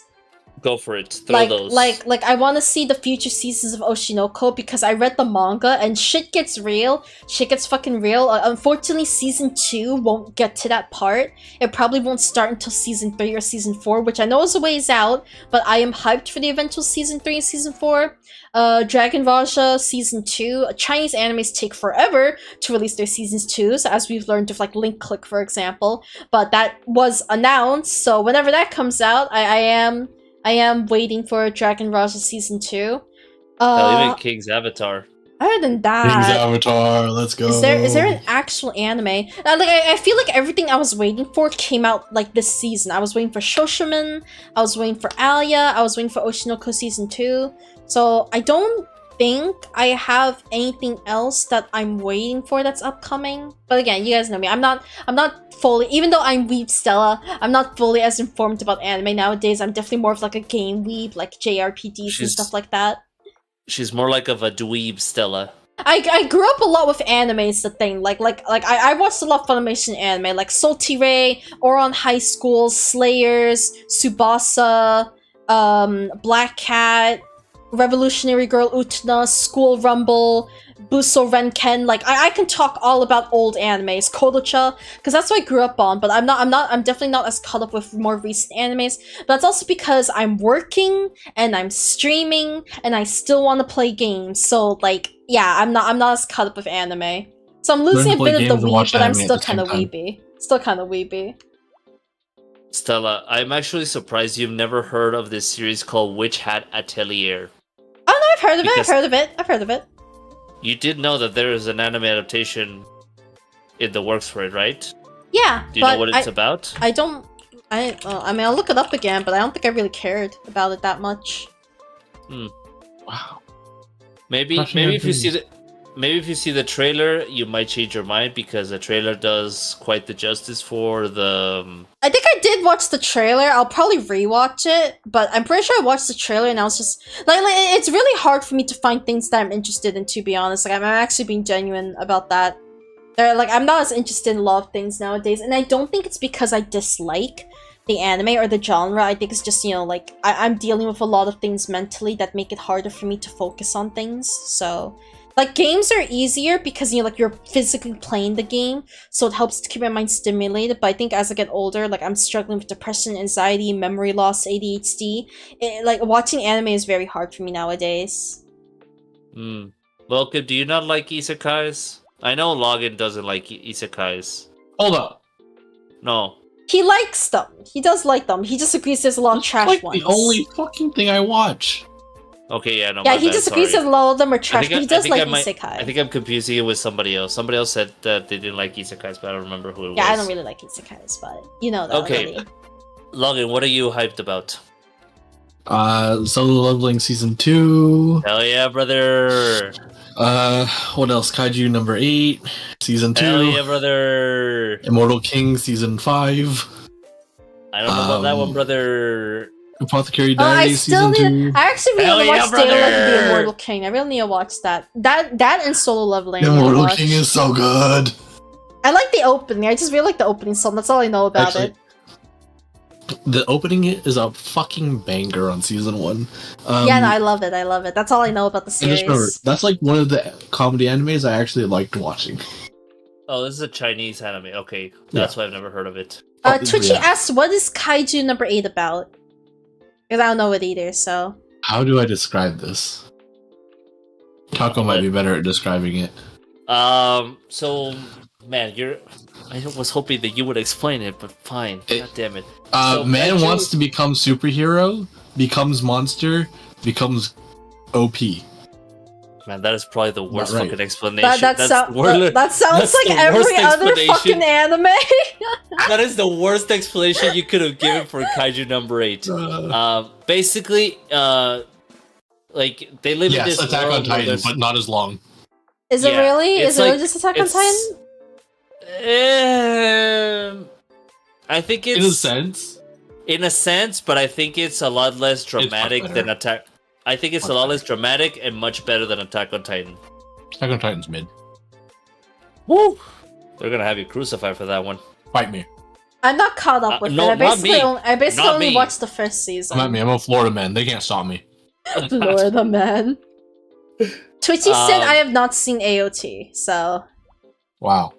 I think you would enjoy Kaiju number 8. Personally, I read the manga. I think I read it up to like volume 8 or something. I don't remember, but I kind of stopped after a while because I was kind of like getting bored of it. I'm like, well, the anime is gonna come out, so I'm just gonna follow it from the anime. But I think Kaiju number 8 is really good, very well animated. Do I think the story is like the best of the best? I don't know. I don't know. I think Solo Leveling has better Story's story. okay. Yeah, the story's okay. It holds its own. Yes. If you're watching but Kaiju number 8, it's not necessarily for the story. it's for the art and the fight Yeah. scenes. Yes. The fight scenes are well choreographed. The story is good enough that it doesn't distract from the animation. Yes. It's just like it's overall well polished, but it's not like anything. It's not like Frieren. It's like that's a masterpiece that comes once every few years. Kaiju number 8 is I just still something don't watch enjoyable to watch. Frieren, but I heard it's really good. Don't worry, I haven't watched it either. Wait, what? Have you both Is- have not finished Frieren? I haven't watched haven't even even started. started it. Yeah, I Oh haven't even my started god. it. I'll find the time I- to watch it someday, but it's not really my like cup of tea. So Yeah, I hear it's like Frieren like the best is anime of the season. So fucking like, good. Cinema. Look. Yes. I recognize good anime when I see it. Frieren It's is just so not good. for me, and that means I have to find some time that I'm in the mood It- for something like it. Frieren. Well, you don't like comfy vibes anime, do you? No, not really. Yeah, no. That's why it's probably not like appealing Yeah. to you. Stella, the fact that you haven't seen it, there's no excuse for you not seeing Frieren because you like comfy vibes. no, Well, I don't. you like comfy vibes in some games. I like them in games, but in anime, I need shit to be going on. That needs to be comedy. Like, there's only very few animes that I watch that I feel comfy about. It's like Kodacha. Kodacha is a very, very old anime that was like very, very comedic, very funny, made me laugh a lot. And then like season two was just so much drama. And like I never finished season 2. I dropped it because like there was too much drama. The comfy vibes were gone. It just made me feel stressed watching it. So like it really depends. I don't think like cause like something like Yuzu Camp, literally comfy camp. Like I wouldn't really watch that. I'm not all Okay, about yeah, cute those I girls doing understand. cute things and shit.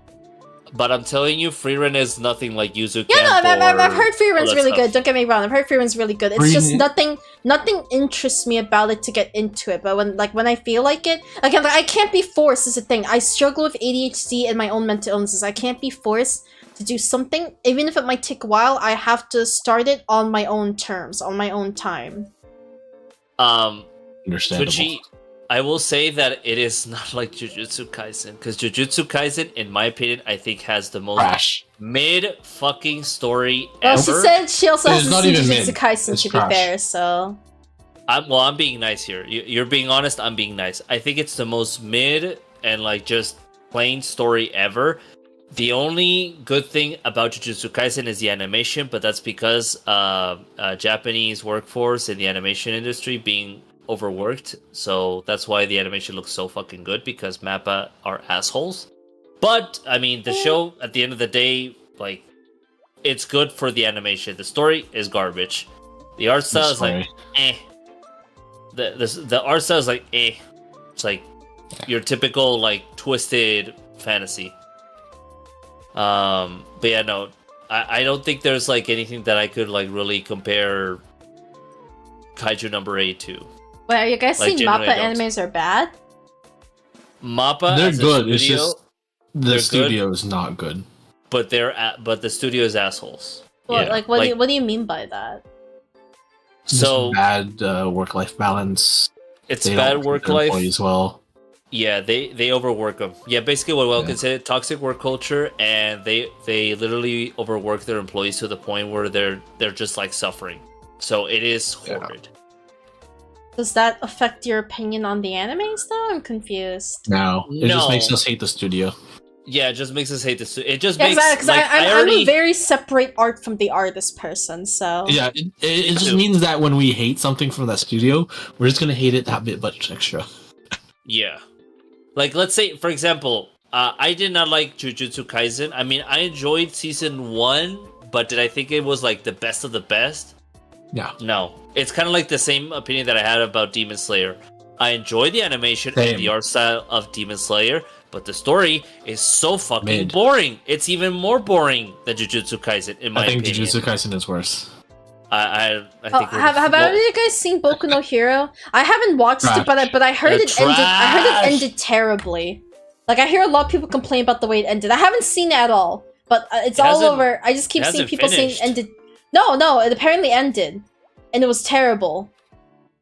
I'm probably the manga, but like the Yeah, the anime manga. hasn't finished The yet.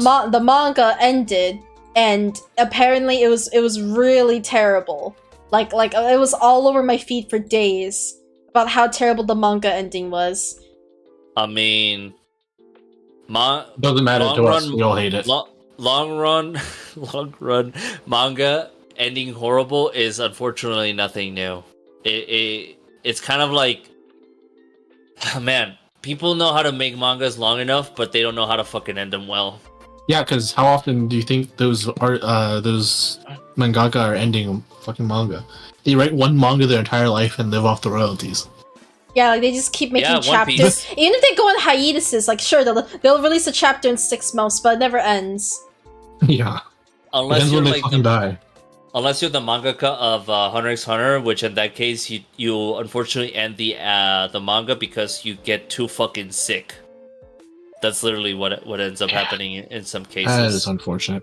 Or you're like the author of Berserk, which you just pass Literally away just from being fall over older. dead. Yeah. Yeah. Honestly, Frieren, and Violet Evergarden give me very similar vibes. I got kind of I've never seen bored Violet of Evergarden. Violet So yeah. Evergarden, to be honest. I want to say Frieren's not too much like Violet Evergarden, because at least for me, I don't know what made you drop Violet Evergarden. I heard it's good. I heard Violet Evergarden's I really didn't good, drop don't it. get me wrong, but I watched it and then got bored of it. I thought it was kind of boring. It's very slow. Yeah. It's like they're both incredibly slow, both very philosophical, both very well drawn, and both No, very TMI, much they have to focused keep on a very milking long it. story. There's never an end. There's never a peak. You have to keep milking it. Look at Sonic. Look at Persona 5. You have to keep milking it. Don't let it end. Oh my! I think that's just Japanese culture overall. Yeah. To be honest, TMI, I would agree with that, but man, Darling in the Franxx exists. Fucking, what is the other one? The one with the children? That had a horrible season 2 that they fucked up horribly. Cloverworks as well. I can't remember it right now. Born of Whatever. Violet Evergarden. Yeah, the animation of Violet Evergarden was amazing. That's what interested me at first, but like I watched like 3 episodes and yeah, like it was I was really bored. I'm sorry. No, not Seraph at the end. The show is basically like these kids that live in an orphanage and they're like secluded from the entire world until like some kids like go to like the other world. Know what you're talking about? Yeah, Remember they go the to the name, other though? world and they realize that the adults are actually monsters. I don't remember the fucking show at the top of my head right now, but it's not Seraph of the End. No, Oh. no, Yeah, not is- Made in Abyss. is it- Made in is- Abyss is- is No, fantastic. yeah, I was gonna say it's not Made in Abyss. Is it Into Children Abyss of the Whale? is good. No, No. I don't think Stella has seen this. No, fuck. What I is feel this it sounds very goddamn show? familiar, but I guess it's also a very common like anime theme. I think it's pretty old.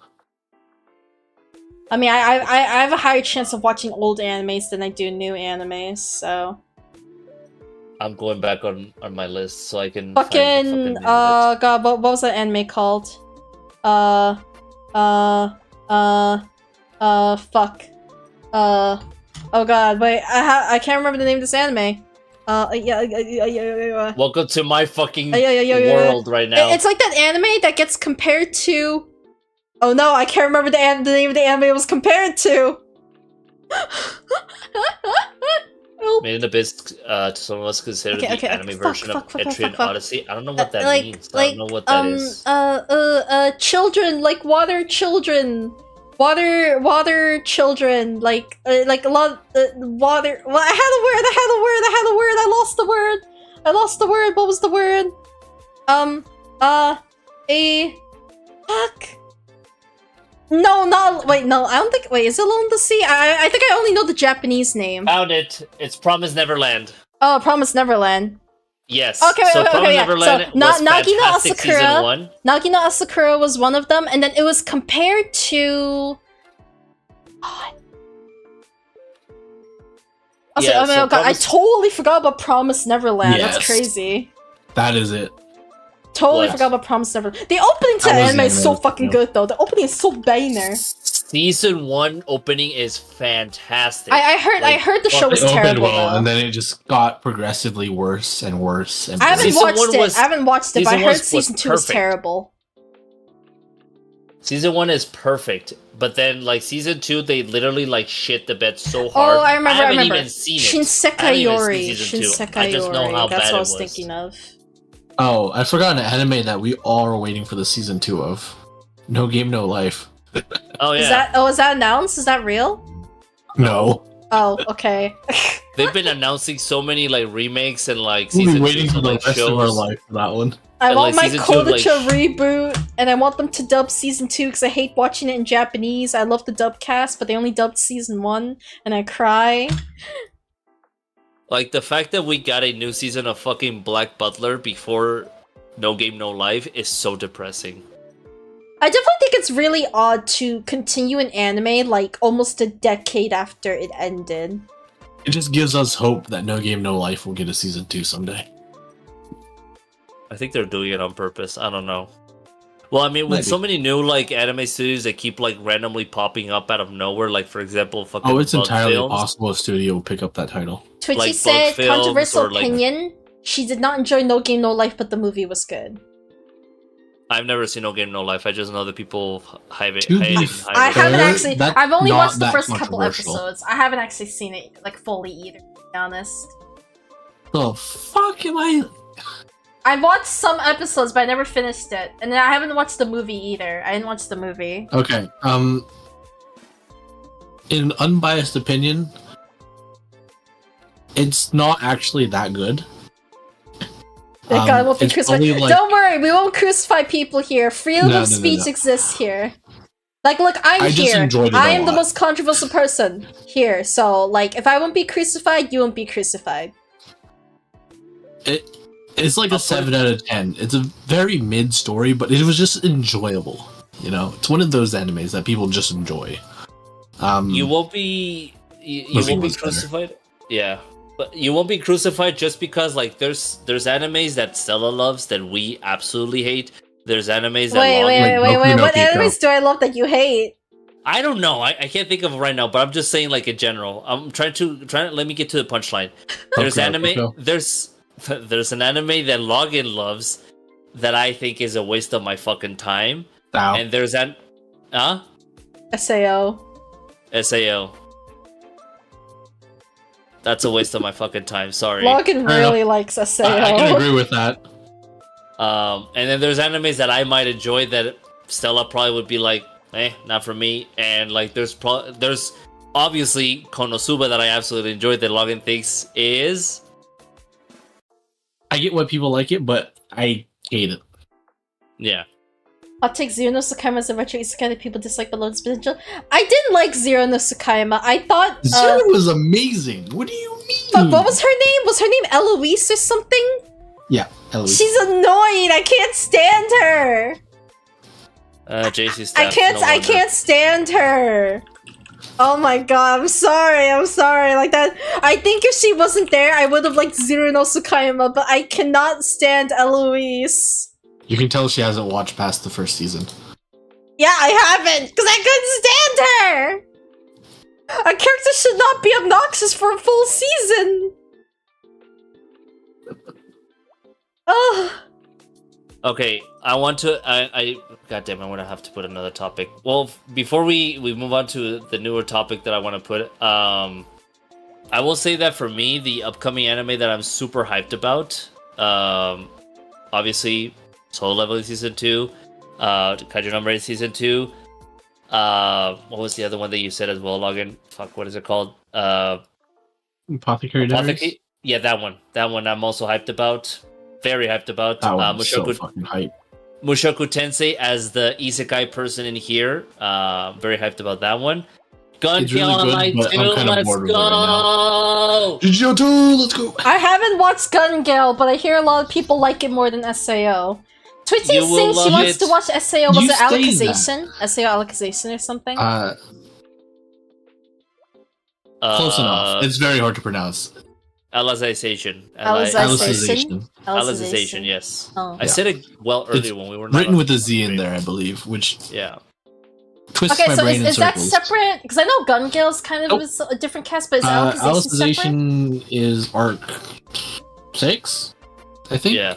By my It's part count. of the SAO timeline, but Gun Gale is like its own separate like story in Yeah, I the, know in there's the like SAO completely universe. different casts and stuff. SAO is a side story. Alicization is part of the main storyline, but to be honest, you need not to know anything about the rest of the story. I'm a If fly you person. do end up watching it, it is also very fucking slow. Mushoku Tensei is one of those animes Let's that people hate because they can go. hate. It's actually Yeah. really God, well what written and what is animated. Mushoku Tensei? People just hate the story because Mushoku Tensei. Jobless reincarnation. it was perfect. I've never it is seen anything about pervert. this. I don't get it. I don't get why people hate it. People They hate it because they want to be because it's politically creepy. correct.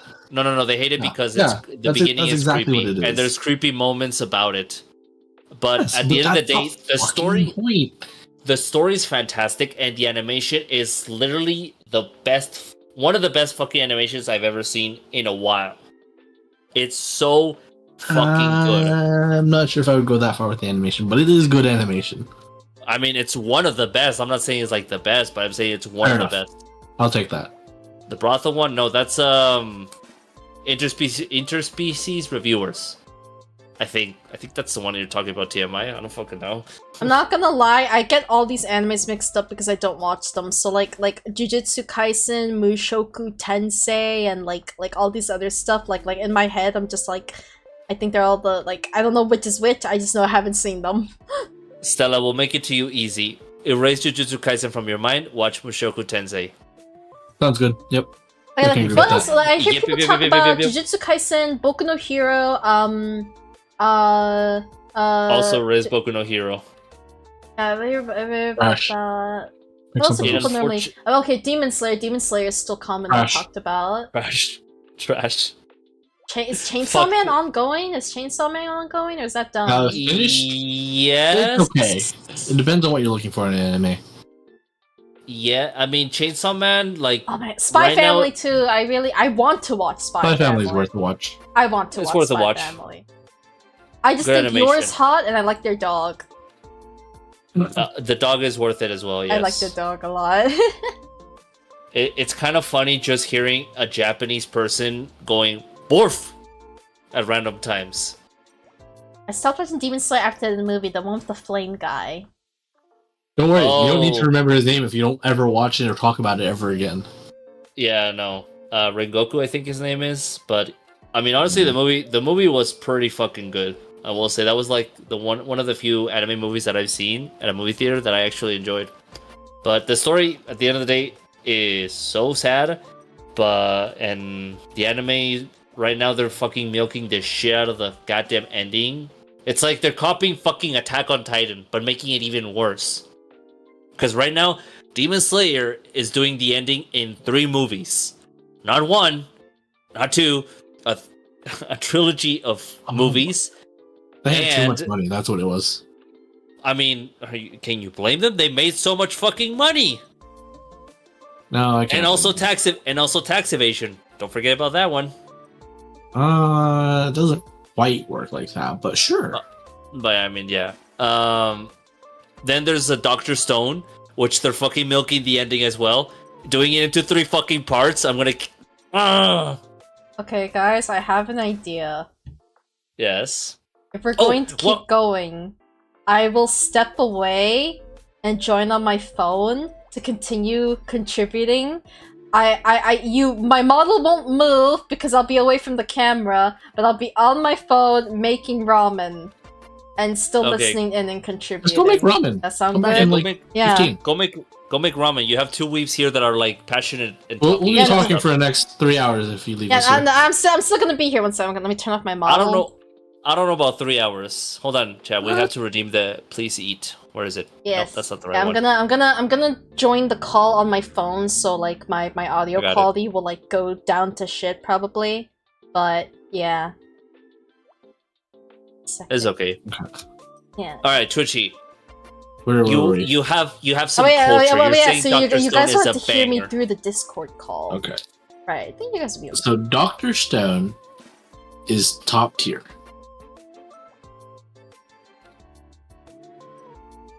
Alright, let me mute this mic so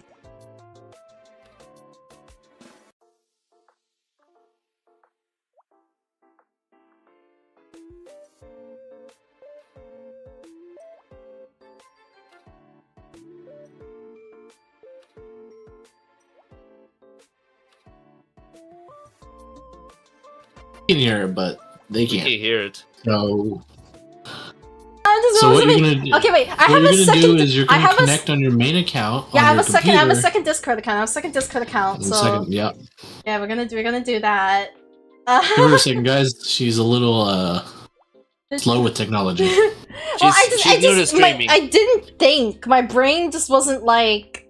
Like I said, slow with technology. It's not that I'm slow with technology. My brain just didn't think that if I leave the call, they can't hear you guys. If you're not thinking, it's because you're slow. Yeah, just tell me to kill myself next time. God. No. What's wrong with you? God damn it, people. Discordapp.com.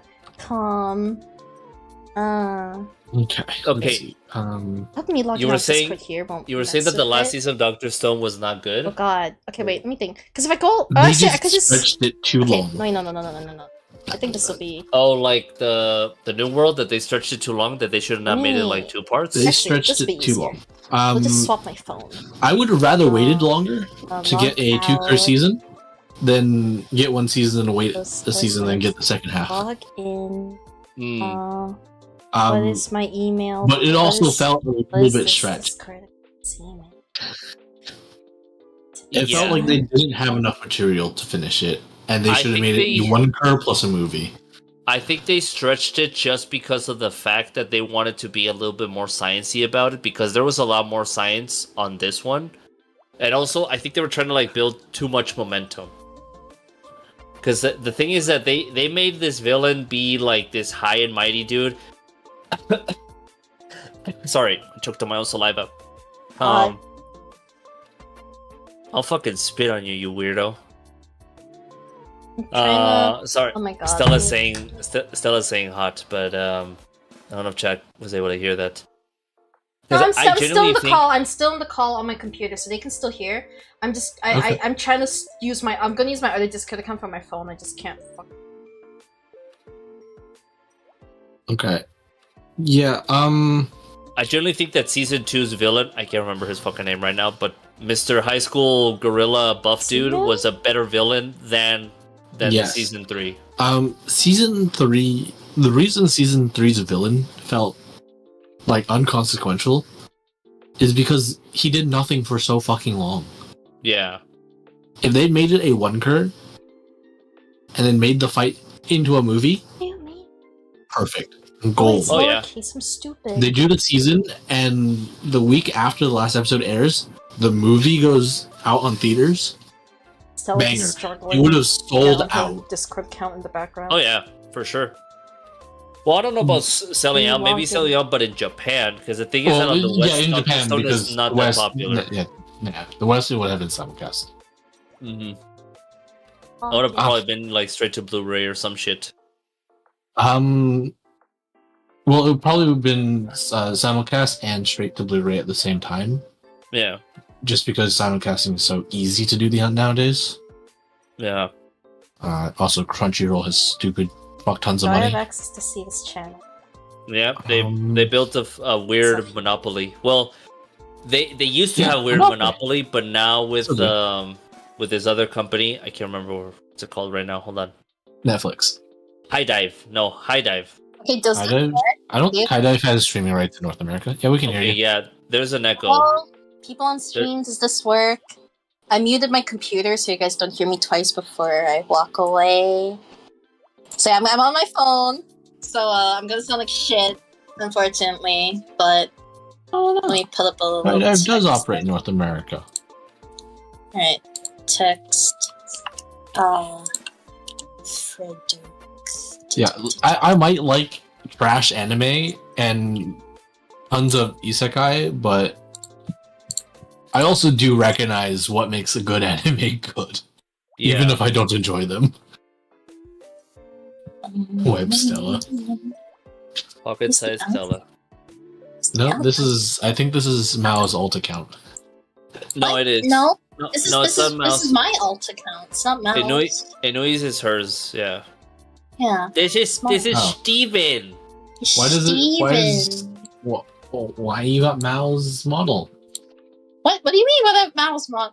Oh wait, why does it have oh my god, the reactive PNG, why does it have mouse? What? What did I Oh. say? Wait, that Fucking scammed. I didn't know that. We're getting scammed, guys. What? No, I'm confused. Even I'm Fucking confused. That's Steven, everybody. Say hello to Steven. Oh, Hi, Steven. what? Why am I mad? Why am I mad? I'm so Okay. confused. When did this happen? Oh yeah, season I guess 4 of Log Horizon. Still waiting on that.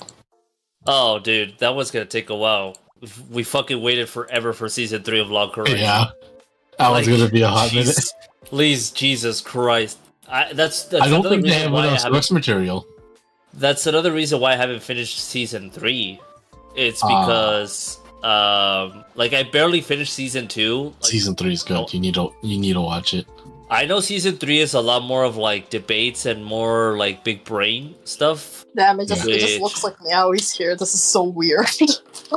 I'm not gonna change the PNG. Look, I'm Log gonna Horizon fix them. is a top tier Okay. series through and through. I don't think there was a boring moment in any episode.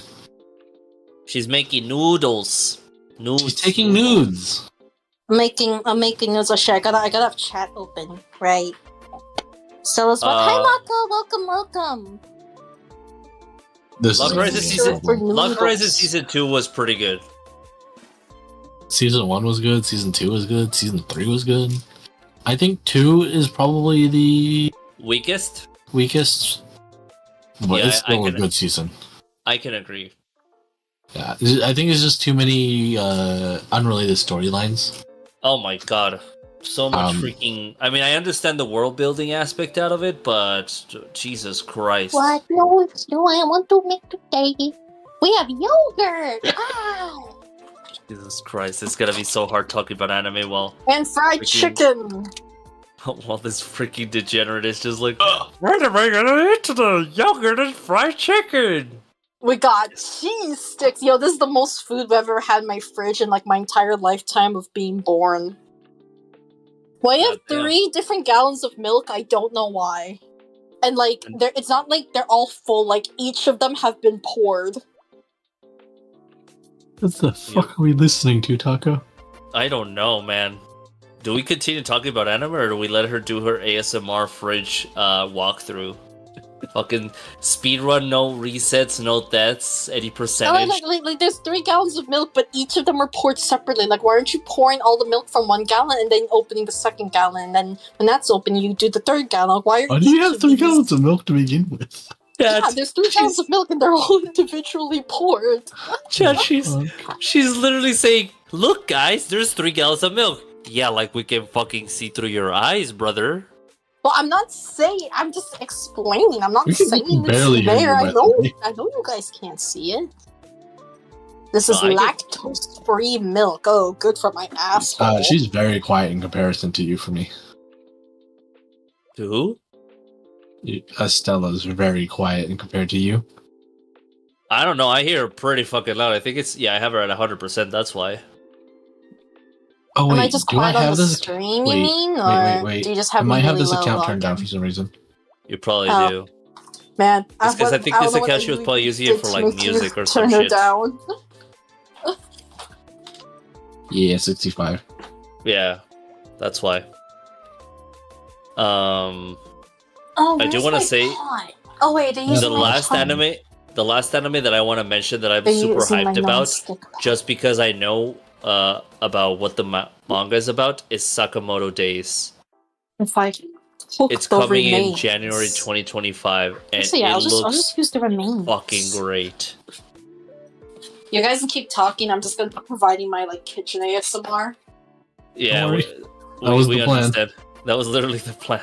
So Yeah, we were it's- talking about anime, Don't- you're don't like, mind my am I rambling. gonna eat I talk to yogurt myself. or I have to fried talk to chicken? myself to think. So It looks I hope you interesting. guys Yeah, are able to it's focus pretty on the anime interesting. discussion. The whole story of Sakamoto Days is very interesting, and honestly, the animation is it's pretty solid, honestly. Who's But, animating it? TMS. TMS, yeah. Matt? I think I've been. TMS is like it's all right. Yeah, there's some good stuff. There's some Yeah. not so great They stuff. they animate they animate all right.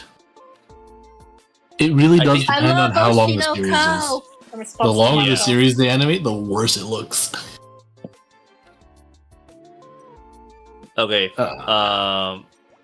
Do we want to stay at this topic or do we want to skip to another one? Because I have another one anime related. See if Okay. like anybody else wants to participate. I just started watching the idol anime Oshinoko the other day. That's cool, I hate Moscow. it. Can't stand it. I don't know why. You don't like Oshinoko? Nope. Do you like idols? It's okay. What do you think of Hatsune Miku? Hatsune Miku. I heard Music's good. Hatsune Miku. Why Oh are we my talking about God. Hatsune Miku? Relax, woman. Go back to cooking. I'm asking. Log I in. am moving the See, pot. The thing is, I don't really as care we about speak. idols. If their music's good, I'll enjoy the music. I'm not attached to any particular bands. Mm. Like I don't get the attachment people make with certain artists. Certain artists are good and they deserve the recognition and fame, but some artists make one good song and people are attached to them for the rest of their life. Oh no, I feel that. Like my sister. That's literally I mean, Lisa. Yoasobi is popular in general. But oh wait, fuck my brain. 1 second. I have like the stream playing in the background. So, sorry. We're talking about artists that make one song and then people like rave about it forever. Yes, No. like I don't get No. it. Yeah. So like, I mean, so don't get me wrong. Yoasobi is very popular. Yoasobi does have They make other good very music, popular though. songs, but I definitely think Idol from Oshinoko was a big spark in their popularity. And someone completely guilty of this is Entei. Entei, recently, The thing went to is, go their see a music is Yoasobi actually concert. good. It's just nobody knew Yeah. about it, Yeah. Well, I mean, which is fine. it's not that nobody knew. Yoasobi definitely has plenty, like hundreds of millions of views on their Excuse me, previous nobody in songs. America knows.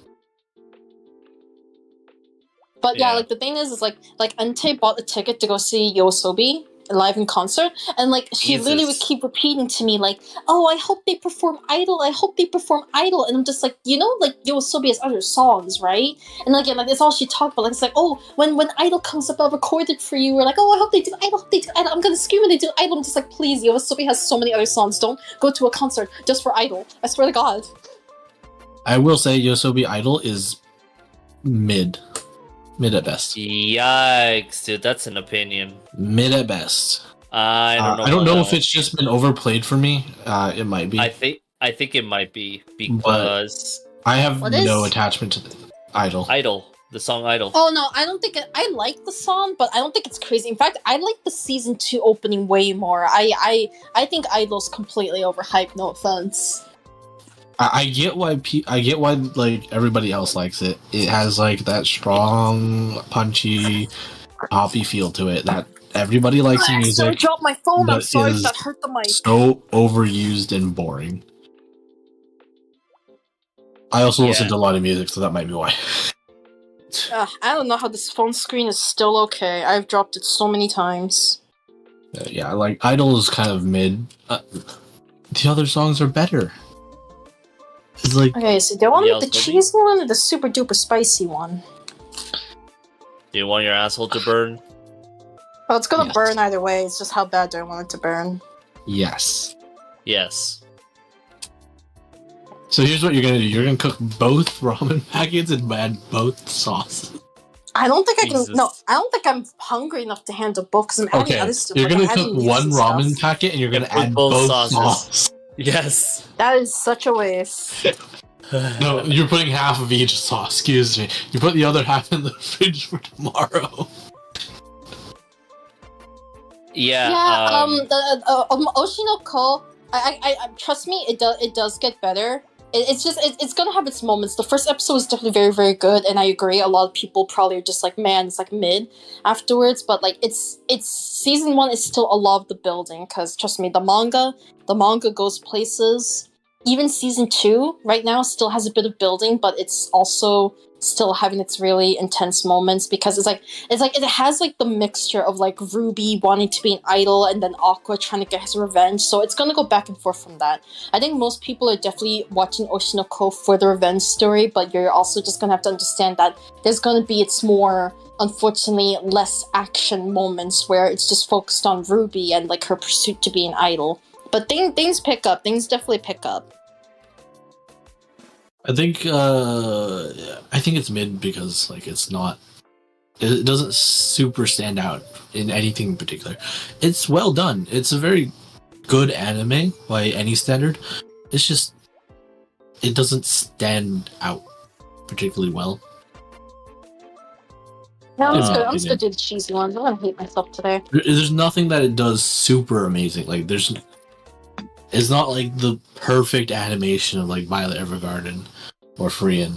It's not like the super banger soundtrack that you get from Millie on Goblin Slayer. But like, it's good. It's not for me. I can't open my ramen packet. Oh. Maybe you should stop eating ramen and eat something with some fucking protein in it then. But I am adding proteins. I'm just saying I'm struggling to open the ramen packet.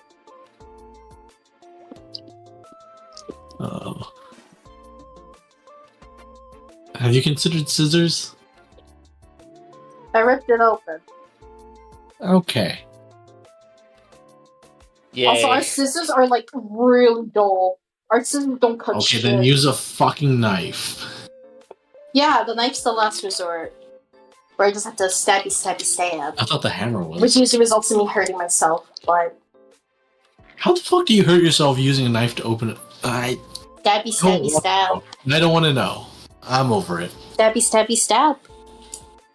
I've learned not to give a fuck.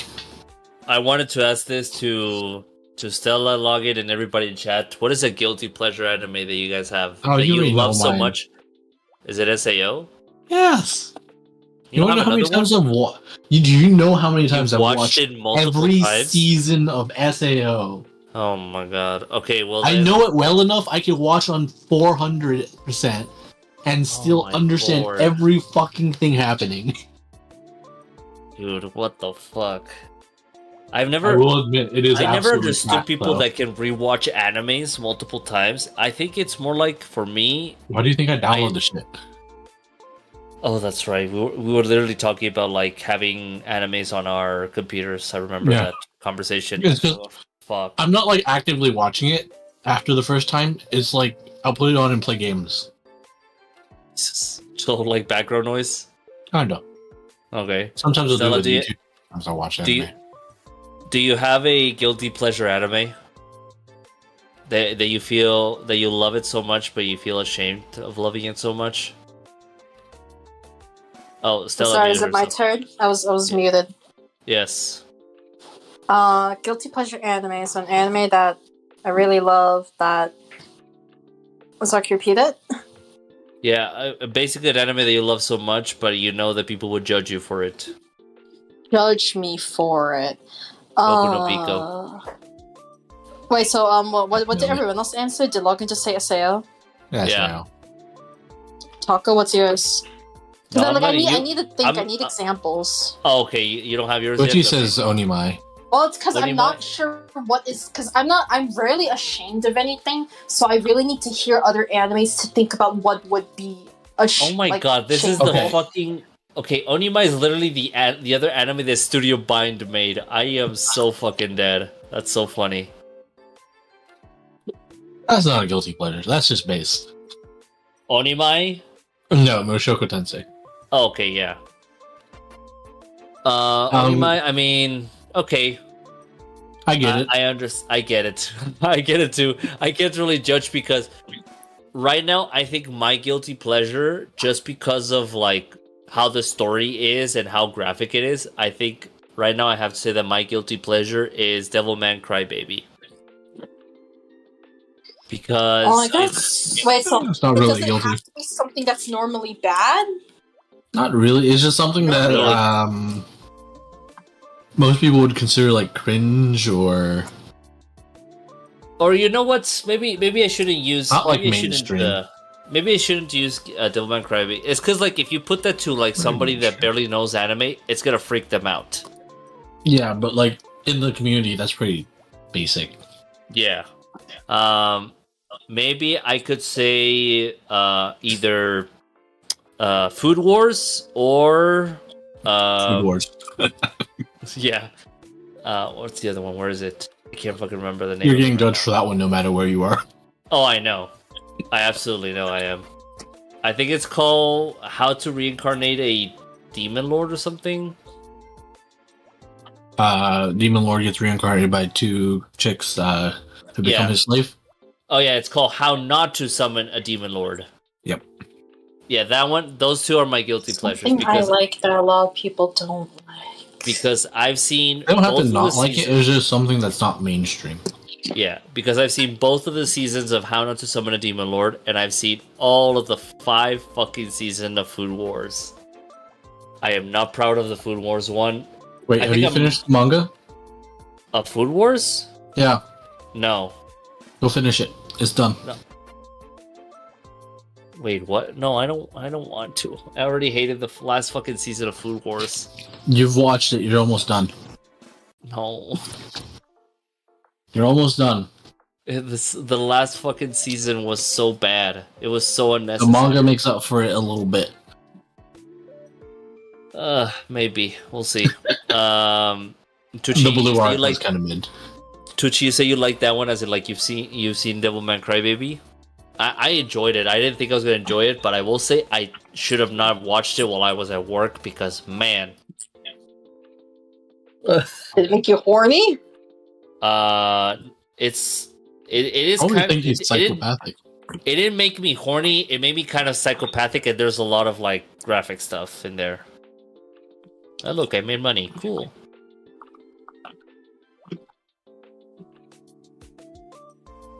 I made that money. I didn't make that much money, but I made money. I'm still struggling to think. Guilty pleasure anime. I don't know, because I know in anime I like to rewatch a lot of like Persona 4 the animation, which usually game animes are pretty bad, but I like that one. I do see a couple people say it's bad, but I personally liked it. She's one of those people. I don't know. I actually don't know, because I feel like I haven't watched any universally, or I don't think I've liked any universally possibly disliked animes. It doesn't have to be universal dislike. It's just something that a normal anime watcher wouldn't go watch.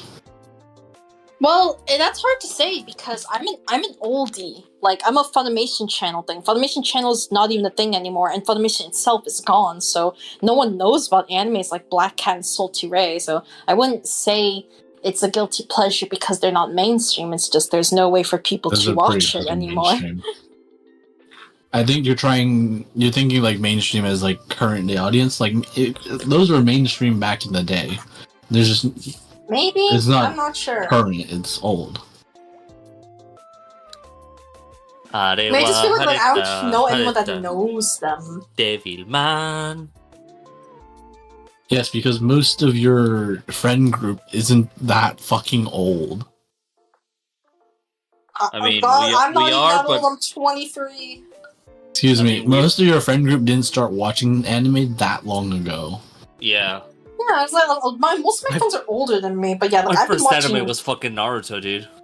My first Fuck anime was Naruto. Inuyasha, bro. Hey, that's my My first anime childhood was there. fucking Inuyasha. Mine was Naruto. Future My Diary. first anime was Pokemon. I don't think. I mean, technically yes, but Man, let's Pokemon be is honest, not anime. really. Pokemon. It's like anime that got westernized kind of thing. Yeah, just like Dragon Ball as well. Dragon Ball got westernized by Mexicans. Honestly, I'm part of the small percentage of Mexicans that hated fucking Dragon Ball. I guess I kind of want to say Boku no Hero Academia as well.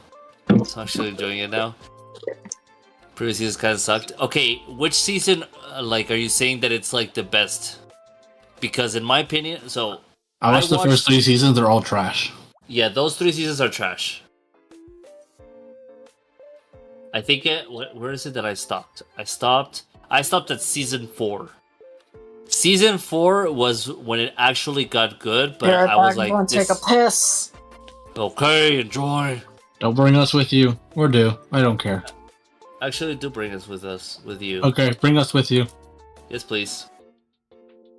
Yeah, season 1 to 3 are literally the fucking worst. So boring. Season 4, the ending was good. And I've heard that season 5 and 6 are like the best ones. Or no, I think it was season 6. No, yeah, because season 5 they said it was shit because it was like random garbage filler. But yeah, people have said that season 6 is like the best. But I'm not going back to watching that shit. I'd rather fucking watch the entirety of One Piece, like all of it. Even Rather the fillers. just die. Huh? Rather just die. I don't want to die. I like my life. To a certain extent.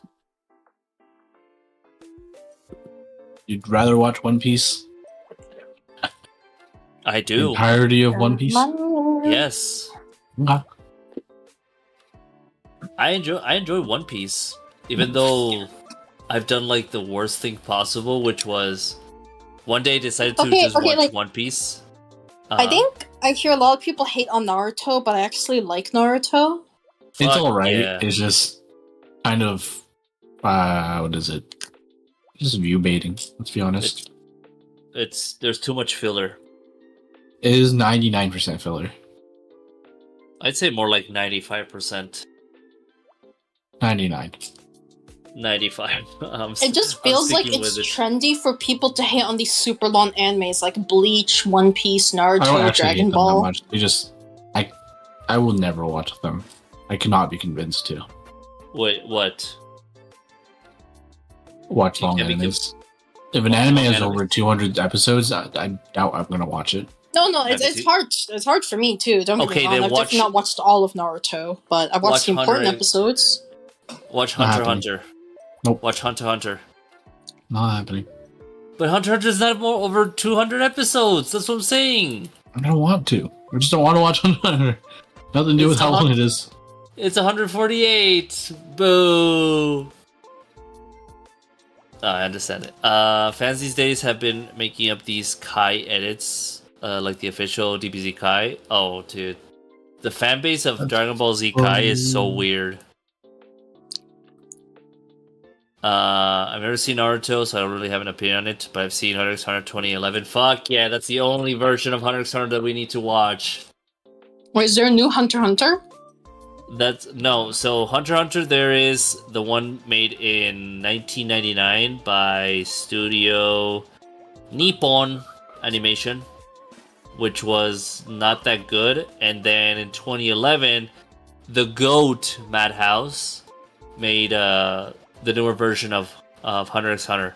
Now, for me, it's so wild to see Frieren above Hunter x Hunter in terms of ratings. It's just bizarre. But Freeman is base, so I think It's it's because so Frieren has good, cute but girls. I don't know if I want to put it above Hunter x Hunter. I don't think I can. I think it just appeals to Frieren a has wider cute audience. girls, and it's newer, so that's probably it. Riri doesn't milk the idea of cute girls. It's more like the characters doesn't are need to. relatable. Yeah, It's well the written characters enough that it doesn't need to. the characters are relatable. That's the thing. Yeah. Okay, sorry, Twitch. You said that you've seen the first 2 seasons. I don't know. The first 2 seasons felt like such a drag to me for My Hero Academia. It's just, oh my god, it was too long. I don't know. I am the world's biggest Kurapika simp. Kurapika senpai Massive Kurapika simp. based. Kurapika based. Even though it took me a while to realize that Kurapika was a dude. So I thought As it a was a girl. lesbian, I like Kurapika. Bray. Kurapika, my husband. Leorio is my favorite character. Sorry. Okay, so TMI, I'm of the idea if they can't Infinite tell a story. Shredders came out in 2011. I mean, I hate really long animes too, don't get me wrong. Leorio. Oreo. If they get to sort of around 70 episodes, they're just milking this. I'll watch your resume if I want to. Okay, so I agree with that, but the thing is that the reason why Hunter x Hunter is 148 episodes is because it needs to be 148 episodes, because the mangaka of, or the creator of Hunter x Hunter literally does so much writing for the fucking story. Like, there's so much goddamn writing, so much dialogue, and it's important dialogue. It's not like filler stuff. That's why there has to be multiple episodes of it. I don't think that's what he's getting at. I think he's getting that, like, by episode 70 of Naruto, nothing story-wise has happened.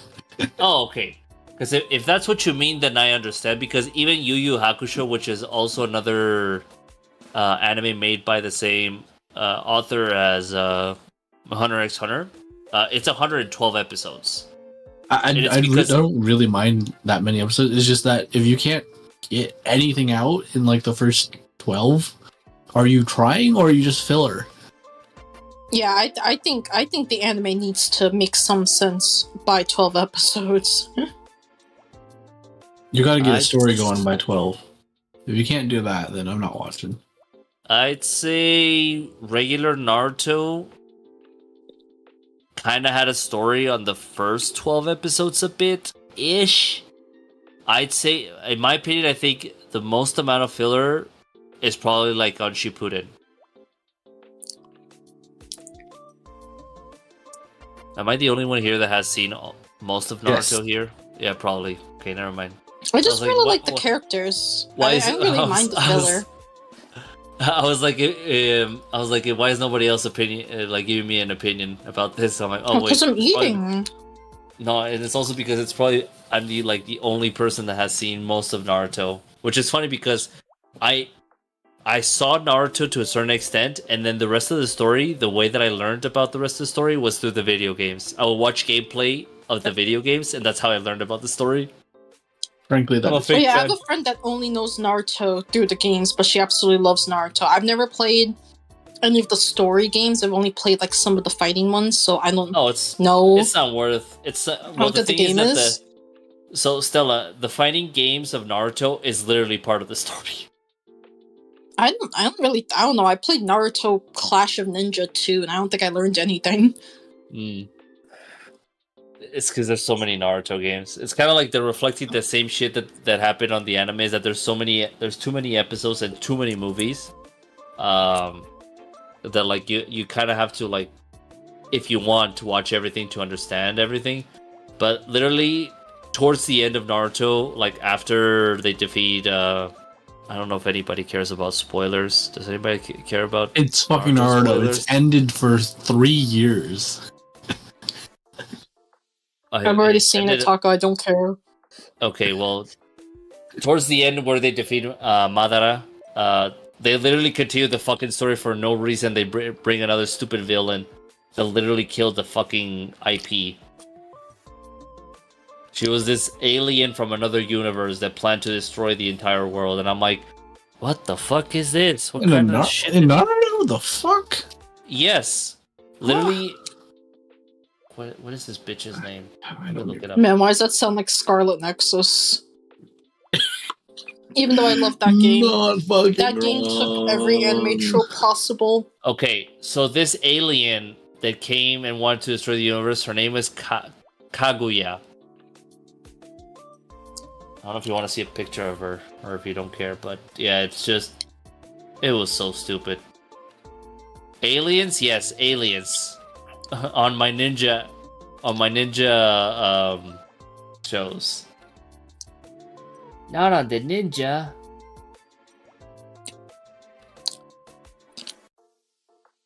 So you had highly visible ninjas, but it was still ninja theme, and then we got aliens. Fun. Yeah, no.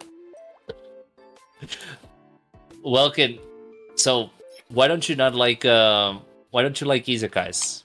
Why do you not like isekais? Because you were saying that you can find an isekai for everyone. Yes. And that might not be like the most common type of isekai, but I bet I could find you one. We could find you one, but if like if what you not like about isekais is the concept of how isekais work, then well, there's no isekai. I can still find you one.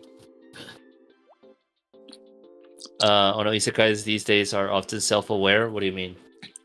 There is one this season that does exactly not that. Yeah, I mean, I think like because isekais can still have like a very wide range of how the story plays out. So I also agree. I feel like there is an isekai for everyone. Like even for me, I'm not huge on isekais, but I'm not gonna act like that. There's probably some I'll like. Because, like, you know, you can make them very different. Like, sure, the whole, oh, it got reincarnated and sent to another world is, like, you know, repetitive. But it's, like, it's what you do after that and how you build the story after that, you know? Yeah, it's just, like, the first paragraph, pretty much. And some animes take it and make a good story. Some animes take it and they write the exact same thing the guy before him did. Yeah, and then you open Crunchyroll and like all 20 animes on the front page are isekai. Oh my god. Sorry, that is 100% my fault. It gives me a fucking headache. Zero no Tsukaima is something I have a such like attitude. I feel like it's one of the more original titles. I mean, I think... Yeah. Okay, wait. Does isekai, do you have to die and then go to another world, or can you just go to another world? Technically, the one where you die is actually a different term I can't remember, but it's all isekai. So as long as you go to another world, it's isekai? Mm-hmm. Inuyasha? I mean, Inuyasha is pretty good. That's an isekai. Yeah, that counts as one. Technically does. I don't think. Yeah, I know isekai means another world, but it's like every single isekai I've seen involves the character dying and ending up there. So I'm just like, is that part of the trope? Can they not die and go to another world? Like, why are they all? I reincarnated in this world. I reincarnated. Like, can you come up with an original anime name for once in your fucking life? Light novel creators are literally foaming at you saying that. Make a title without reincarnation and isekai. I will fucking wait. Wow. If you want to try an isekai that's pre-original, Dahlia and Bloom is airing this season and is pretty good. Pretty fucking good. I would rate pretty highly. Other people wouldn't though. Which one? Might just be me. It's a rom-com. Dahlia and Bloom. It's a rom-com though, so it might not be up your alley. Dahlia, I think you said it earlier, and I looked at it and I'm like, yeah, no thanks. Probably. Yeah, it's not really like the traditional like isekai become hero and OP. It's more like rom-com. TMI, do you have a guilty pleasure anime? Were you Welkin? What's your guilty pleasure? We have exposed ourselves, even though Stella doesn't have a fucking guilty pleasure because she's boring. I wasn't gonna say boring, I was gonna say dork. But boring. It's just hard for me to think of what qualifies is all. It's kind of funny because I think you have more guilty pleasure video games that you've played than anime. Probably. Oh yeah, funny. totally. There are tons of games I love that people probably hate for sure. But I mean that's because like, I love gaming. I've been gaming since I was young.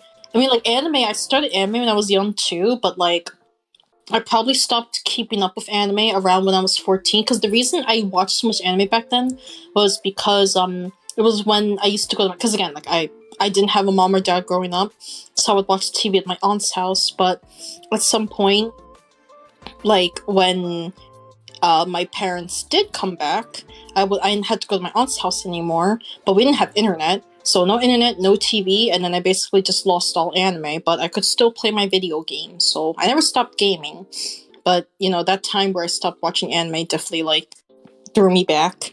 I'm still stuck in my olden days of like, oh my god, watch Salty Ray, watch Black Cat, watch Kodocha. Watch Inuyasha. Watch Inuyasha.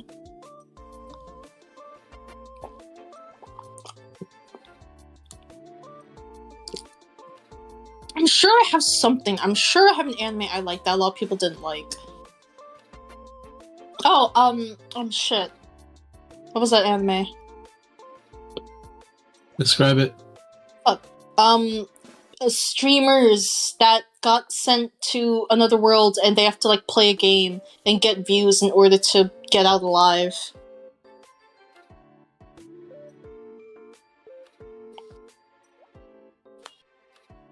School days. Oh my god. It's just scenarios, and then we got the nice boat meme. Fuck yeah. Oh my god. I can't remember the name of that anime. Niji Sanji? What the fuck? I'm getting it right now. I know the name of the opening. I know the name of the opening, so I'll just search the opening. The ones within. The ones within. I think a lot of people thought that anime was pretty mid, but I loved it, so maybe that's my guilty pleasure. We finally got one, Chad. We finally did it. And it only took her... Like, maybe. I probably have something that qualifies even more than that, but for now, I'll say the ones within, because a lot of people said it was pretty mid. What about Charlotte? Do people like Charlotte? I know it ended terribly. I know it ended horribly, but I think the rest of the anime was pretty good. Yeah, it's rated 7.7, 7.8 almost. Hmm. People seem to like it. I mean, I'm actually really sad. Like, the ending was so rushed. Like, it was so good. Like, it was building up so good, but, like, I think that just happens when it's a 12-episode anime. Fucking, the 12-episode anime curse ruins so many anime.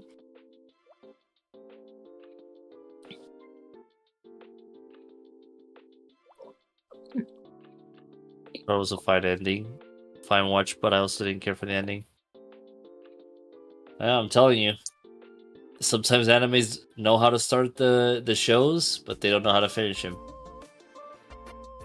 It's just the 12-episode curse, honestly. It was really rushed. Does anybody have any hidden gem animes that they... Well, I'm pretty sure Stella can't answer this one at all. Anybody know any hidden gem animes that, like... Check my watch list. That, like, you've enjoyed, but not a lot of people have talked about? Salty Ray, Black Cat, Kodocha. Nope. I'm pretty sure everybody talks about those every fucking year. When people go on the Discord, I don't see a single person talk about Salty Ray. Is Anohana really a hidden gem? I've heard a lot about Anohana. A lot of people still talk about Anohana. I don't know. Yeah, Anohana is great. Just like fanfics, we started but never finished. Okay, them. I think Magical Girl Raising Project, just because like I feel like it got heavily overshadowed by Madoka and Magical Girl Sight, but Raising Project was really good. I think Magical Girl Raising Project was a pretty good one that I feel like not a lot of people gave a chance. About just, but I did enjoy Tomodachi Game. Fuck yeah, dude! Tomodachi Game. I was so gonna watch good. that. I haven't watched it yet. It's so good. A guilty pleasure. I mean, it could be considered guilty pleasure to a certain extent, but Tomodachi Game was so good. But I think it's a hidden gem. Even though it's pretty well rated. For me, I think my hidden gem is called Appare Ranman. It's basically this show about these historical characters that they do like a racing competition around the world, and it's so freaking cool. I mean, I think it was so freaking cool. Is it like 10 out of 10 fantastic? No, I'd say I give it like a 7, because the problem is that the show took forever to finish. Like, there were some like production problems that like the last 2 episodes took forever to come out. It was like a situation of God, what is this show called that took forever to come out? Nier anime. The Nier anime got delayed for so fucking long that it took forever to come out. It kind of happened the same thing with Appare Ranman. But I enjoyed it. It was a cool one. Also had a banger opening, in my opinion. Have you guys heard of Dragon Pilot? No idea what that is. I don't think so. Go watch it. Dragon Pilot. Oh my god, this looks like a fucking shit show. Made by Bones, of course. Shikano kono. What is that? Is that the deer anime? I don't think so. Is it? No, I think that sounds familiar, but I don't know if it's from It is. Is that not the deer anime? It is. Oh, it is. Okay. No. Yeah. Yes. That's not a hidden gem. Everybody knows that it's fantastic. Well, most people. People that look at seasonal animes and they see like what's coming up for like each season, and they're like, "Why the fuck is there a deer on my screen? Hello?" Why wouldn't there be a deer on your screen? Fair enough. I also want to say thank you guys for taking the wheel while I eat my food. We're trying. Thanks. And I'm still contributing a little, but yeah. Paying. Right? You're giving us drugs for this? Oh. She doesn't pay. She barely fucking feeds us. Look at me. I'm filled with mold. I'm gonna die. That's why we get the how drugs, still right? alive, Taco. Huh? What happened? What did you say? Stella? What? What did you say? I already forgot. God damn it. Bro. What? I don't remember. Was that a fire alarm battery sound? TMI. Probably from my end, yeah. It might have. Fucking change the batteries. Honestly, No. Lazy fucks. mine doesn't have batteries either, and I live in an apartment complex. So imagine how it's gonna be. You don't have batteries because it's in an apartment complex. Yours should be hardwired. No, they have batteries. It's just I haven't changed them. I just took out the Oh fucking my batteries. God. I just took out the batteries and I left them there without the fucking batteries. Lazy actual fucks. I don't give a fuck. If I burn this shit down, I'm burning this shit down. We dying.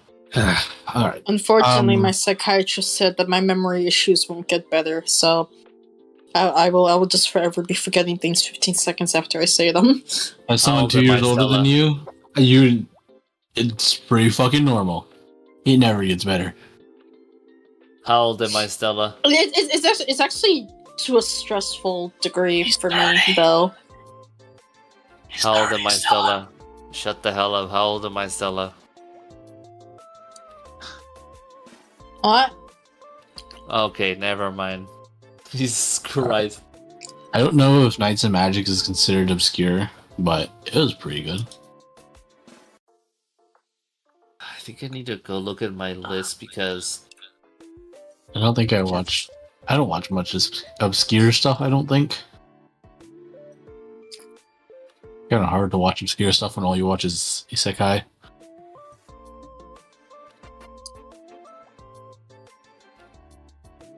God, this rate. You two Dragon have Pilot's way art too many style kind of anime reminds me of opinions. Little Witch Academia.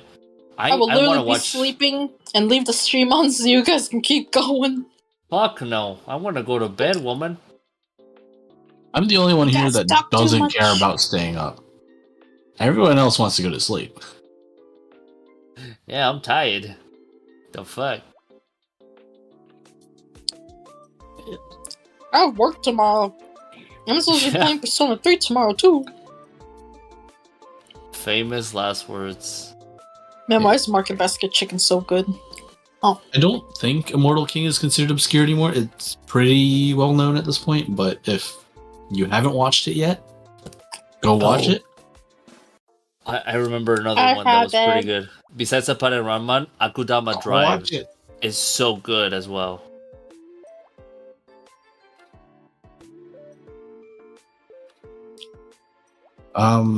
Yeah, I think that's it on my list that might be even remotely considered obscure. I'm I trying to probably see what watched I got. something obscure and haven't written it down somewhere. But World's I End remember Harem. sounds familiar, Yeah, but I David don't like the remember it. Immortal King. World's End Harem. Let's just say hentai. That's all I'm gonna say. Probably watched it then. Was it hentai or is it those like borderline hentais? No, it was hentai. It was straight up hentai. I could tell you that because it was literally on the hentai website. The Daily Life of the Immortal King. Yeah. Top tier. Alright, I I finished eating, but I do need to wash the dishes, so it will take me a bit more to go back to my desk. If you like short and cutesy anime, Dragon Pilot will be pretty good. I think the episodes are like 10 minutes. I can actually double check that. Oh, interviews with monster girls. That's cute. Nope. 25 minutes. Never mind, I take that I'm sorry, you I'm washing humming, the woman? dishes. Oh, okay. I'm like, what is going on? Washing the dishes.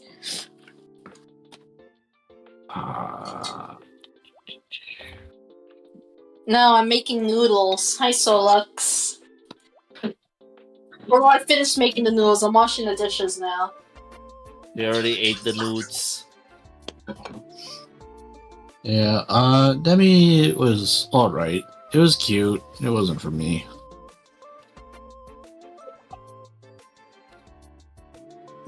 Has there been any animes that you guys have like started watching and then just dropped and not even finished the entire season of it? Too fucking many. Okay, like an infamous one that you saw like very little and you just dropped. Saw very little and just dropped. Yeah. Attack on Titan, Demon Slayer, How am I struggling to take the God lid damn off? it. I liked Anohana. I enjoy Anohana. is Why is the the starting light is so slow bright? and it is definitely not for everyone, so I can get that. Attack on Titan doesn't count. Yeah. I saw Yeah, 3 episodes and I dropped it, so I count it. Madoka, Death Note, probably some more. Okay, wow, TMI. But why is this stuck? You're gonna. Yeah, You're I gonna also hurt- dropped Madoka. I You're think I gonna hurt- watched like half of Death Note. I think I watched What half the of Madoka, but it wasn't even like the main story of Madoka. It was like a spin-off game of it or some shit. I Magia was like- record? Yeah, that one. Oh, I dropped Code Geass like 3 episodes in, 4 episodes Wow. in. Can't stand it. Oh my god. Trash. Oh my god. There. Finally opened it. Oh, it was so stuck. Although if you want an actual review of Oh, I Code like Happy Geass, I Sugar think Life. it's I a like that one. mid-tier anime that does something different, so people really enjoyed it. Happy Sugar Life. Yeah. I could barely hear because I'm watching dishes right now, but Happy Sugar Life was just like yandere anime, and it was low-key, also has like pedophiles in it, so definitely not for everyone, but I liked it. Ella likes pedophiles confirmed. Sometimes Someone flip it. I don't get the appeal of it, but some people like it. Solux, do you have an anime that you dropped like immediately? Well, I that you haven't think seen a that lot much of people actually don't like Happy Sugar Life. I see more people that don't like it rather than people that do like it. Personally, I think the majority of people that like it, they probably just like Sato, the main girl, because cute pink-haired yandere. I think it's the same case for me. I just think it was interesting. I don't really like the anime. Like, it's not something I'd recommend to people or rewatch on my free time. But I didn't dislike it. I just think it's not as bad as people say it is, but it can definitely be very triggering and odd. Well, I personally see a lot of people dislike it. Which is valid. Oh, You guys I can know. Your conversation. I know which one is gonna cause a lot of commotion in here. Well, maybe not to Login and to Stella, but probably for the rest of the chat. I dropped Kaguya-sama. I think it's so shit because the fucking dialogue is too fast, and I can't read that fast. I've heard it's good. I haven't I also dropped checked it. out myself yet. Hell yeah, brother. Not because it was bad, but just because I didn't want to watch romance at the time. Oh, fair enough. If you can keep up with the story, it's actually pretty well written and pretty well animated. It is fast though, so Oh yeah. I understand. It is one of those that most people will have to watch dubbed. I watched all of it and I loved it. Fair enough. I know it's Yeah. really popular. It's Another good. one that I It's just dropped was another one that I dropped was Hanebado because I got bored of it. It's pretty much cute girls playing badminton, but the animation is pretty, but the story was just so boring and I just lost interest. Sorry, I was busy clipping. No worries. What's going on? I also dropped Fairy Gone because I dropped ReZero, Konosuba. yeah, putting salt on my wounds. I swear to God.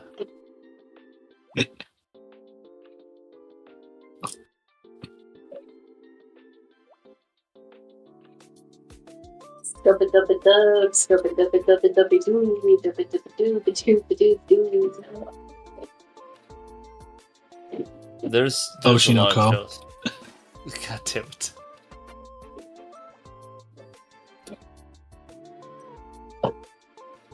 There's a lot of shows that I've dropped, but they're not really that well known, so it's not like, ooh. Oh yeah, I dropped Noblesse. I found it so I actually fucking like boring. ReZero for what I did watch.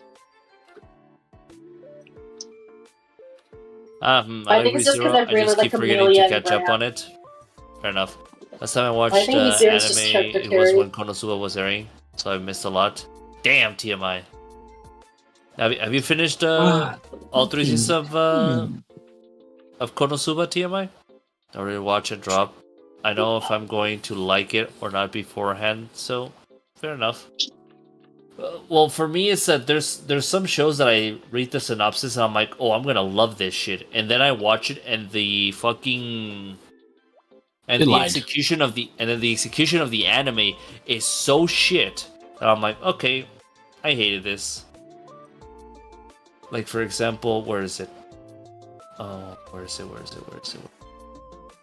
Like, for example, a good example of this was an anime made by Mappa. This was when I used to like Mappa, called Listeners, which was this like mecha music anime, and it looks so interesting. And then you hear the audio engineering on the fucking show, and it's so fucking garbage. Execution, death, execution. Leave me alone. I know 2 languages. Also, I'm tired. Nope, it was the anime I was going to watch but never did. Dang. That's one. That one's pretty good. I don't think I've watched the movie though. I've never seen the movie. I only watched the 3 seasons, but I watched it dubbed. People, watch Konosuba dubbed. This is literally the best anime dubbed ever made. Hear me out. Just don't watch it. Hear me out. Shove your fucking SAO up your ass. Damn it. See, here's the difference between you and me. I don't shove SAOs down people's throat. I know what's trash and what isn't. But Konosuba's not Higurashi. trash. Fair enough. It's pretty really decently for a very comedy anime with like painful show dub. anime. It's pretty well executed. I thought you were gonna say, Solux, I thought you were gonna say like Ghost Stories or whatever the fuck it's called, the one where the dubbed is all fucked up.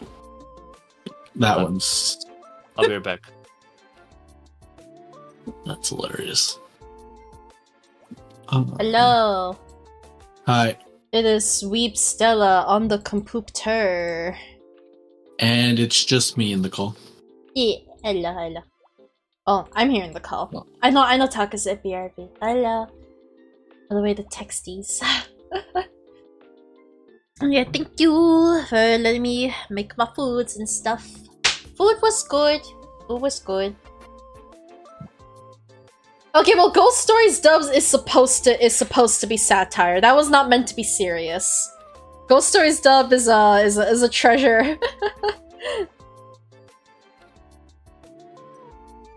Have I seen the dub for Higurashi? I've watched Higurashi. I don't know if I've seen the dub though. Okay, I do have everything set up right? My model's here, this is here. Okay. I think we're good. We're good. Yes, hello everybody. I am back. Hello. Okay, what's As the someone who can quiz? read upwards of 200 words per minute, I never watch dubs. I mean, I used to watch the not- dub also if the back- if I the used dub to is good, not I'll watch the enjoy dub. dubs until I watch Konosuba, and I'm like, okay, people can actually do a good job. It's not a subtitle issue for me. Like, I'm fine reading subtitles. It's just if dubs are good, I'll watch the dub. Right. I just prefer subtitles at this point. I've watched it for so long. I mean, I think it helps if I'm like multitasking and I want need to to look away unmute from the Stella. She's monitor. back to her computer. I think it helps if I'm looking away from the monitor. Then I'd like to watch dub, I guess. So I don't have to like look over and read the subtitles while I'm doing stuff. I read subtitles and play video games at the same time. Well, you can't really read them if you're looking away from the screen. That's what I'm talking about. Just gotta get good. I've got 3 monitors. I have 2. I have I 2 and a think- TV. Another. Oh my god, Mm. I haven't watched. Oh, you wanna I count want to TVs? watch another. I want to watch another. I just like I've how got the 3 girl in a TV. looks. You want me to plug my 4th monitor in? I can make it 4 in a No. TV. I actually need to watch another. I think people didn't really like this one, but I do just like how the girl looks. The black haired girl with the red eyes and the eye patch is like the only thing that interests me about it. I've heard it's bad. I've heard it's bad. Twitchy, did you watch Freerun dubbed? Because I was told that Freerun's dub is pretty fucking good. Yeah, but I bet the sub is also just as good. I mean, I watched Freerun subbed, and it If was the pretty dub good. is good, I'll watch the dub. If the dub is bad, then I'll watch the sub. That's how I go. Yeah, I was told that. I mean, I only saw like a literal a short of Freerun's dubbed of Stark, like screaming and all that, and I was like, okay, I'm a fan of this guy. This guy can really fucking scream. Yeah, I don't actually have a problem with dubs. It's just so many years of watching anime subbed. And I It's get just- like it's like not what you're used to. Yeah, I can't- like horror Yeah. anime. I know people say like Higurashi or like another are kind of bad, but I just like horror anime personally. are you gonna watch Uzumaki? Watch what? Are you gonna watch Uzumaki? I look up what that is. It's basically one of the stories by Junji Ito.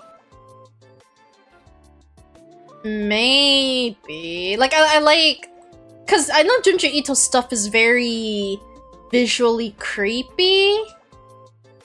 So It is very creepy. I'm not too sure because it's like I like a horror story and horror vibes, but I don't know if I'm too into like the faces and stuff that Junji to draw kind of thing. Have you watched the Grimm Variations? The Grimm Why is this so familiar? Oh, I've looked this up before. Apparently looked this up before. For some reason. Okay, It Stella, has what a about very a very low rating. Stella, what about Mononoke? Have you seen Mononoke? Mononoke? Just straight up Mononoke? No. Yep.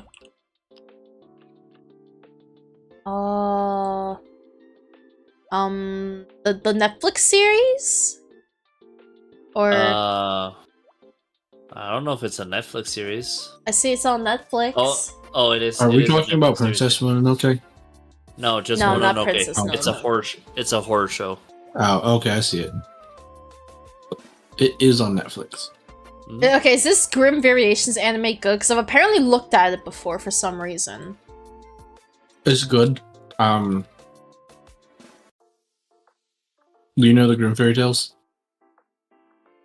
Oh, I think wait, I remember now. I think I saw the trailer for this, and then I was gonna watch it, and then I think I just forgot. Because, yeah, apparently this came out April 2024. We all know I debuted in April, so I probably just completely let this slip my mind. I think I was going to watch this, yeah. I think I was hyped when I saw the trailers. Which one? Yeah, it's The Grimm it's Variations. it's just 6 Grimm Tales animated into like darker horror I stories. see it has only like a 6 rating out of 10 on like all the sites, so I'm guessing it's not that good. Don't actually know why it's rated so low. Most people who watched it rate it pretty highly. I think it's because some people didn't realize what they were getting into and didn't like it.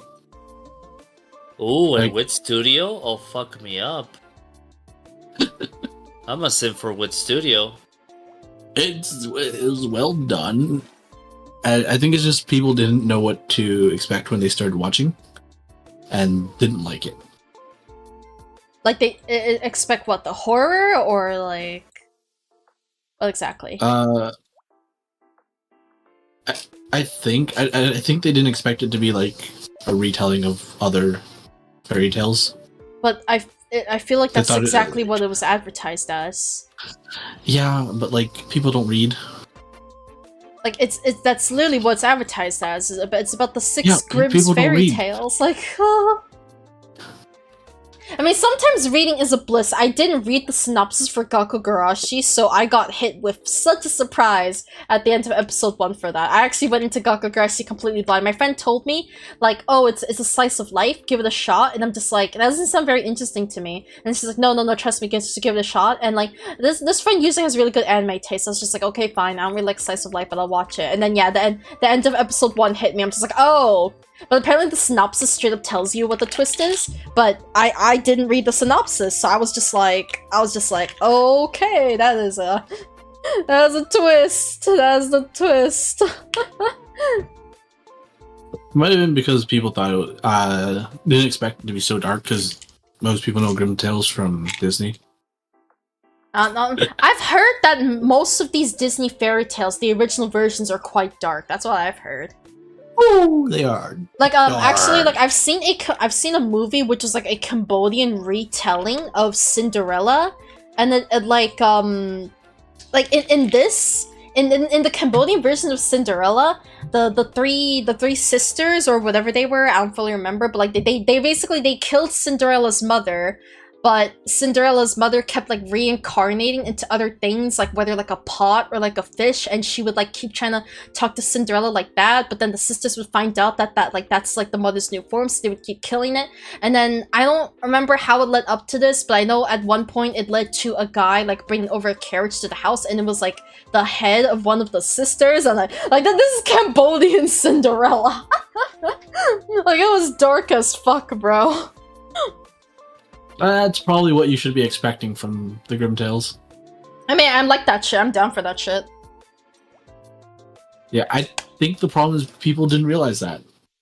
I don't think people know that the Grimm Tales are like the dark, super fucking dark, and they think it's like, oh, Cinderella's nice. I feel And like this most is like people a should know slightly that darker Disney's... variation. No, this is fucking terrifying. I feel like most people should be aware that Disney's telling of these stories is not how it originally went. Let's be honest, most of these people don't even know who fucking Grimm is. They don't even realize that Grimm Disney movies are all retellings of Grimm tales with happy endings. God, I'm really interested to watch this right now. Thank you so much for bringing this back up to me. Like, it totally slipped my mind because of like No April. I'm watching it right now. Watching it. Oh. I opened the tab and I just let it play. Maybe I'll like stay up watching it. No, go to bed. You work tomorrow. Yeah, I know, that's what sucks! But This I really want to weekend, watch this. I'll have a watch party. What'd you say? This weekend we can do a watch party. Well, we'll see, because like, I feel like I should be spending my weekend progressing Persona 3. Fuck that shit. I need to beat the game before September. What Why? the fuck? Cambodian breast milk! My favorite. Thank you so much for the follow. Welcome to the Weep Game. Is this what I get? What? Why are you shouting them out? Is this what I get? Is this what I get for being Cambodian and mentioning Cambodian Cinderella? I'm so. That account is gonna get fucking banned. I'm so. Is that a bannable name? Well, it's not gonna be banned, but it's gonna be force renamed. I don't think it's that bad. It's I don't think it's like a bannable name, but it's definitely Bannable. 100%. definitely. Names have to be safe for all channels. Can you not put breast milk on like children's channels? Is breast milk bad for children? Confused. Twitch will preemptively ban that shit. They won't even take that risk. Okay, well, Cambodian breast milk, it was nice knowing you. I'm sorry if you get banned. Quick, nobody report him. Well, He doesn't exist anymore. There's a figment of your imagination. Nothing happened here. his shoutout is literally pinned, Login. Nothing happened. Uh We saw huh. nothing. Mm, What's pinned? Nothing's pinned. it's If pinned. we don't report him, Twitch I'm won't see it. not reporting. I'm not reporting. I'm just saying I can't guarantee about anyone else. And I don't care about reporting people for usernames unless your username has like the N word or something in it. Like those people that like try to put like offensive names and like make you read it out loud when they follow you, stuff like that, I guess. And you know, breast milk is toxic for children, so I don't give them plastic-laced formula. What the fuck? I was filming cereal. That's why they're adding microplastics to the ocean. That way it ends up in the breast milk. That'll It's be an able to antidote. keep your cereal inside of your mouth, TMI. Oh. Okay, I just took my meds, so we good? Hopefully, I think I'm we gonna wrap wake up up, really yeah. tired, but it's okay. I'm tired. You're tired? Yes. I mean, yeah, we've been... Oh my god, it's been 10 minutes away from 5 hours. 10 minutes away from 5 hours, bro. Is this the longest... Let me check my YouTube channel. Is this the longest podcast we've ever done? Probably It's one of. Probably the best. It's probably the longest, yes. Yeah, let me see. I have a playlist of all the Degen streams. Let's see, we have 4 hour 14 minutes, 2 hours 41, 3 hours 29, 4 hours 19, 2:59. Yep. This is officially the longest Degen Hours podcast session we've ever had. Let's go. It started off with really degenerate questions, then talk about life and mental health, and then just talk about anime. It's so funny because literally the longest one was the first one, and then in second place was the last one before New Year's. Oh, look, the innocent ones are more fun to corrupt. No, please, in all seriousness, please do not corrupt or say anything weird to my sister. I do not condone that. You can talk shit about me, don't do anything like that to Entei. Like, Solux, you're not wrong. Entei is still very naive and uncomfortable with a lot of topics on the internet. Don't you dare do anything to ever corrupt her or make her uncomfortable. Like that is my biological sister. Her, though. No, that is my biological sister. Please leave her alone. She's actually asexual. Do not make her uncomfortable. I'm saying that in general, not just to you, Solux. Like I'm saying it to both of you, and in general. Like not even as a joke. Leave Entei alone. That is my sister. I do not condone that. I know, like she is the type of person that can't stand up for herself. Like, I know that if she's uncomfortable, she won't speak up. So if you guys make her uncomfortable, you're gonna hear it from me. Yes, because you brought it up first. That doesn't mean I can't be saying it in general, because Logan also said he would corrupt her. I'm just saying right now, that is my biological sister. Hands off. Don't make her uncomfortable. On people. That's why I only stick to one Cambodian woman, so that she can bend me over and peg me.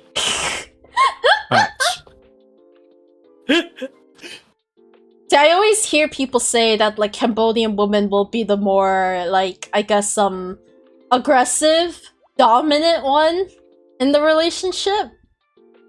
Like, I'm just they saying say it because of your personality. I don't know if Cambodian women are like that. I'm just saying that's just what I because, hear. Like, I hear people say like, oh, if you're a shy, reserved man, get yourself a Cambodian wife because she'll do all the talking for you. Also, what about me? I mean, sometimes I'm reserved too. I feel like I'm very. Why not some bipolar, DP honestly. taco? Because my asshole is only meant for one PP, and that's Stella's. Oh. Oh.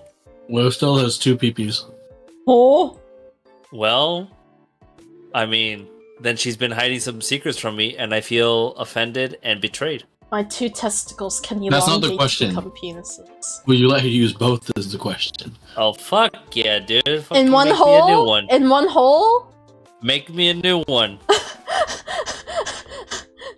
That's how it goes. No. Aigo. No. But you got a mouth, don't you? Hell no. No, I'd rather have both peepees in mouth or an asshole. Oh. Oh. Oh. Make me a new one on both holes. Jesus Christ. Why not 4? We looped back to the first topics exactly. Yes, please. End the show. This is getting too weird. Otherwise, I'm gonna bring back the fucking stripper topic. Go for it. Go for I ain't it. here No. to stop anyone. Yeah. No, I'm Unfiltered. tired. We're No. the unfiltered party. Go. Say No, I'm your tired. heart's desires. No, I'm tired. Well, if we don't, you can always look back in the VOD if you want Solux. I know looking through VODs on Twitch is a pain in the ass, but they stay up as YouTube vids at least, so it's easy to look through on YouTube at the very least. We started off with degenerate topics, but I think like we always end up discussing life and stuff like that. But I mean, I'm the type of person Always. to really talk Sometimes about we end that. up discussing how we wipe our shit. Our shit, as in like literally shit. You don't remember? How we? I remember we talked about like wiping and like. Yeah. But was it? I don't think that's specifically how we like our shit. And I don't know. There was an episode we spent like a good hour and a half on how we wiped. Yeah, but that's what I'm saying. Watch it on YouTube, not Twitch. Like Twitch is good for watching like the live stream. Even then, the live stream can be a bit laggy, but like I only watch the streams on Twitch. But if I'm gonna watch like a VOD or something, I usually watch on YouTube. I did used to like back when I only streamed on Twitch, I would re-upload the streams onto YouTube, which I did do that. All previous Degenerate podcast streams are on YouTube, but you know now that I stream on both, the live does stay up on YouTube, so I don't need to re-upload them anymore. Also, thank you for the pats, Daisuke. And be sure to subscribe to the Weep Stella YouTube channel so that way she can have 1,000 subscribers and we can make a party and we can have her drunk. Oh And yeah, follow my log on Twitch. we're pretty close to 1K subs on there. We're already 1K on the Twitch channel, and my YouTube is at 924 subscribers. Poggers. Not bad. As I haven't like I haven't even been streaming on YouTube for a whole year, so it's nice.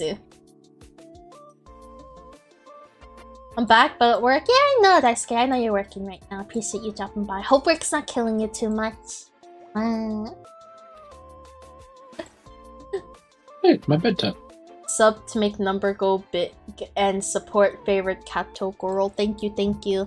I also appreciate any YouTube lurkies mainly because in order to apply for YouTube monetization, I need a certain amount of watch hours. Right now, I need 3,000 watch hours to unlock memberships at the very least, and I'm at like around like 1,100 watch hours or something. So yeah, if you want watch hours, I would appreciate if people lurk to the YouTube streams. That definitely helps a lot with the watch hours. So that's like the best thing. That's like the best thing you could do to support me right now, honestly, because I would like to get monetization on the YouTube channel. Twitch is still and always will be my main platform, but it would be nice to be monetized on YouTube, because at least on Twitch, like Twitch I'm affiliate, so I'm making ad revenue, I'm making money from subs, but I'm not monetized on YouTube whatsoever. I need like the 3,000 watch hours. A bit rough. I mean, I think we're getting them pretty fast enough considering I haven't even been streaming here a whole year. Yeah, we have no emotes because I think to actually make Oh, ad- loggers. what the fuck? Oh my god. Daisuke, thank you so much Didn't for we say the Stella was tier gonna 3 do something and sub! someone gave it tier 3? Wait, hold up. Daisuke, thank you so much for the tier 3 sub! And yeah, It so for literally the doesn't YouTube even- thing, like to be more specific, I think so 500 subscribers and 3,000 watch hours only unlocks memberships and stuff. So I already meet the subscriber counts. I just need the watch hours. I'm at like 1,200-ish out of 3,000. So I would appreciate if people lurk to the YouTube streams. That would help a lot. But yeah, so whenever I finally hit those watch hours, that will allow me to unlock a YouTube membership, so we can start getting emotes on the YouTube channel. Yeah, we don't have emotes on the YouTube channel right now, so that's why. So once we reach that point, the 3,000 watch hours, we'll be able to have emotes and memberships if anyone cares to purchase those on YouTube's end. I think super chats too. I think that would look super chats. I don't get ad revenue until it's like 1,000 subscribers, which we're close to. But it's 1,000 subscribers, and I think like either 4,000 or 5,000 watch hours. So 5,000. much bigger goal. 5,000? Pretty sure. Okay, yeah. So 1,000 subscribers, which that's not an issue. We're almost there. But yeah, 5,000 watch hours. We haven't even hit the 3,000 yet, so it's still a long way to full YouTube monetization. But it'd be nice if, like, you know, if you guys can lurk the YouTube streams, maybe we can get memberships sometime this year. That would be nice. And then we can have my emotes over on the YouTube channel too. And if you guys, you know, you want to buy YouTube memberships, you want to do super chats and all that, then you guys can do that. But no, if you guys just want to chill here on Twitch too, that's fine. Like, you know, full character created gamers robots or something. I'm gonna get going, Yep. getting tired. Thanks for entertaining stream. Very chill. Galaxy chat is still randoms, but oh no, don't worry about Twitch. I completely understand being nervous. I appreciate you dropping by. I appreciate you chatting, even though you're very nervous about it. I had a lot of fun chatting with you. Dropping by. Have a good night. Bye bye, Twitchy. I'll get subs. Get a god job doesn't pay me. Yeah, guys, if you have financial issues, take care of yourselves first. Don't feel obligated to subscribe. Again, this is not my full time or anything. I do work an actual job. She wishes. I do streaming on the side. No, trust me. Like if I ever had the opportunity to make stream my full time, I would definitely take that. I enjoy this. I love talking to you guys. But right now, it's just a side thing. I work an actual job, so don't feel like you're obligated to subscribe or anything to support me. I am doing just fine. Of course, any subscriptions, any form of supports, donations, all that is much appreciated. Because I'm not rich. I don't have the greatest paying job, but I'm okay. I'm stable. I am not in any need. There are definitely streamers that probably need the money and the support more than me, but if you guys really like me and you really like my content, the support is still very much appreciated. But please take care of yourselves first. Please. Don't, like, Taco, for example, went bankrupt for me. Don't do that.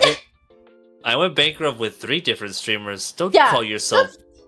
Don't think you're that special. I'm not saying it was only for me. I'm saying you dumped a whole lot. Taco unlocked all the sub slots. All the sub slots we have in this channel were unlocked by Taco.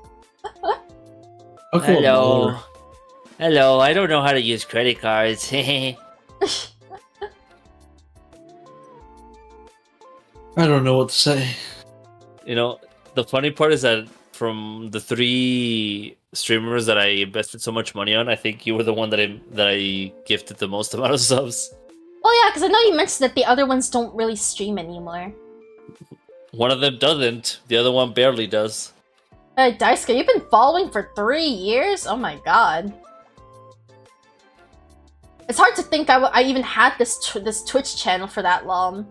Like, I've been streaming very inconsistently over the years, so it's hard for me to, like, actually acknowledge that I've technically been on Twitch for 3 years. But I've been streaming very often on long hiatuses and stuff like that. Alright, guys. Okay, that was before this channel was even called Weeb Stella. that was before this channel was even called Weeb Stella. 5 years. Yeah, Jesus. like, because this was a regular Twitch channel that I used. I changed the name when I decided to start streaming. I don't even remember what my Twitch name was back then, but yeah, like a lot Logan's been following me way before that. You know what's gonna happen? All my streamer friends are becoming super big, and then I'm gonna start streaming. They're just gonna raid me, and I'm gonna have an easy way to the top. You're just using them for free real estate? What's wrong with you? Heck, why should I put the hard work in? I found you through a Moshi. I mean, yeah, I know a lot of you are here because, you know, Moshi sibling, Moshi community. Like, I know TMI and Welkin are also from the Moshi community. And yeah, there's a lot of Moshi siblings, so it means a lot to me that you guys like me enough to stick with me out of all the Moshi siblings and stuff. I didn't get the I'm streams here to come. from a dead Oh, mobile really? game. From like how much you chat and how much you talked about other streamers, I was under the impression that you've been watching like streamers for a long time, Solux. That's surprising. Also, I'm surprised people even found me through those shorts. I'm still very, like, nervous about posting shorts to TikTok and YouTube. Honestly, I'm definitely really only comfortable on, like, my Discord and Twitch. Twitter, YouTube, TikTok, I'm still very shy about. I still try to post on it, and I know in general I need to come to a post in there because it's a big part about, like, growing your platform and all that. But yeah, I'm very nervous if it's not, like, Twitch or Discord. The 3rd stream you've ever saw. Wow, that is crazy. Holy shit. Hasn't even been subbed for a full year yet. I am honored. I'm honored. What'd you say, Logan? He hasn't even followed for a full year yet. Yeah. He only. Yeah, the account's basically brand new.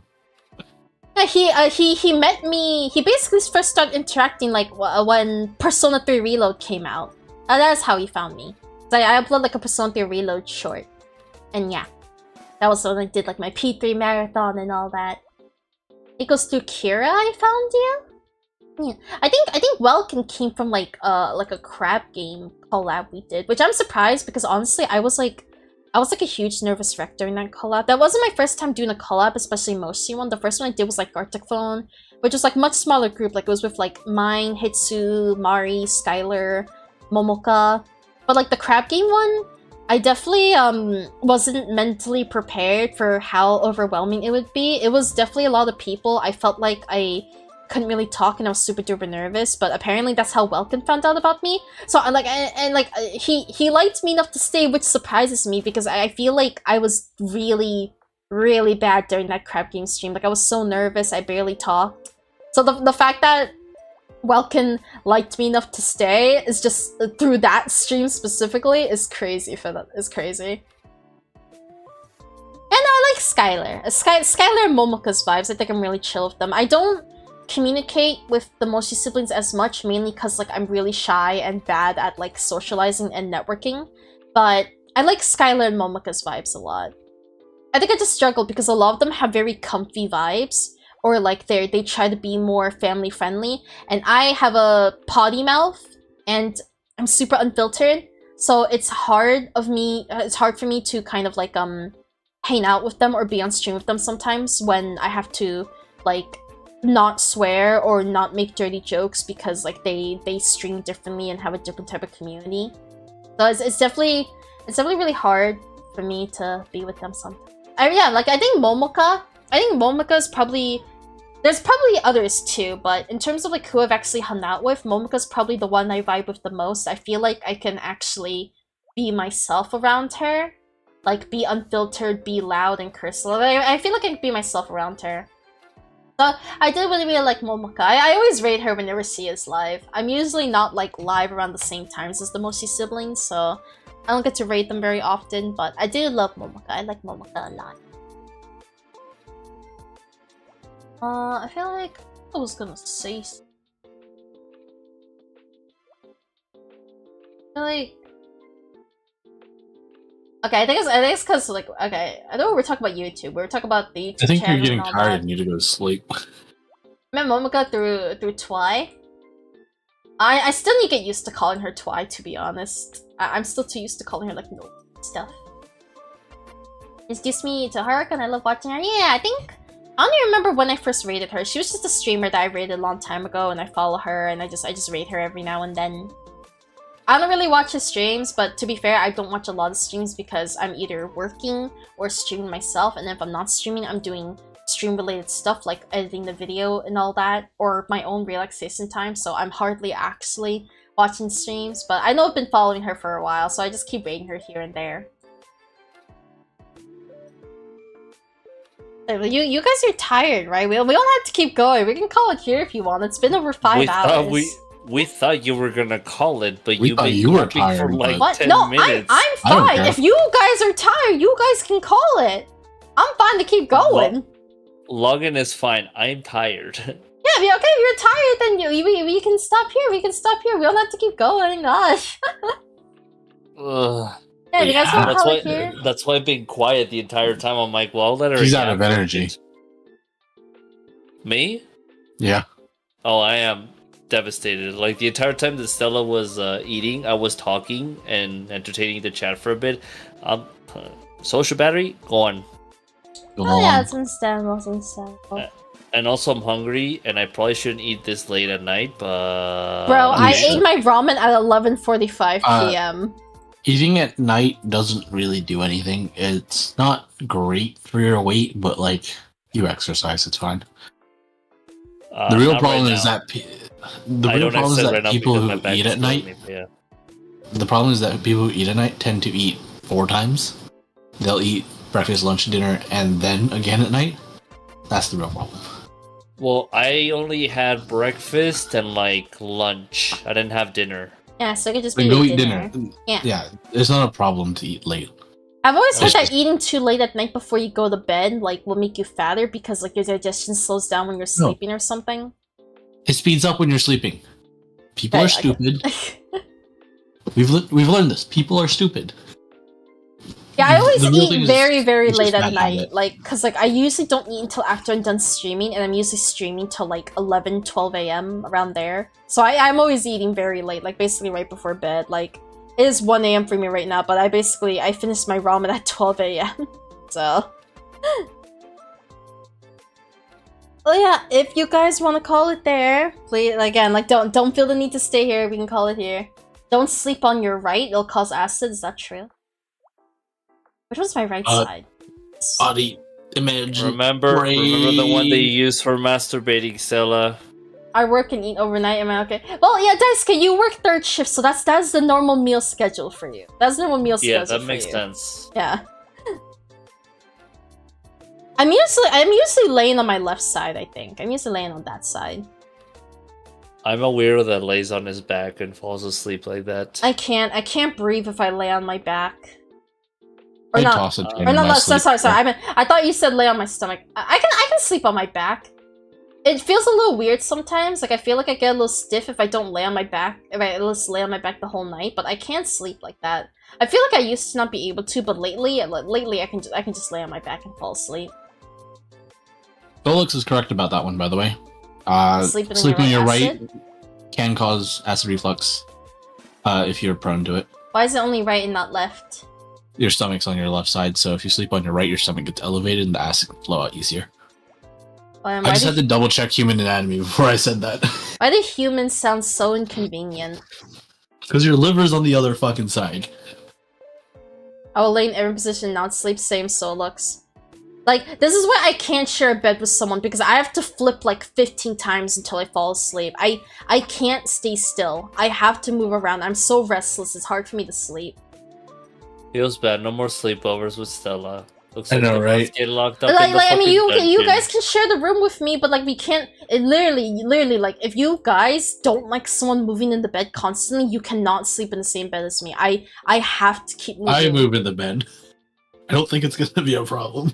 And like I flip nonstop. I can't.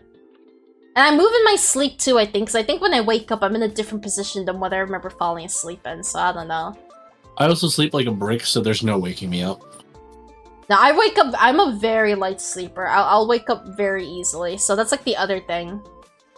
Like, that's like the other thing that's hard. It's hard for me to fall asleep, and like, it's easy for me to wake up. And like, if I wake up in the middle of the night, it's like, I'm not falling back asleep. It's doomed. It's over. So that's why I think it's another reason why I need to be on my own when I'm sleeping, because if you ever need to get up to go to the bathroom or if you have to move and you wake me up, I am probably going to be up for the rest of the night and I'm going to be cranky and depresso and all that shit. So I wish I could fall asleep easier, man. Even with my sleeping meds, it is not enough. You know what's funny is that I know that you're not supposed to fall to sleep on your right side, but I actually lay on my right side to make myself sleepy, and then once I feel sleepy, I lay again on my back, and then I fall asleep. Why does your right side specifically make you sleepy? I don't know. Men are weird. That's why. Is it a man thing? I sleep in any position. I think it's a taco thing. Yeah, I could be sitting in a chair. Give me 10 minutes. I could be fully passed out, unconscious. I can't. I have a hard time sleeping in like chairs. Like I like sleeping in the car, sleeping in my computer chair, sleeping on the airplane. I struggle to sleep in those kinds of like positions. Even if I'm really tired. It's very inconvenient, because I know typically, like, it'll be normal to sleep in the car, sleep in the plane for long travel, but I just can't. I have the sleeping pattern of a trained fucking army soldier for some reason. I can fall asleep anywhere, sleep for as long as you let me, and be awake as long as you need me to. Yeah, I don't know, for me, it's like, even if I go to bed really late, like, if I go to bed at 4, 5 a.m., my body will still be up at, like, 8. Like, I always wake up in the morning, no matter how long I slept. And, like, I can't go back to sleep while the sun is up. My natural alarm is around 2 in the afternoon. 1 or 2 in the afternoon. Okay. If I go to sleep, if I go to sleep, like, anytime past midnight, that's about when I'll wake up. See, I work.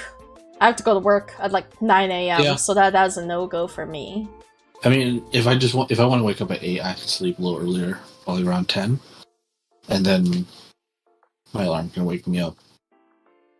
See, I have lucid dreams too, but I can still wake up easily. But I think all my dreams are usually lucid dreams, like where I can like control it and like I'm sentient kind of thing. But I still wake up. Like, something in real life still ends up waking me up. Same. Yeah, so I have a lot of friends that don't dream at all, yeah. I dream basically every single night. But, yeah, I know a lot of people that don't actually have dreams whatsoever. It's boring not being able to dream. Yeah, honestly, me dreaming has helped me come to realizations of a lot of things. A lot of things happen in my dreams, because, like, my dreams are realistic. Like, they're real-life scenarios that I've gone through in my life. So, I'm basically, I'm learning things every time I go to sleep. It may or may not be traumatic, but, you know, that's the cost of lucid dreams. Man, not being able to dream does sound kind of like... Sounds like it kind of sucks, honestly. I'm a huge daydreamer. Like, even if I'm not like asleep, I'm always just like constantly daydreaming. I just like thinking about other things. That's one of my dreams, and they ask me if I'm okay.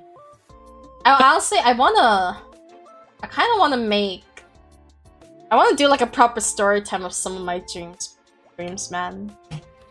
Some of them like they're so long ago, but like they left such a huge impression on me that I still remember them.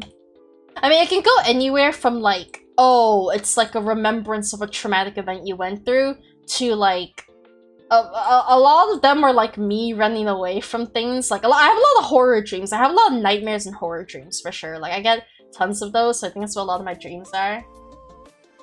Yeah, see, like that's what I'd like to do, but I don't think I have the time to try and learn animating right now. I know a little bit of animation. I've done a couple, so maybe one day, because I am trying to draw again, so maybe animation will eventually come down the line.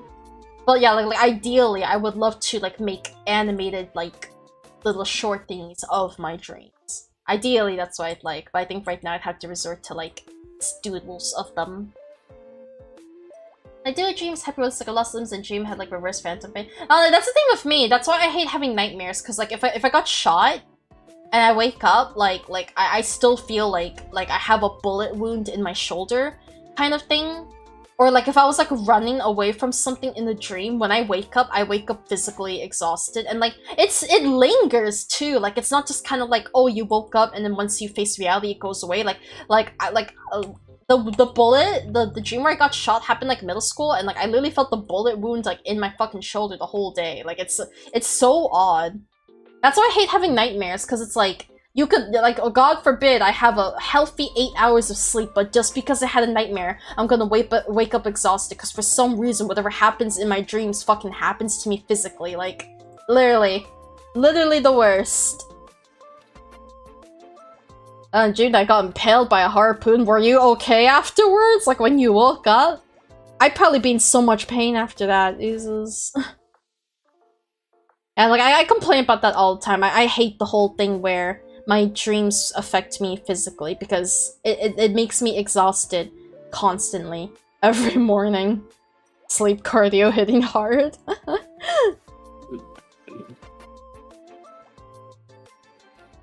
No.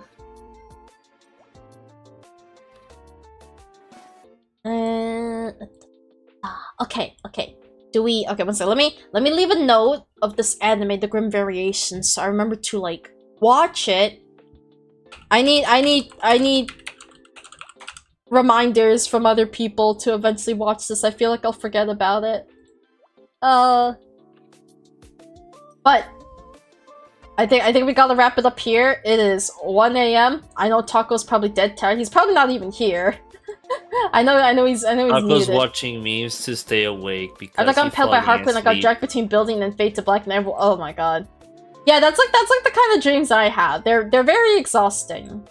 Like I definitely have interesting dreams. Don't get me wrong, but a lot of times they're usually nightmares. Or like maybe not necessarily nightmares, but they're mentally stressful dreams, and then yeah, that still affects me when I wake up. But enough of that. I would love to continue the conversation, but it is getting late. It is 1 AM. I do have to sleep for work. I know Taco's really tired, so we will have to call it there. Yeah, we've been live for over 5 hours, bro. Longest fucking podcast of my life. Yeah, so I'm going to be calling it there. Thank you to everyone for coming to stream. Thank you, Taco and Login, for joining us. Again, I do want to go back to doing these podcasts regularly, so normally they'll be once a month. So look forward to another session sometime in September. Again, I'm sorry that it's been 7 months since the last podcast. I've just been caught up with so many things and didn't realize how long it's been, but we're gonna go back to doing it once a month. So we'll be back with this in September. Thank you everyone for chatting with us. Whether it's about the dirty topics, the fun topics, the serious topics, it's all fun. It's all fun. She's gonna bring it back until like before New Year's, like last time. Don't listen to her. Wait, what do you mean? What? Oh, you mean I'm not gonna do it next month? Yeah, you're gonna do it like episode 6 of the Degen Hours, where you did it before New Year's. And then I never did it again. No, I want to do it more. I want to do it sooner. No problem, Solux. Now I'm gone. I swear, we'll do it in September. We will do it again in September. Well, yeah, I will be live again tomorrow. I will be continuing Persona 3 Reload. The stream is not scheduled yet on YouTube just because I couldn't think of a stream name. So I don't think I'll be scheduling tonight. I'll probably schedule it like shortly before it starts, like maybe an hour before it starts once I'm home. So the stream schedule, like the YouTube live, will be up a little late, but I will be live tomorrow. I'll continue Persona 3 Reload. So I will see you guys at that stream tomorrow. No, not December. I will do it again in September, I swear. But yeah, Lies. It's all let's see. lies. I kind of don't want to raid tonight. I kind of just want to chill. I feel like I don't feel like social. I've spent so long socializing with you guys. I don't want to socialize with other streamers. You want to raid into someone that's not starting yet? No. You mean Okay. you? Are you going live? No. I'm sitting in another streamer's stream right now, waiting for them to go live. Do you wanna raid me? I might The go past live dice maybe in 3 months. I want to eat Do you salt. want me to go live? I'll go live. Okay, no, I am ending here. I am ending I'll go here. live to transfer your streamers to somebody else, so you don't have to talk. No, I am ending here. I am ending here. Thank you, Taco and Logan, for joining me. Thank you to everyone for coming to the stream today. Again, this stream will stay up on YouTube for anyone that wants to go back and watch the VOD. We did have some pretty interesting topics at the start, the typical real degenerate stuff. So thank you for the pats, everyone. So yeah, Let's do be check honest, out. the Twitch mod won't get deleted. Yeah, that's why it's still on YouTube. It'll still be on YouTube. If Twitch blocks me, the stream will still be on YouTube. So go check it out there. But yeah, thank you to everyone for coming to stream. Podcast will be up again sometime in September, and I will be live again tomorrow, continuing Persona 3 Reload at my usual stream time, 7:30 p.m. EST. Thank you to everyone for coming to stream, and I'll see you guys tomorrow. Bye bye, everybody. Have a good night. I'm dying. My back. My ass. You're not dying. You're My dead. crack. Crack. Lick my vagine. It was like my.